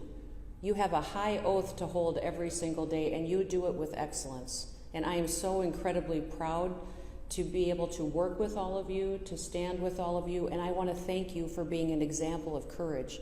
In a world that is running around consumed with fear, you set an example of a different path, ones who risk everything for us so that we could live at peace. So may God bless you, and I'd like to ask that every law enforcement officer in the room, if you would stand, please. I'd like everyone else in the room to look at these law enforcement officers, and the thing that you can do for them that might mean the most is to pray for them. I'd like us to bow our heads real quick, but if you would remember to do it every day as well, it'd be wonderful. Dear Heavenly Father, we thank you and we praise you for these men and women who have stepped forward with courage, for their sacrifice, how they focus on others, Lord, and they do so bravely. They do so not thinking of themselves, but of others. I ask that you build a hedge of protection around them, a shield over them, keep them safe, and keep their hearts protected, Lord, filled with integrity and truth, knowing that people are watching them to set the example for what your love and your service truly is. We thank you and we praise you for that in your name. Amen. Thank you. God bless you. President Joe Biden is using the school lunch program to push his radical left-wing agenda. He believes that biological boys should share the same bathrooms and showers as biological girls. He also thinks that boys should be allowed to compete on girls' sports teams. So he's threatening to use the National School Lunch Program to bully states into falling in line. And if we don't, he's going to take food off of our kids' plates. With all the problems that are facing America today, from the border to crime to inflation and gas prices, President Biden should be focusing on solutions for those problems. I have a message for President Biden. If you do this, if you take food away from our children, literally off their plates, unless we allow boys to compete in girls' sports in South Dakota, I will immediately file suit to protect our kids. We've beaten you in court before, and we'll do it again. President Joe Biden is using the school lunch program to push his radical left-wing agenda. He believes that biological boys should share the same bathrooms and showers as biological girls. He also thinks that boys should be allowed to compete on girls' sports teams. So he's threatening to use the National School Lunch Program to bully states into falling in line. And if we don't, he's going to take food off of our kids' plates. With all the problems that are facing America today, from the border to crime to inflation and gas prices, President Biden should be focusing on solutions for those problems. I have a message for President Biden. If you do this, if you take food away from our children, literally off their plates, unless we allow boys to compete in girls' sports in South Dakota, I will immediately file suit to protect our kids. We've beaten you in court before, and we'll do it again. Governor Kristi Noem, and I wanted to give you a quick update on a few things. Several weeks ago, about 2 months ago, I sustained an injury to my back, and I've been working with excellent doctors here in South Dakota over those weeks to try to alleviate the situation. Unfortunately, this week, I ended up having surgery at the Mayo Clinic in Rochester. The person who performed that surgery was a neurosurgeon who specializes in spine injuries, and it was a complete success. I'm very grateful for all of their expertise and help, and just arrived back home here in Pierre. But I did want to let you all know that I'm going to be very limited in what I'll be able to do for the next several months. I won't be able to stand for more than 10-15 minutes at a time, and I won't be able to get out and about South Dakota like I love to do so much. And you know that about me, that I'm very hands-on and will miss being able to do my normal activities. But I just wanted to let you know that I appreciate all your support and your prayers, that I'm still working hard here in Pierre every day and will continue campaigning. I'll do a lot of video updates and a lot of chats with you this way as well, but my ability to get around the state's going to be pretty challenged for the next several months. But thank you so much for all you guys have done to reach out, and we're on the road to recovery. I'll be 100% perfect soon. I'm going to ask if Don Ackerman would come back up to the stage with me for a moment. You all can have a seat. I also would like to ask the Lieutenant Governor to come over here to this table and grab the next award for me as well. The Lieutenant Governor is leaving and not paying attention to me, so watch as I go over and I get the award. He just heard me. It's too late. You've been fired. No, I'm going to ask you to help me now. Present this. Can you? Okay. I want to bring my friend Don Ackerman up here. Here he is. Oh, you're hiding. Get over here. Come on over here. Boy, what is with you men? A little slow to listen this evening. I want to give another award and special presentation to Don, and I want to read a little something about him. He's been my friend, and many times you need people in your life that are just honest with you, right? Plain spoken, matter of fact, and they know when to get in a fight. And if you want somebody in the trenches with you, it's going to be this guy. He doesn't quit. But Don Ackerman was born in Sioux Falls, South Dakota. He has served 20 years in the United States Army. He's done 2 tours in Vietnam and then 15 years in Europe. After retiring, he went to work as a civilian for USUCOM, Intelligence S2. His last tour was working for the NCIS in Washington, D.C., and he then decided to come back home to South Dakota.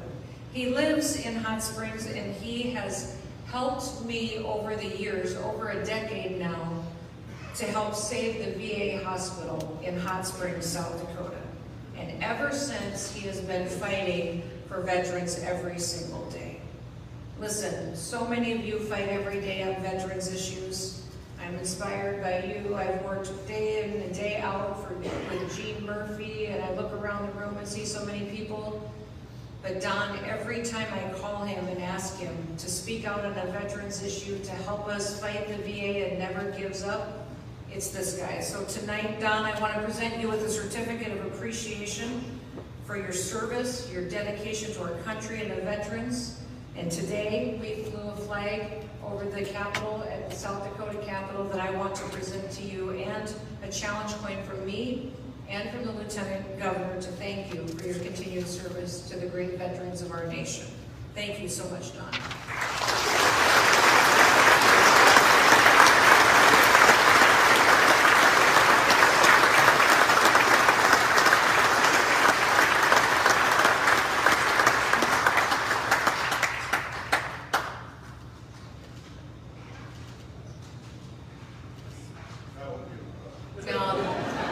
Very quick giving hugs. It got a little awkward.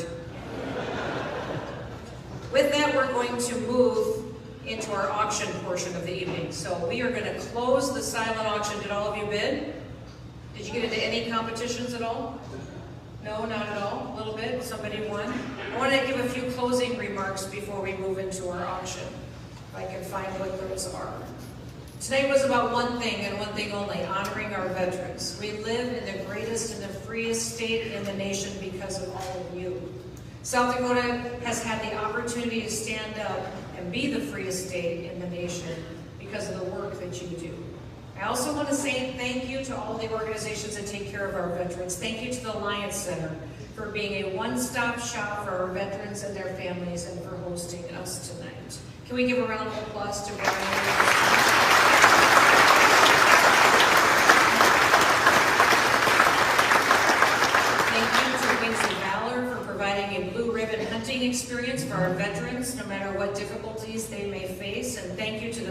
campaign, and Marine Staff Sergeant Joey Jones for your efforts to educate the public on the needs of veterans and their families. And most of all, thank you. Thank you to the veterans in the room who over the last several years have helped fight the war on terror. Thank you for those who have been fighting overseas for the last 20 years so we can sleep safe at night.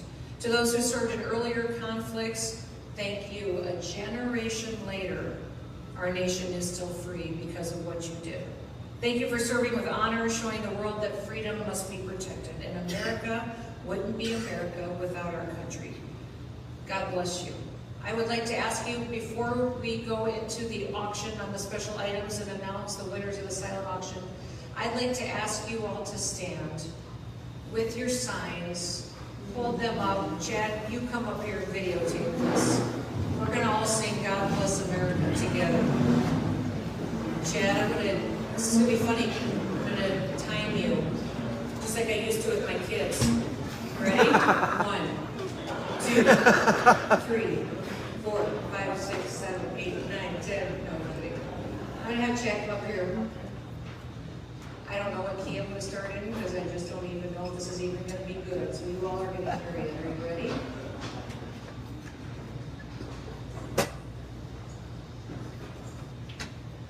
God bless America, land that I love.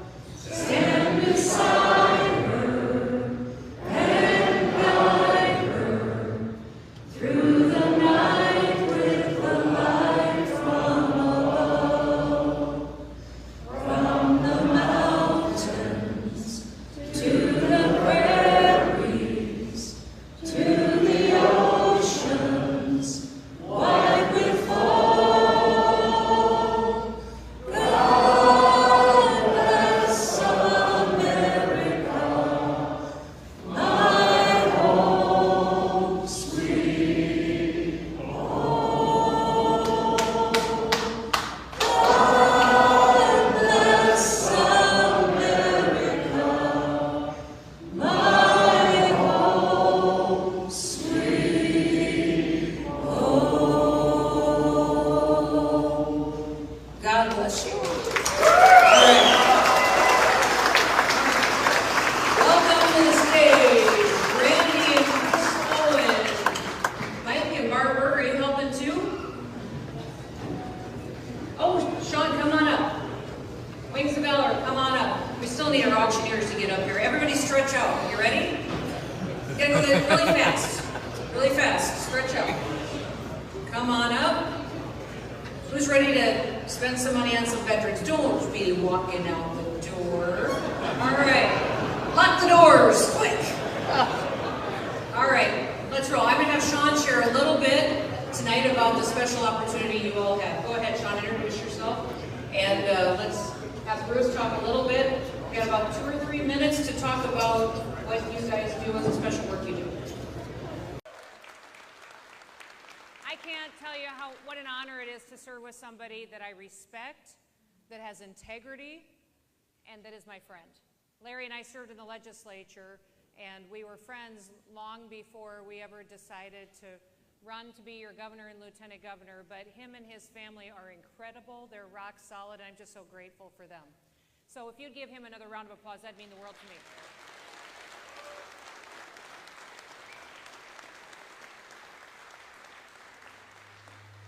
So listen, we've got some special guests tonight. Is it okay if I introduce them for you? We have the very first gentleman of the great state of South Dakota with us this evening. Over here, my husband, Kristi Noem, if you would welcome him.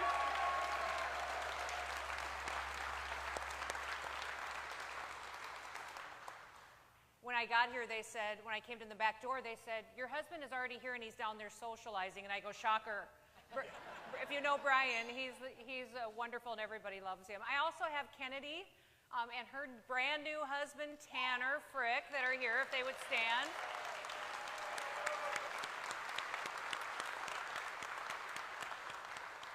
I don't know how long Tanner gets to be brand new. He is, what has it been, 3 weeks?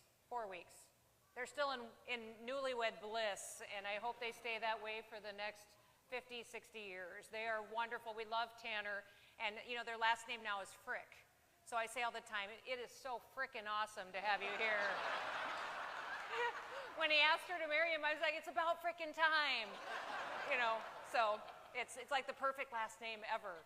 So, and then, of course, we have someone very, very famous here tonight, who is my mother, Corinne Arnold. Maybe you've seen her in a TV commercial lately. She's a bit of a rock star. Stand up, Mom.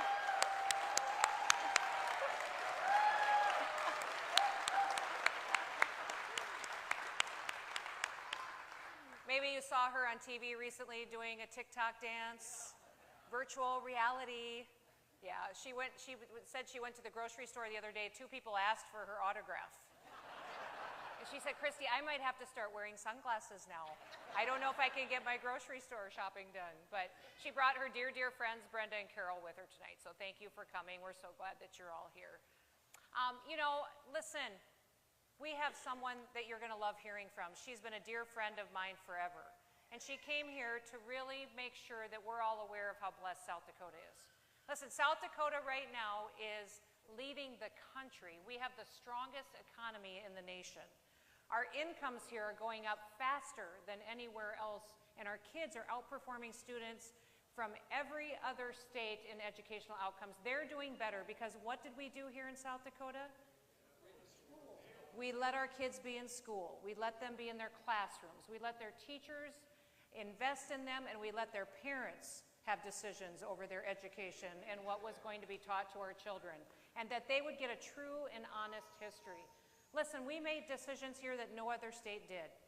We kept businesses open. We never once mandated anything. I told all of you I was going to trust you and that we would get through our challenges together. And listen, since I've been governor, we've gotten through some challenges. 2019, we faced historic flooding. If you remember, the bomb cyclone hit our state. 63 of our 66 counties were declared federal disaster areas. We were for sure certain that 2020 was going to be better. And then look what happened. We got a pandemic. Who knew?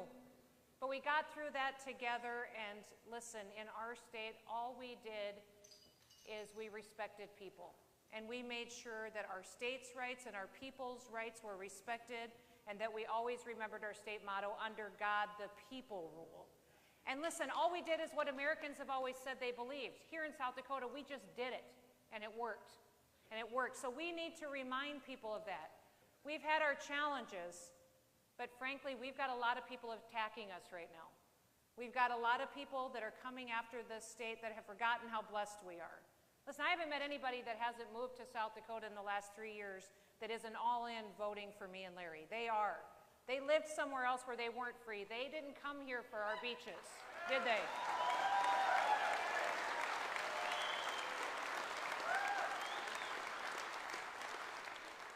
They didn't move here just to be here right in time for January weather, right?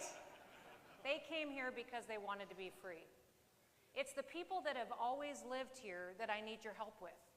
Because it seems to me when we're crossing the state that people are taking it for granted. They just assume that it will always be like that. They've forgotten that a governor makes decisions every single day that impact and change your life. Leadership has consequences. And we make decisions in agencies, departments, appointing boards, judges, who we put in other positions to enact policies. We saw governors across this country in the last several years do executive orders that shut down their schools, took away people's rights because government and governors told people that they couldn't gather together like we're doing tonight. People gave up their freedom of assembly. Because the government and governors told people they couldn't go to church, people lost their freedom of religion. We've got to have someone defending South Dakota, and I've been so honored and blessed that you've trusted me to be that person. But we are under attack from Joe Biden and from liberal extremists like Jamie Smith that support every one of his policies. But Jamie has voted to support him. He's brought legislation. During the pandemic, he was the one attacking me for not shutting down businesses, bringing bills and legislation to mandate vaccines in order for people to keep their jobs, saying that our kids needed to have masks on in their school classrooms, even up to a year and a half after the virus ever first came to South Dakota. He has tried to block me from banning critical race theory from our classrooms. And don't worry, you won. We got it blocked out of our classrooms.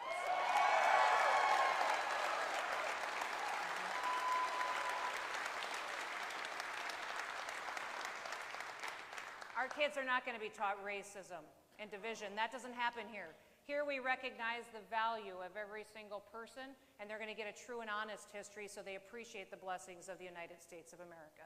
Listen, we've protected the fairness of girls' sports to make sure our girls have an opportunity to succeed and to be successful.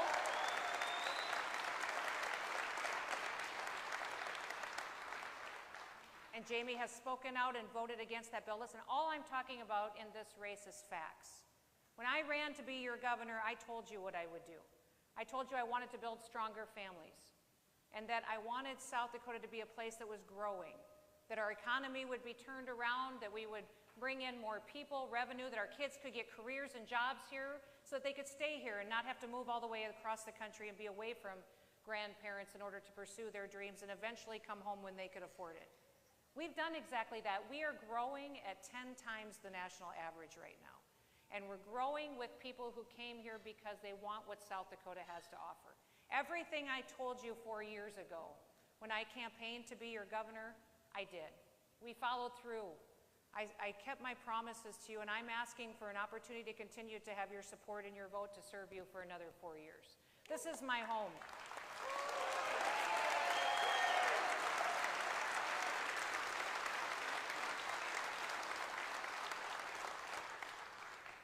I'm a wife and a mom and a grandma.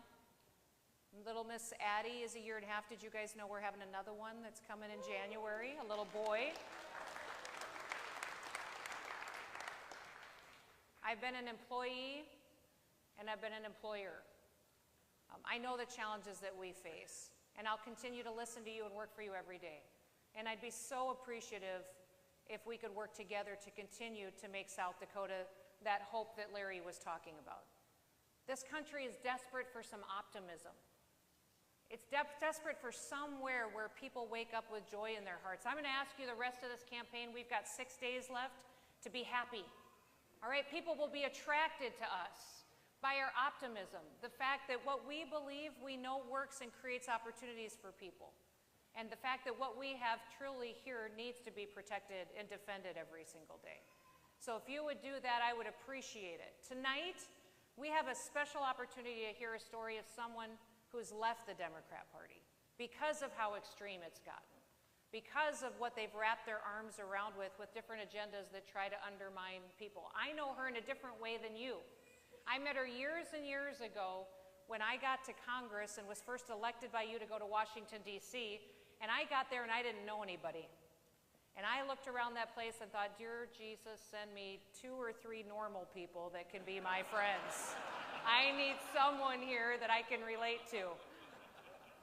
Somebody told me that if you go to the gym in the morning, which, listen, before I went to Congress, I didn't really go to the gym every day, but they said that's where everybody is. You will meet people there, and when you go from South Dakota, you don't have a delegation. You're the only one from South Dakota, so you got to go meet other people if you're going to have anybody to talk to. And I got down there and I met this woman named Tulsi. And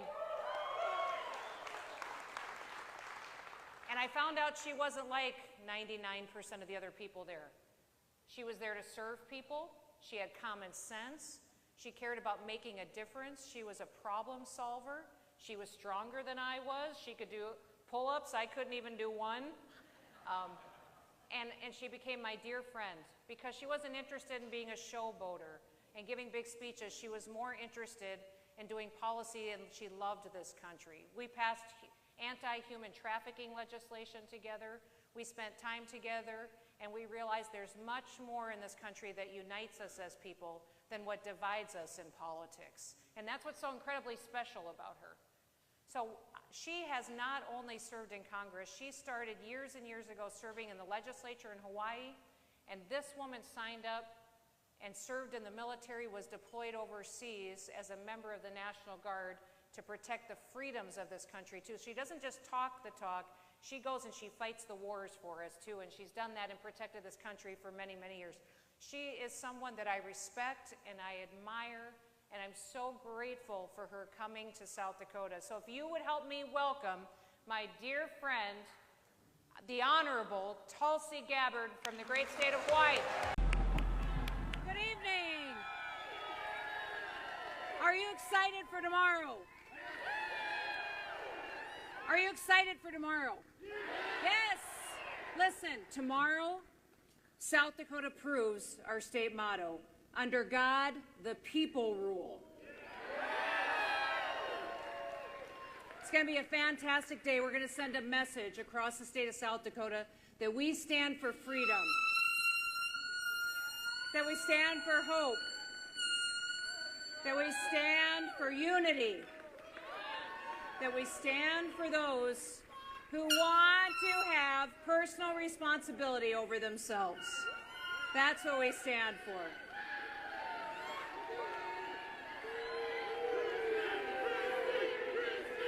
Thank you.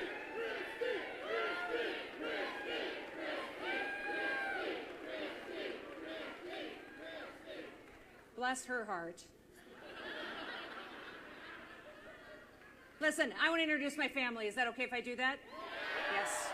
Tonight, we have the first gentleman of South Dakota with us tonight. Would you please welcome Brian Noem? Welcome.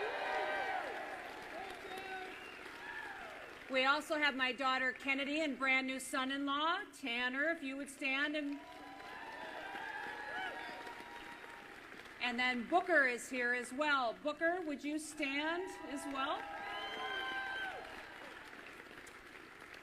Thrilled that they're here. Kyle and Cass and Miss Addie are not here tonight. I know. Everybody, oh. Listen, Miss Addie's got to rest up for a big night tomorrow night, right? Yes. And I know you've all been waiting to see if my mother was here because she's pretty famous now. She's a really big deal. I don't know if you've seen her on TV a little bit, but she told me she went grocery shopping the other day and 2 people asked for her autograph. She said, Kristi, I'm going to have to start wearing sunglasses now. And I was like, you are, Mom. But I did tell her that tonight we would make sure that my family has all learned the TikTok dance. Stand up, and everybody, can you all do the TikTok dance? If you do it for my mom, do it for Corinne. Perfect. They got it. Come on, you guys got it. Can you all do it? I don't even know if that is a TikTok dance. We're making it up, right? It is now in her world, but listen, we are so excited about tomorrow because of the message that it's going to send, not just to the state of South Dakota, but to the entire country. South Dakota is proof that Republican values work. All we did in this state is what Republicans have always said we believed. We just did it, and it worked. It created opportunity. Created opportunity for families, for businesses, and for them to pursue the dreams that they've always had for many, many years to come. Listen, thousands of people in this state are exiting and abandoning the Democratic Party. They're abandoning the Democratic Party because of their extremism. They're embracing socialism, embracing woke and the agenda that we've seen so much on the national stage. That's what the Democrats in this state have embraced as well. And that's why so many people in this state that just want a government that will respect them, while they're leaving that party and they're re-registering as Republicans. And that's because people recognize that what we're doing here is right. And unfortunately, the last several years, it's been unique. It's been unique what South Dakota has done, and it's worked because of all of you, because your belief and your faith in God and in family and in your freedom and your willingness to take personal responsibility as well. Listen, South Dakota has been a shining city on a hill to this country by what has happened here. 4 years ago when I ran to be your governor, I told you that if you trusted me with the responsibility to lead you, that we would build stronger families, that we would continue to grow this state, grow our economy, that we would increase incomes, and that people would be happier here. We've done exactly that. In fact,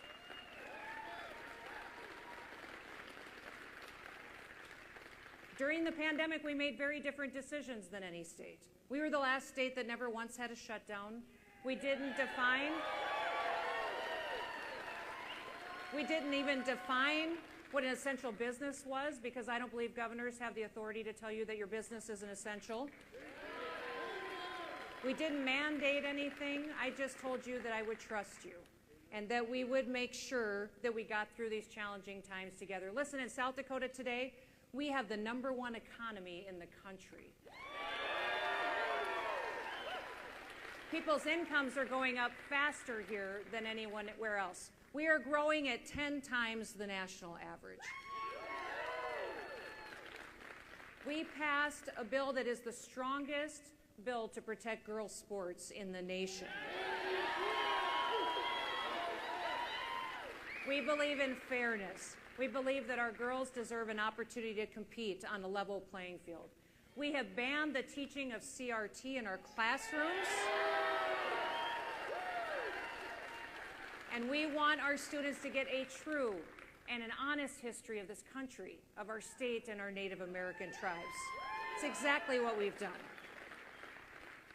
Listen, we are fighting a federal government that gets up every single day trying to take away your liberties and your freedoms. In the last 3 years, we saw a federal government that said to people, you can't gather in big groups. And people from state to state, based on their governor and what they told them, gave up their freedom of assembly. Because governors in certain states told people that they couldn't go to church, people rolled over and they gave up their freedom of religion. Because the government is telling different social media platforms what people can say and can't say, they're giving up their freedom of speech. And here in South Dakota, you will never take away our Second Amendment rights. In fact, the very first bill I signed as your governor was constitutional carry. And we since then have removed all the fees on permits in the state of South Dakota. We're the only state in the country, well, it won't cost you a penny to exercise your Second Amendment rights.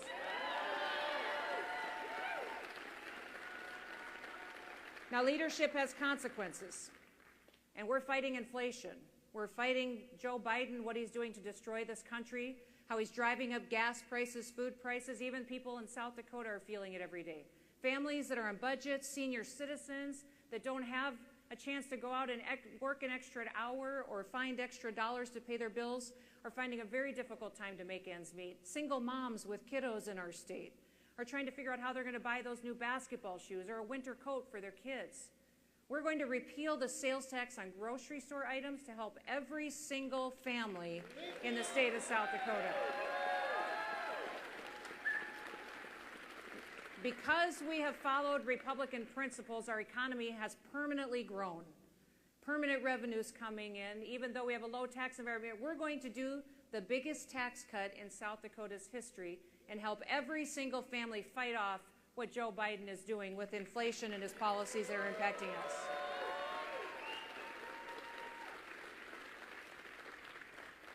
It was President Ronald Reagan who reminded everybody what inflation is. Inflation is the price that we pay for government benefits that people thought were free. And that is what happened to this country. The policies, the programs that people have spent out of control for decades is catching up to us, and it's accelerated by what Joe Biden is doing in the spending spree and the debt accumulation that's going on. Here in South Dakota, I will get up every single day and defend our state and your rights and make sure we are fighting up the effect of what the Biden White House is doing to our people here. I will continue to fight for you.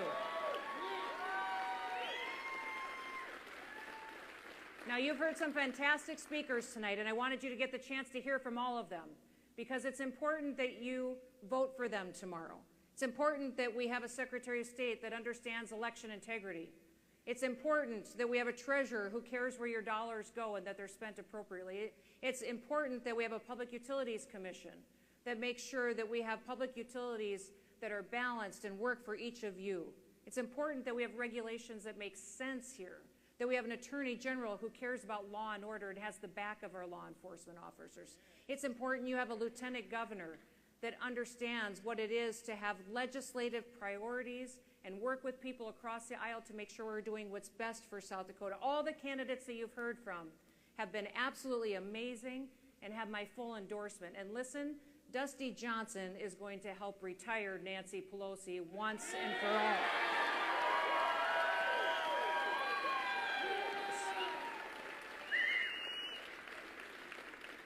Sorry, Nancy.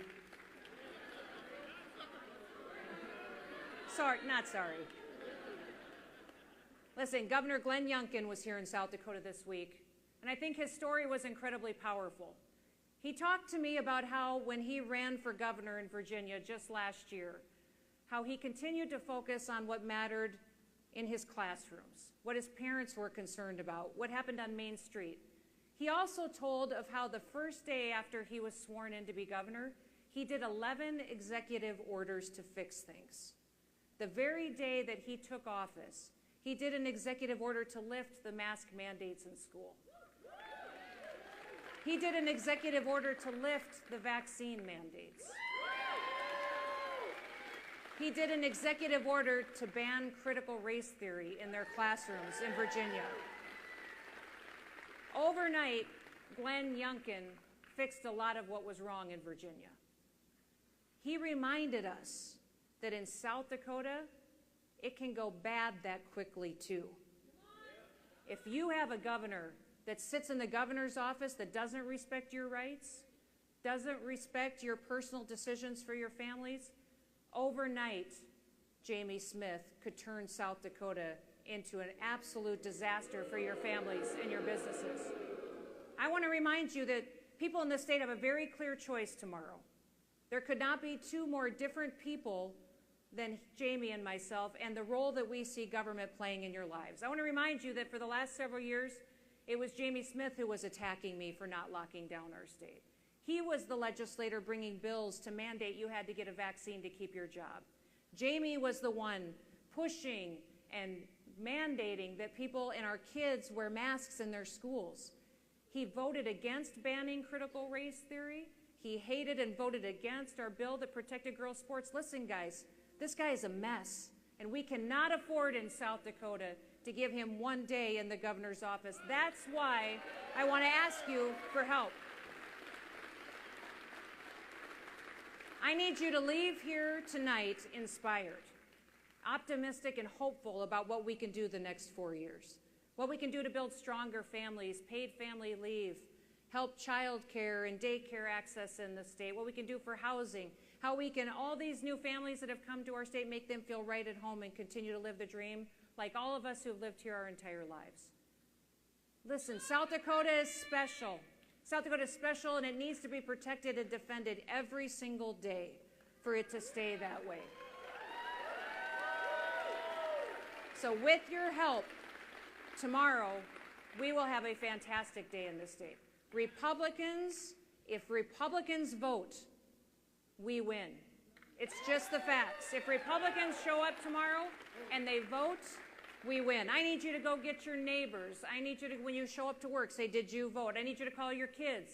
Did you go vote yet? You need to go get everybody that you know and help them, remind them, take them to go vote tomorrow. It's that important. I would have never dreamed the last 3 years I'd see a country change like we saw our country change.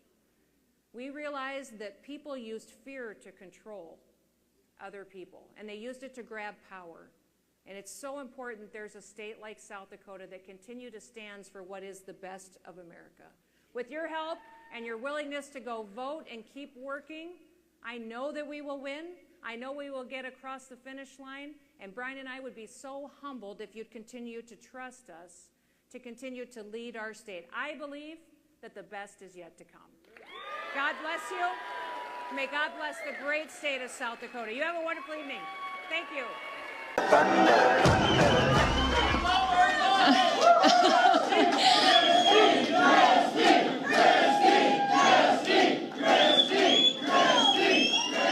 Okay. Thank you, South Dakota. Listen, over the last 4 years, we've built something really special here in our state. It was because of all of you, because of the wonderful people who live here. When I wake up in the morning to do my job, I do it based on our state's motto, which is under God, the people rule. I remember that in my role as governor, it's my privilege to serve you, to honor our Constitution, to keep government limited, and to protect the American ideals of freedom and opportunity. Over the last 4 years, South Dakota has been an example to the nation of the power of those ideals. We have proven that when leaders remember what their authority is and what their authority isn't, that's when the people have the opportunity to succeed. Thanks to all of you, we are going to keep proving it for the next 4 years.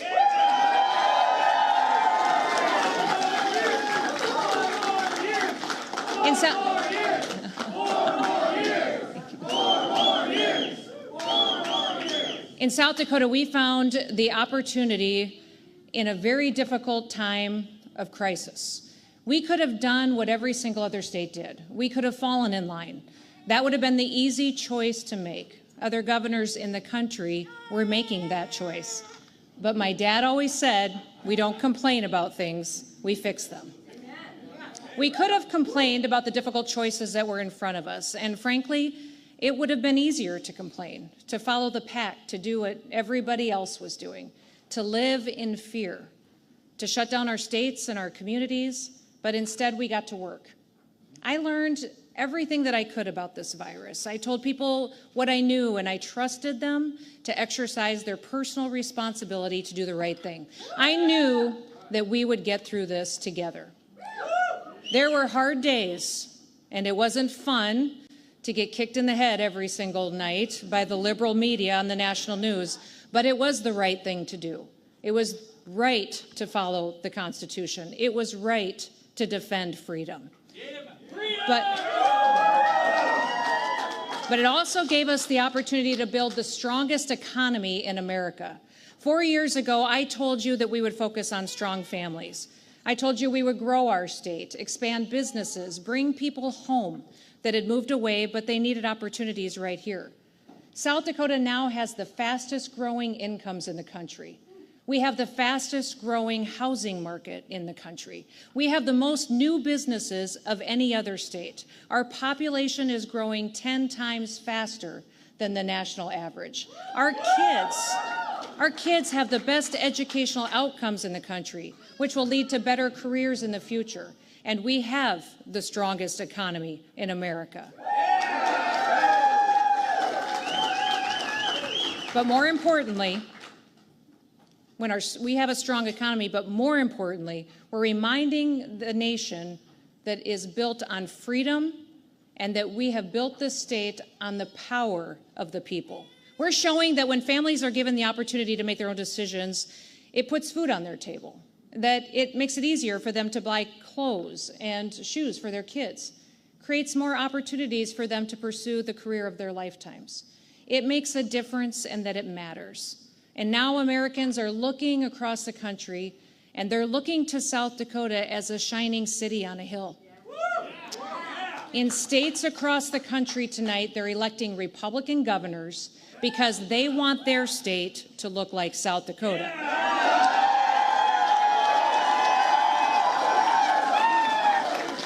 And it's not just our state, our strong economy that they're pointing to. We're setting an example by fighting for our kids, by keeping them in the classroom, by protecting them from racist rhetoric like critical race theory, and we're guaranteeing that only girls are going to play in girls' sports. We're setting an example by defending our constitutional rights. We're including and defending freedom of speech, freedom of assembly, and our Second Amendment rights to defend ourselves. We work hard to take care of moms and to take care of kids and families at every stage of life and through whatever situations they may face. Every single life is precious, and we're setting an example by standing up for life. Now, a lot of people talk about freedom. They talk about Republican principles. Well, here in South Dakota, we actually did it, and it worked. South Dakota is standing up for freedom and opportunity, and we are doing it by remembering that under God, the people rule. Now, that's not the way that Democrats in Washington do business. They're following an extremist agenda set by people who do not love this nation, do not share our values. In fact, freedom and opportunity mean nothing to them. They care about control, and they use fear to get it. They found a figurehead in Joe Biden that they can control, and the man in the White House today is not the Joe Biden that we knew 5, 10, 15 years ago. I may not have agreed with that Joe Biden politically, but I didn't doubt whether his mind was his own. Make no mistake, the nation that is unfolding around us is Joe Biden's America, and it's not the nation that I want to leave to my kids and my grandkids, like Miss Addie, who's tired, isn't she? Yeah. There's violence and crime in our streets in America. Our border is overrun with drugs and human trafficking. It's reaching all the way here to South Dakota. And on the national stage, they have lost sight of the basic ideal of peace through strength. We have ceded our position on the global stage to China and Russia, nations who hate us. Under Joe Biden's leadership, families are poorer than they've been in decades. In his America, our streets are not safe for our kids to play on, and in his America, we are closer to nuclear war than we have been in generations. More government is not the solution to these problems. More government caused these problems. In my first 2 years in office, I got up every single day and I worked to move South Dakota forward. I was on offense. I could focus on solving problems. Since Joe Biden got in the White House, we've been on defense. I've been busy insulating South Dakota from the attacks on our freedoms. We stood up against Joe Biden. We've stood up against Joe Biden and his unconstitutional mandates, his vaccine mandates. We sued him and we won, and we will keep winning. We will continue to protect girls' sports, and if he tries to take our guns, he can take them from our cold, dead hands.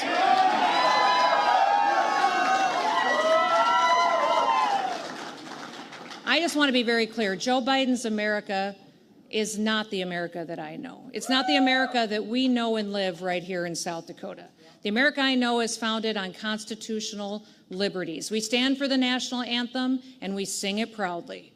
We honor our veterans and our men and women in law enforcement and military. We defend life, liberty, and the pursuit of happiness. We know that America is the land of opportunity and not one of hatred, racism, or division. And we believe in more freedom, more liberty, and we can put ourselves on the best path to solving our own challenges. That's the America that I know. That's the America we have to continue to defend. And tonight, Republicans, it looks like they've taken back control of the House of Representatives.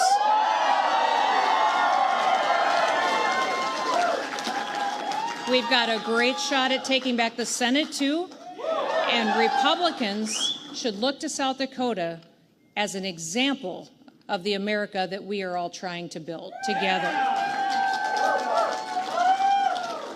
The reason that I care about this state so much, and I care about this country, is because I want it to be as great and as free as I had the opportunity to grow up with Mom and Dad.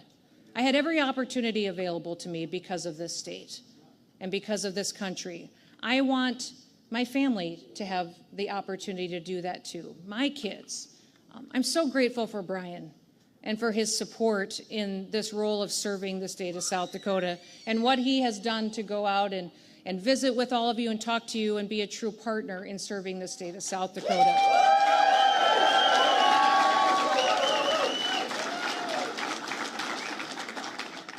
I'm thankful for Cassidy and Kyle and Miss Addie, and that the fact that they keep giving me grandbabies. I've got another one coming in January.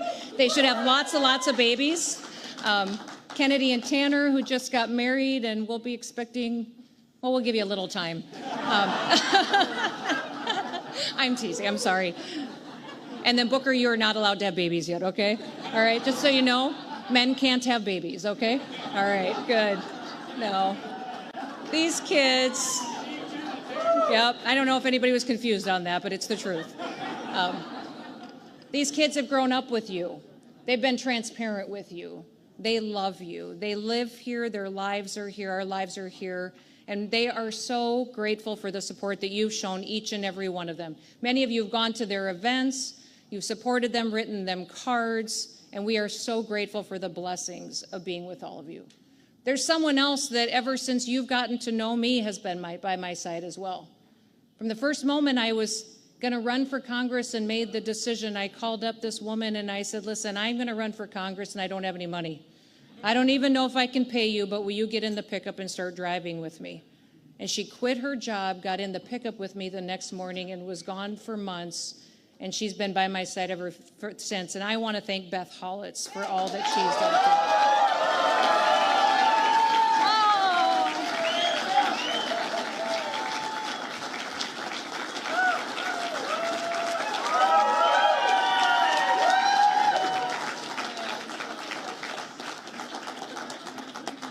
You have no idea how many rodeos she had to go to and treats she baked to take to schools. And I have an incredible staff and team. I can't believe how hard the governor's office staff worked on this campaign and volunteered at night and on evenings, and they drove across the state to help.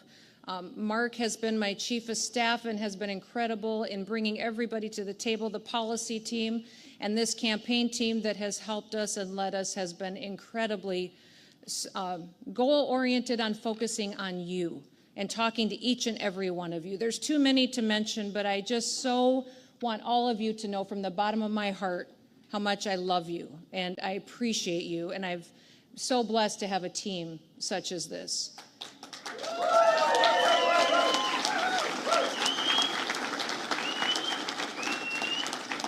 I also want to thank my Lieutenant Governor. My Lieutenant Governor, Larry and I became friends probably the first or second week that I was in the legislature, and I got into an argument with Brock Greenfield that got pretty public, and Larry decided to invite me out to dinner that night because I didn't have any friends. I think he literally said to a few people, let's take Kristi out to dinner because I think she doesn't have any friends. So that taught me a lesson about fighting with Brock Greenfield and the value of having friends and serving with them and making sure that when you pick a lieutenant governor that he has integrity, that he has principles, and that he understands what is so, so special about South Dakota. So please thank Larry and his family for supporting us as well.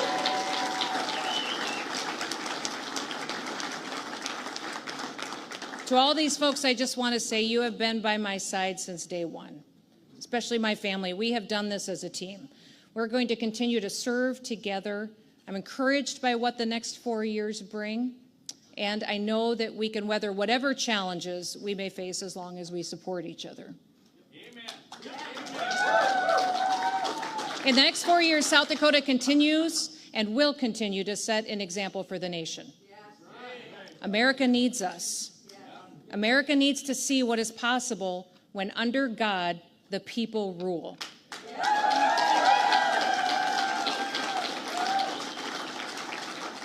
Tonight, the people of this amazing state have elected me to serve you as for another 4 years.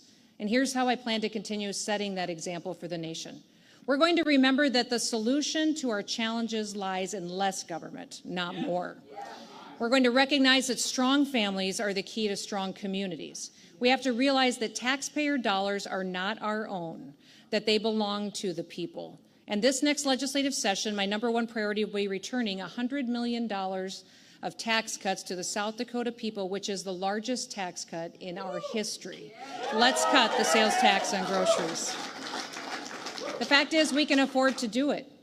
Just this last week, we learned that we already brought in $80 million more in taxes this year than we had predicted. We have the money. It isn't our money. It's the people's. So let's give it back to them and help them fight off this crazy inflation that we're facing in Washington, D.C. We're going to strengthen families by creating opportunities for paid family leave for our private citizens. We will grow child care opportunities in our state by tackling regulations that get in the way of caring for our kids. And we're going to create an opportunity for child care workers to get benefits for their employment too. We're going to strengthen our laws to make sure that no foreign country improperly controls our food supply or our farmland. And we're going to strengthen our workforce by making it easier to get a job if you move here. We will continue to defend integrity in our elections as well.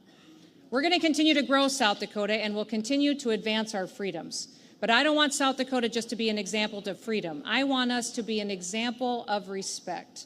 We need to be honest with each other and have real, candid conversations. We can't just try to be louder than everyone else with different opinions.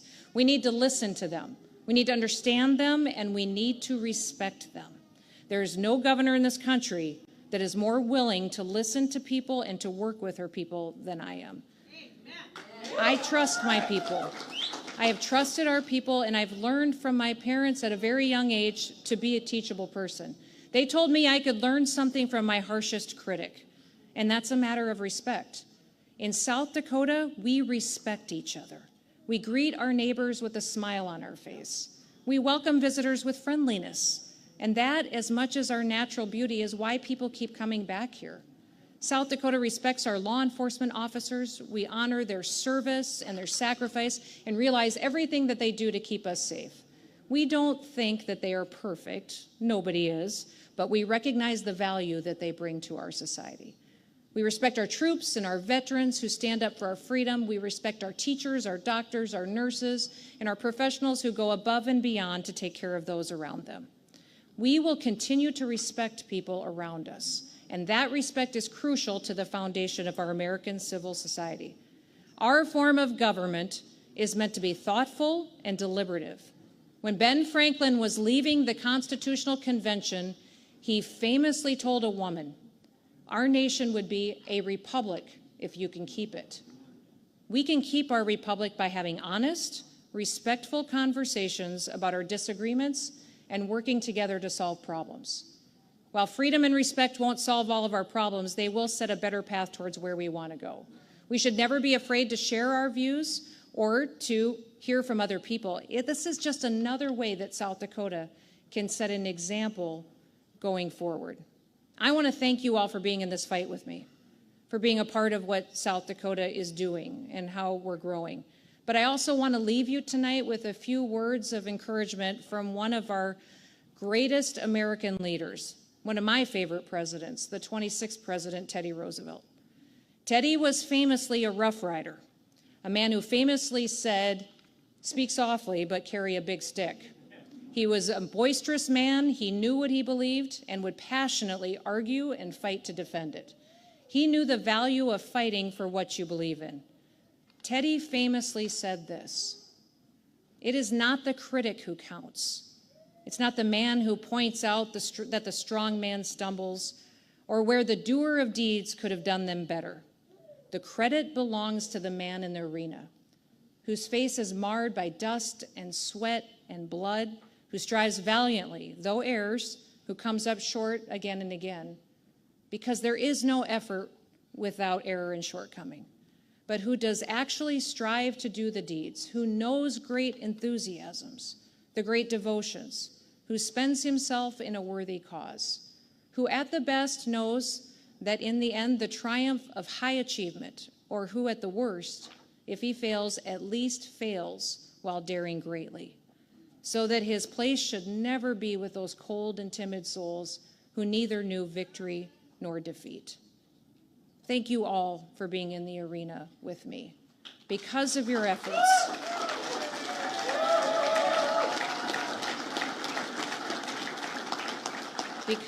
efforts, tonight we know victory. But I do want to take a moment to thank my opponent, who wasn't victorious tonight, but who did call me right before I took the stage. Jamie and I had a very different vision for our state. Tonight, the vision of less government and more freedom won the day. But I do want to congratulate him for stepping into the arena. To the people of South Dakota, thank you for trusting me. Thank you for being trustworthy. Thank you for living up to your personal responsibility, individually, as families, as communities, and as a state. In the last 4 years, we built the strongest state in the nation, and we did it together. In the next 4 years, I promise you the best is yet to come.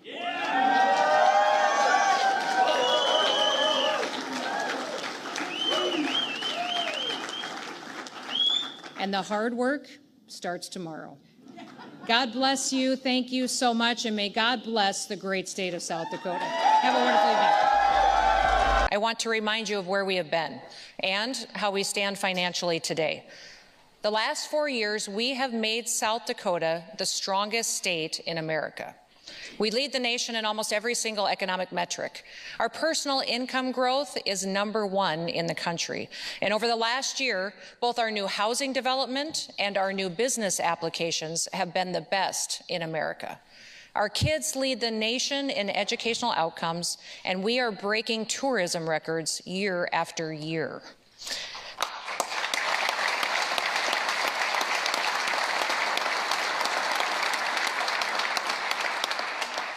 This past year, our unemployment rate has been the lowest that it has ever been in history. Today, we have less than 700 people in the state of South Dakota that are on unemployment.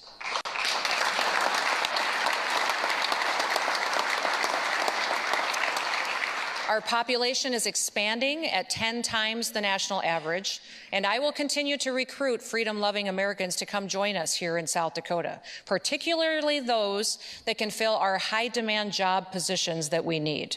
My budget today will help address a lot of those workforce challenges that we have as well. Now, South Dakota's government is small, but it's effective. While we've grown, we've also been fiscally responsible. We've had the best funded pension plan in the country. We continue to have a AAA credit rating, and we balance our budget.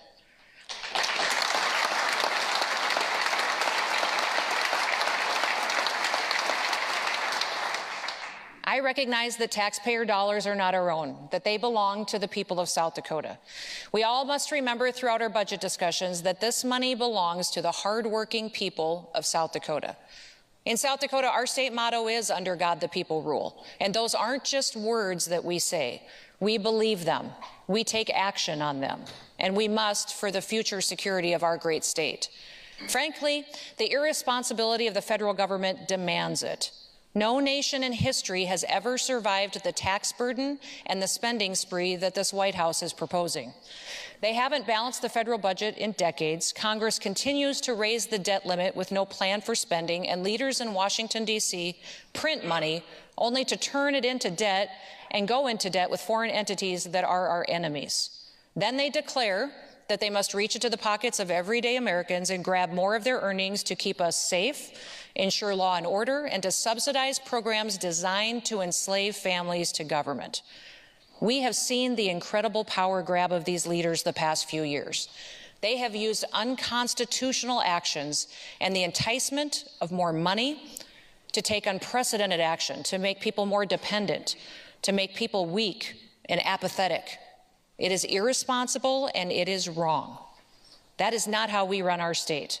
We make the hard decisions. We recognize that a limited government respects people and their dollars, and that's the best way to preserve the American dream for our children and for our grandchildren. We don't make decisions that only benefit us today. We look far into the future and we realize the ramifications of our decisions and make the hard choices so that future South Dakotans have the chance to grow up in a place of opportunity and freedom. Now, the nation is watching how this body makes decisions. That may not have been true 5 or 10 years ago. Whether you like it or not, people now know where South Dakota is. They see this state as a beacon of hope, a place of liberty.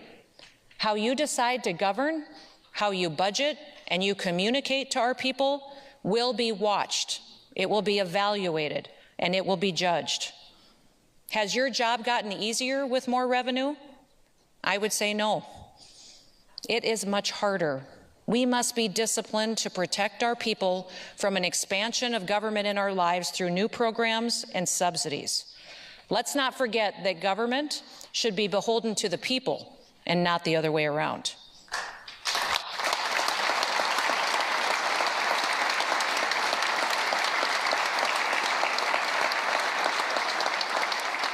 Our founding fathers did not believe in a centralized government. They believed in the rights of individuals and their ability to govern themselves.